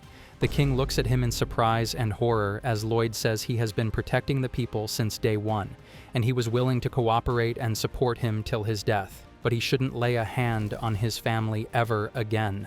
Lloyd clenches his fist and hits him in his disgusting triple chin, sending the king flying, but his beatdown is far from over. Lloyd leaps into the air and hits him in his face. With a two-hit combo, Lloyd manages to beat the king, but he immediately collapses. All of the girls surround him, wondering if he is okay, but Lloyd just grumbles that he is hungry. The blood that he created out of mana is just a temporary solution. The body will soon require real meat and blood to make up for all it has lost. Alice wonders if this is what he wanted when he fought her father as well. The great and undefeatable hero is hungry, perhaps for chicken nuggets. He would have fallen if he had not braced himself. Eve laughs heartily, saying that she is also hungry. Maybe they should return to the royal capital. They have beaten some sense into the king, so they can't return. Lloyd says that he has a request. He wants to eat the charred meat she always makes. Eve smiles, saying that her husband is so troublesome. But they should go home so she can burn some meat for him. Everyone rides on their personal Uber Air, which is Eve in dragon form. Lloyd, meanwhile, is busy enjoying a delightful selection of burnt meat made by the love of his life. Cain watches and tells her brother not to eat weird stuff, but she has no idea that this is actually his kink. They finally arrive at Lloyd's mansion, where he formally welcomes his sister into the family. After a well-deserved bath, they greet each other the next morning. Cain feels a bit awkward. Lloyd greets her warmly, asking if she is fine. She admits she still cannot believe how fluffy her bed was, since she fell asleep in no time. Lloyd is glad that everyone is getting along. Alice and Sophie rush to greet their daddy, and Eve asks if they all slept well. Cain tries to act like a tsundere, telling them not to act so familiar with her. She insists she is only living here because of Lloyd. After all, Lloyd is their only family. Both Eve and Lloyd call her name at the same time. Cain then drags in the Prime Minister, bound tightly in her chains. Lloyd looks at the Prime Minister, the king's advisor, and loyal minion. She immediately starts crying, insisting that she is not here to fight. She says she has already written her will, so if they plan to kill her, at least make it painless. Eve feels a pang of pity, but Lloyd questions how she managed to arrive here so quickly. It takes a month to reach from the capital, so how did she follow them without her own personal dragon Uber? The Prime Minister explains that she departed immediately, chasing after them without any sleep, just to confirm the truth. She is terrified that if word spreads later, it will be too late. She reveals that the king is still alive. Lloyd immediately flares up, going into what looks like Super Saiyan mode, and the Prime Minister almost soils herself. Eve tries to calm him down, wondering how the king could still be alive after taking a two-hit combo. The Prime Minister explains that the incident was because of the king's own reckless judgment. He is powerless now, and the citizens stand with the hero's family after seeing them protect the royal capital. A revolution has already begun. Moreover, the king wasted an absurd amount of money on the hero experiment, and no new heroes can be made. Both Cain and Lloyd know how expensive creating heroes really is. The Prime Minister says she came only to confirm if Lloyd intends to destroy the kingdom. Lloyd replies that he holds no resentment toward the country he fought and protected. He just wants his family safe. Eve, however, warns that the king is relentless. He will probably try to throw hands again because he always wants the smoke. They cannot leave him unchecked. Lloyd asks what they can do to make the king finally give up. The Prime Minister explains that if a king from such a powerful nation is defeated outright, it will create chaos in the world. Sophie tugs at her mother's sleeve and asks if she really wants the king to give up. When Eve says yes, Sophie grins and declares that she will make it happen. Suddenly, she uses magic to transport the bandaged-up king straight into the hero's family mansion. Eve gasps, asking what she just did. Sophie smiles and explains that there was a summoning circle in the palace, and she simply remembered and pulled him through.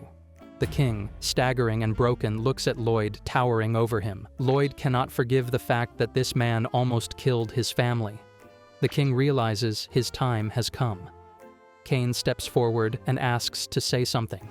She explains that the hero experiment was troubling, even terrifying, but without it, she would have died of illness. If not for that experiment, she would never have met her brother, and for that, she is grateful. The king's eyes water, thinking she might be his only supporter. But Cain abruptly says they can do whatever they want with him.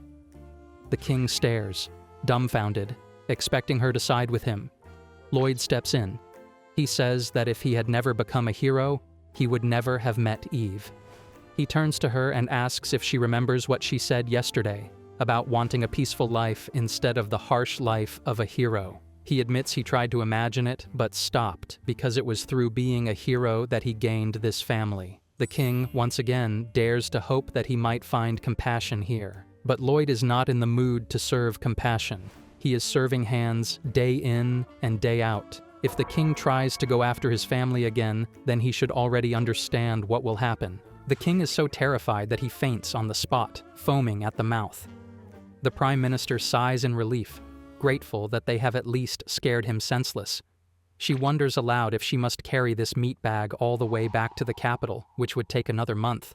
Later, Eve enthusiastically offers to make breakfast. Everyone except Lloyd is horrified at the prospect of another burnt meat buffet. At the frontier of the kingdom now lives the world's most broken family. The father is the hero, basically a walking nuke. The mother is a dragon baddie who can level a country with her Mexican breath. Then there is Eve, the demon king's eldest daughter, Alice, and the walking magical tornado, Sophie. And now, the newest member, Cain, is the watered-down version of the hero. A slightly unusual family of 5, born from the god of mischief. And that is the story of how they became a real family. During dinner, Eve asks if Lloyd was furious earlier for her sake. She also points out that Cain was looking out for her as well. Lloyd admits this was the first time he has ever been so angry. Cain notices the atmosphere between them turning strangely romantic, but she refuses to allow it. She will be the typical sister-in-law straight out of a K-drama. Eve wonders if he is enjoying the meat she grilled today. He says that the best one he has had until now is the level where she can sell it in stores. Eve is so glad of the compliment. Alice and Sophie wonder if they should get a room. Cain sneaks up behind her brother, asking for a favor. She is not familiar with the place and wants him to keep her company so that she can get used to it. It turns out that Cain is competing for his love even though he doesn't have a sister complex. But if they are compared in terms of melon sizes, she doesn't hold a candle to Eve. Lloyd and Cain are busy bonding by chopping firewood, gathering giant rocks and wood, and resting together. Even Sophie is a little jealous. She wants to be pampered by her daddy like that. But Eve tells her to be a little understanding. They have met after a long time, so instead she will play with her. The girls are busy playing by creating a giant robot. Alice accidentally falls and is hurt. In the next moment, Lloyd basically teleports away from Kane right next to Alice, asking her if she is okay. She says she can't practice because of muscle pain. Lloyd tells her not to force herself. He will take her back to the house if it's okay. Alice nervously tells him to be gentle, and as he is about to scoop her up, Lloyd tries to get her to come closer. He is about to scoop her up. A thick chain shoots out of Kane and binds Alice. She volunteers to carry her. She is trying her best not to let her have a princess-style carry, and Lloyd basically carries her like a backpack and runs away to transfer her to her room. Later, Sophie comes up to Kane, introducing herself, saying that Alice is fragile. She shouldn't be so rough with her. Kane looks away, saying that she only wrapped her with chains. That won't hurt anyone. But she angrily says that Lloyd is the family's head, and Kane can't hog all of his attention. She pouts, and Kane starts pinching her cheeks and runs away, teasing her. She turns to look at Sophie, saying that she will not acknowledge them as family. Lloyd is her only family. Sophie is basically on the verge of crying. She runs into her mother's arms. Eve realizes it will take some time to get her into the family. Maybe she is nervous. And she decides to make the perfect lunch to calm her down. Of course, the perfect lunch includes a healthy serving of cold meat. Kane angrily yells that she shouldn't serve her brother burnt meat, and how can he even eat it without any hesitation? Eve starts crying, saying that she thought she had gotten the hang of it, but Lloyd tells her that it's tasty and they can get used to it. Kane wonders why her portion seems to be normal. Sophie says that she made it.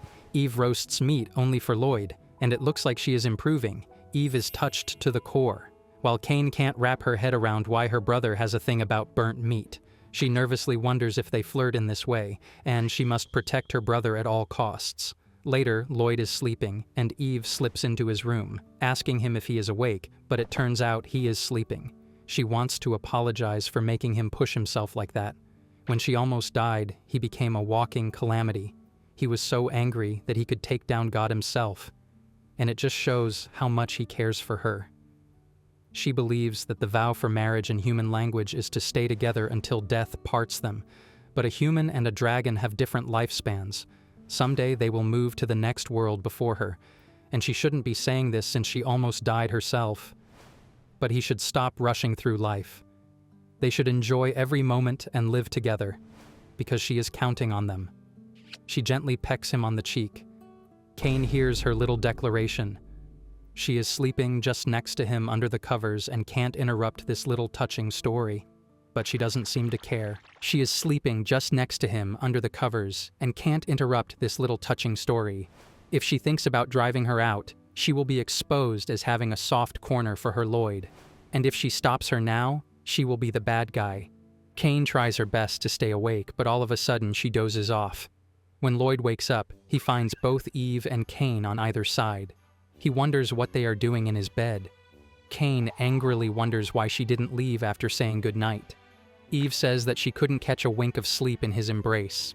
Lloyd, on the other hand, is completely oblivious, not sure what is happening.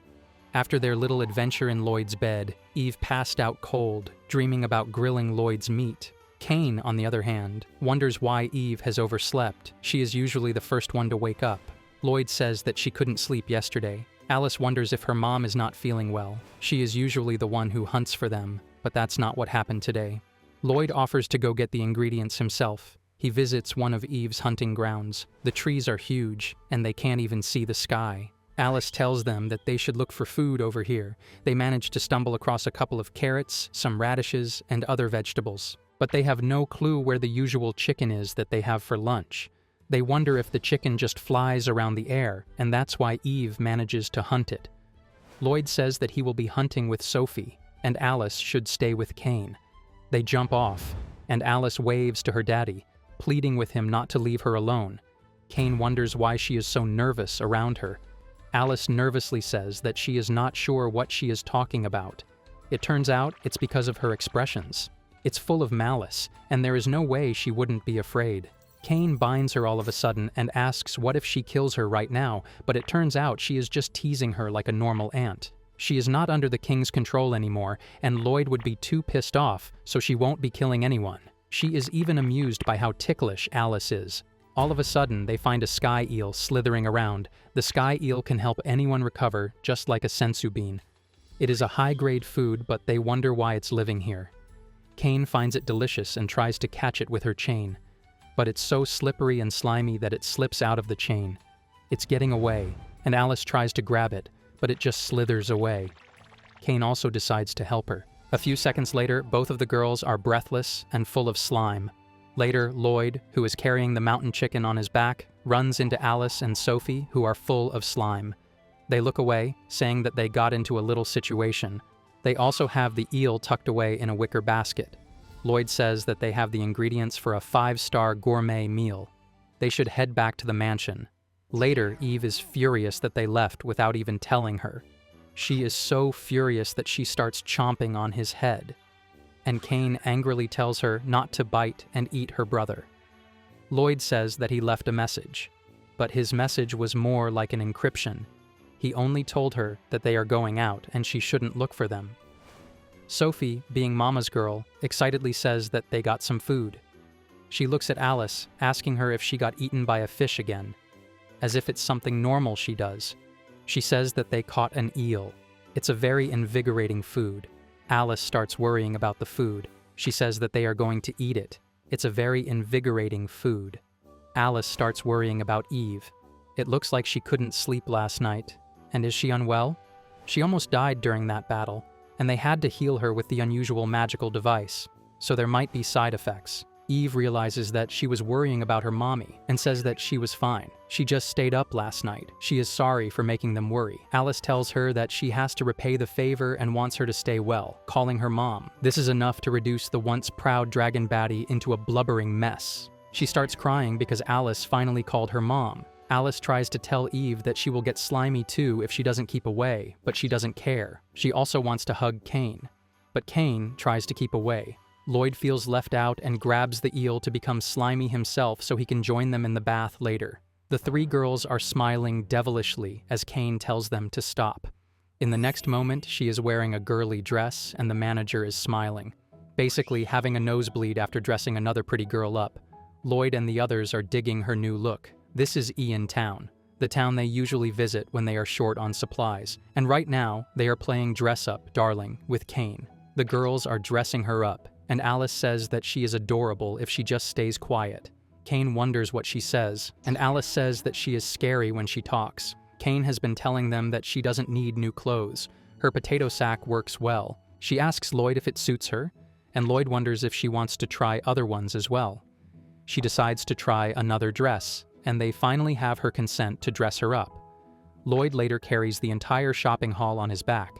The salesperson tells them that she has new articles and that he should tell her if they want them.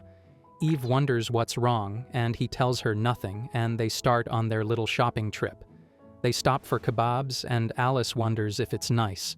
Maybe not so amazing since she was born in the capital, but Cain says that she couldn't go outside since her body was as weak as a wet paper bag. She was imprisoned after becoming a hero, and aside from her parents, she had no one. Right now, Eve and her daughters are showering her with love, crying at her miserable childhood and promising to hang out together. Lloyd is just glad to be included. Cain looks at children smiling and laughing. Eve wonders who they are. It looks like they are going to school. Sophie agrees, and Lloyd wonders if she is interested in going to school. Sophie says that perhaps she can make some friends. Ever since she was taken by the cult, she has been out of school for a long time. Cain volunteers to go to school as well. She doesn't know about Sophie's past, but right now, no one will get in her way if she wants to do anything. Eve, on the other hand, is a blubbering mess. Even though she is a helicopter mom, she will put up with the separation if that's what Sophie wants. Alice tells Sophie that she can talk to her about anything. If they are bullied, she will punish them. Cain says that if there is someone who wants to bully her, they will have to go through every one of them. Sophie smiles. She is blessed to have a family like that and wants to go to school and make lots of friends. Lloyd tells them that they will return to the clothing store then. Right now, the manager had handed him a flyer for school uniforms. Later, they are standing at the gate to see her off, and Sophie smiles as she goes to school. But it turns out, the family is ready to stalk her. They try to keep up with her as she blasts off to school with high hopes of making new friends. As sweet little Sophie has decided to go to school, the wholesome family has decided to watch her from a distance, ready to throw hands if anyone dares bully their little girl. Eve wonders what kind of place a school is. Lloyd says he's never been there himself. After all, he's been working ever since he was a kid. Alice says that he studied for a while with a personal instructor, and as Kane was bedridden all her life, none of them has been to school. They just proved that one doesn't have to go to school to be successful. They just need to be born different. They start feeling anxious about Sophie. Sophie finally arrives and looks at the gigantic school building, realizing that she's going to start studying here. Later in the classroom, she introduces herself to everyone. While her family is peeking from behind a tree, she nervously introduces herself as Sophie, someone who's good at magic, which is a huge understatement, and wants to make friends and be nice to everyone. The instructor smiles, wondering about the good at magic part. He explains that this is going to be her homeroom, and there's still some time until the first year, so they should prepare. But all of the other kids are swarming around Sophie. Eve wonders why they're gathering around. Is this some kind of bullying ritual? Alice is ready to throw hands and charge, but Kane says that they just want to chat with her. They ask Sophie where she lives, and she says, "Beyond the wasteland." That's not the kind of answer the other kids were expecting. They wonder if people are living there, and she says she has never heard about anyone else living there. They then ask her if she went to a different school before this one. She honestly tells them that she was in a cult and stayed at home. They wonder what a cult is. Maybe it's a snack bar or something. It turns out that Sophie is a bit different than the others. Eve starts blaming herself. Maybe that's because they're not a normal family. Lloyd notices some weird movement and wonders if the guys are troubling her. A couple of rich-looking kids try to greet her, saying that they're the class president. Sophie tells them that it's nice to meet them, and the class president is really enthusiastic to know about her. She explains that Heiress Osama is the school's founder, and this guy is her son. The class president enthusiastically says that Eraso is the best in magic in his grade. Sophie is excited, wondering if someone else is really good at magic. Eraso smiles, saying that if she's troubled, she can rely on him as her senpai. The first period is a magic test, and she says that she was good at it, so maybe they can show off their magic. Eraso even decides to show his magic so that she can look forward to her real ability. Sophie is excited, but the poor little kid doesn't know that she's about to end his own whole career. Even the family can't believe that he's thinking about being her rival in magic. They decide to change their hiding spot as Sophie is escorted to the magical testing ground. A few targets are lined up, and Eraso tells them that they will test their magic on the target. The instructor tells Eraso to go ahead. The test is starting.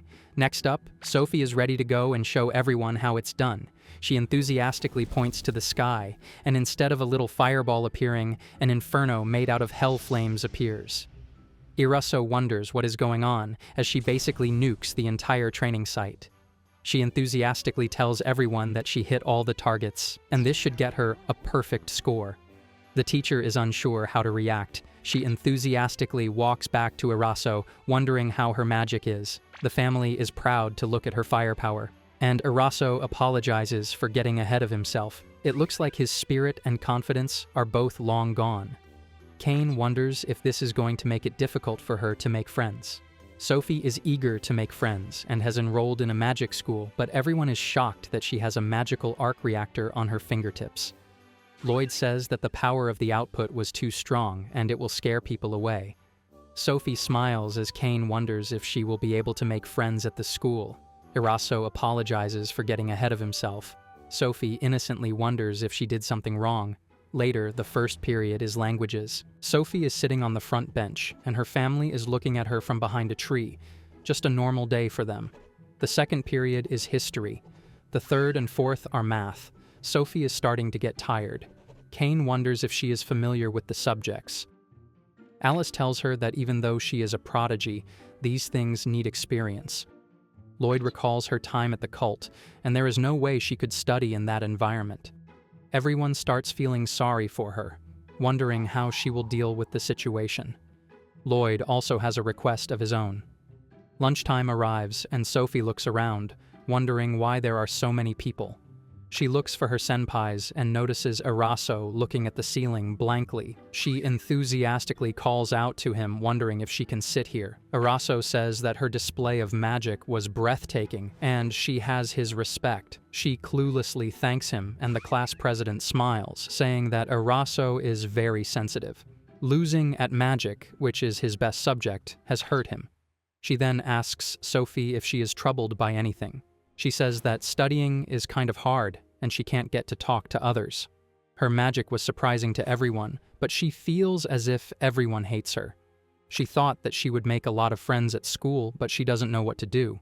The class president feels sorry. Eraso, all of a sudden, regains his composure and promises to help her with her problems, and the class president smiles, saying that Eraso loves to be relied on. Eraso gets his fire back, telling her that they will study first, and she should let her know if she doesn't understand anything. He is the best at studying.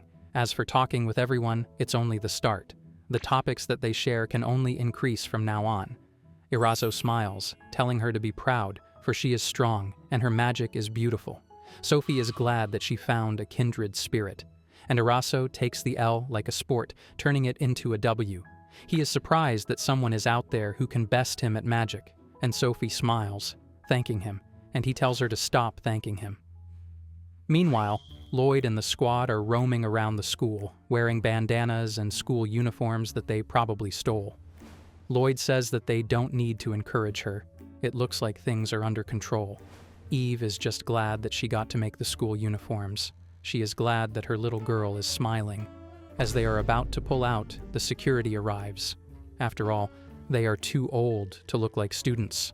Sophie is enthusiastically carrying her bag with a bit of wind magic, saying that school is fun and the feeling of freedom is addictive. Later, she spots her family, tired out, next to a police guard. Sophie looks at her mother, wondering what is going on. She tearfully says that they are her guardians, and the security guard calmly tells her that even if they are guardians, they shouldn't be stalkers. He will let them off the hook this time. Eve starts hugging her, asking her if she is okay, and Lloyd says they were worried about her and were looking out for her. Eraso says that she is not some ordinary girl, but it looks like she is smiling, and that's what matters.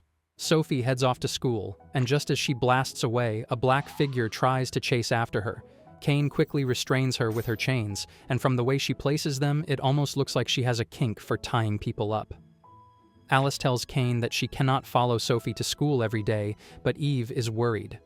She wants to see if Sophie is enjoying her school life and cannot bear to take her eyes off her even for a moment. Lloyd still cannot believe Eve even allowed Sophie to enroll in that school. Kane warns that if Eve is too clingy, Sophie will come to hate her someday. Eve's eyes widen in horror as she imagines her sweet little girl turning into a delinquent, yelling that she hates her. Kane smirks, realizing she can tease her with this little thought. Lloyd starts pinching Eve's cheeks, telling her to cut it out. Alice assures Mama that Sophie would never act like that, and Lloyd also says there will not be a problem. But Eve has already spiraled into overthinking, now imagining Alice as a delinquent too, calling herself the Demon King's special hit woman. Back at school, the kids are chilling together when Sophie greets everyone, saying she had a good morning. She apologizes for not catching the class president's name earlier. The class president introduces herself as Mika, leader of Eraso-sama's fan club. The emo kid introduces herself as Quota Magica. Sophie is glad to finally know them. Quota points out that they have already been together for a while since she sat next to Sophie in class and at lunch, but Sophie never noticed her. It looks like she failed to make an impression. Quota explains that she loves creating magic. Yesterday, when she was experimenting with spells, she managed to invent telepathy. Eraso wonders if that means she can communicate without speaking. Quota confirms it, and Mika immediately suggests using it to spread Eraso's greatness. Eraso refuses, saying he does not want that kind of attention. Quota explains she can create other spells too, but her mana reserves are too small to test them. Sophie smiles and volunteers to test the magic for her. Quota starts with an easy one. Eraso holds out a wet cloth and Sophie uses the spell to dry it softly. Instead of drying, the cloth turns into cardboard. Next, Sophie uses a spell meant to stop static electricity from a photon, but instead it amplifies it and turns into a generator. Eraso is impressed to see such wild results. Quota then introduces a spell meant to stop someone from falling. But when Sophie tries it, Araso spins into a tornado. Every spell ends up having the opposite effect. Sophie glances at Quota, worried she might have lost her motivation, but it turns out she is hyperventilating. Quota apologizes for her failures, though she admits the experiments were fun. She explains she also has a spell that eliminates weight, allowing anyone to lift heavy objects. Araso is curious to see it. Sophie targets the spell, and as she activates it, her own hair begins to float. Araso laughs, calling it a small success, and Quota is relieved. Sophie wonders what would happen if she applied the magic to everything. Back at the mansion, Lloyd notes that it is about time Sophie comes home. Soon they spot her zooming toward them. Everyone gathers to greet her, but then looks around in shock. Eve steps forward and sees Sophie's hair styled strangely, stiff and spiky, almost like she used gel. Sophie smiles proudly, saying this is a new magic she learned from her classmates. Alice and Eve immediately faint, convinced Sophie has become a delinquent. Lloyd mutters that maybe they really should follow her to school every day, but Kane tells him to stop being so overprotective. Meanwhile, back at Quota's house, she marvels at Sophie's abilities. She has a special book that can only be opened with a specific amount of mana, and she wants Sophie to take a look at it. She is already looking forward to tomorrow, but that book carries a sense of bad news for everyone.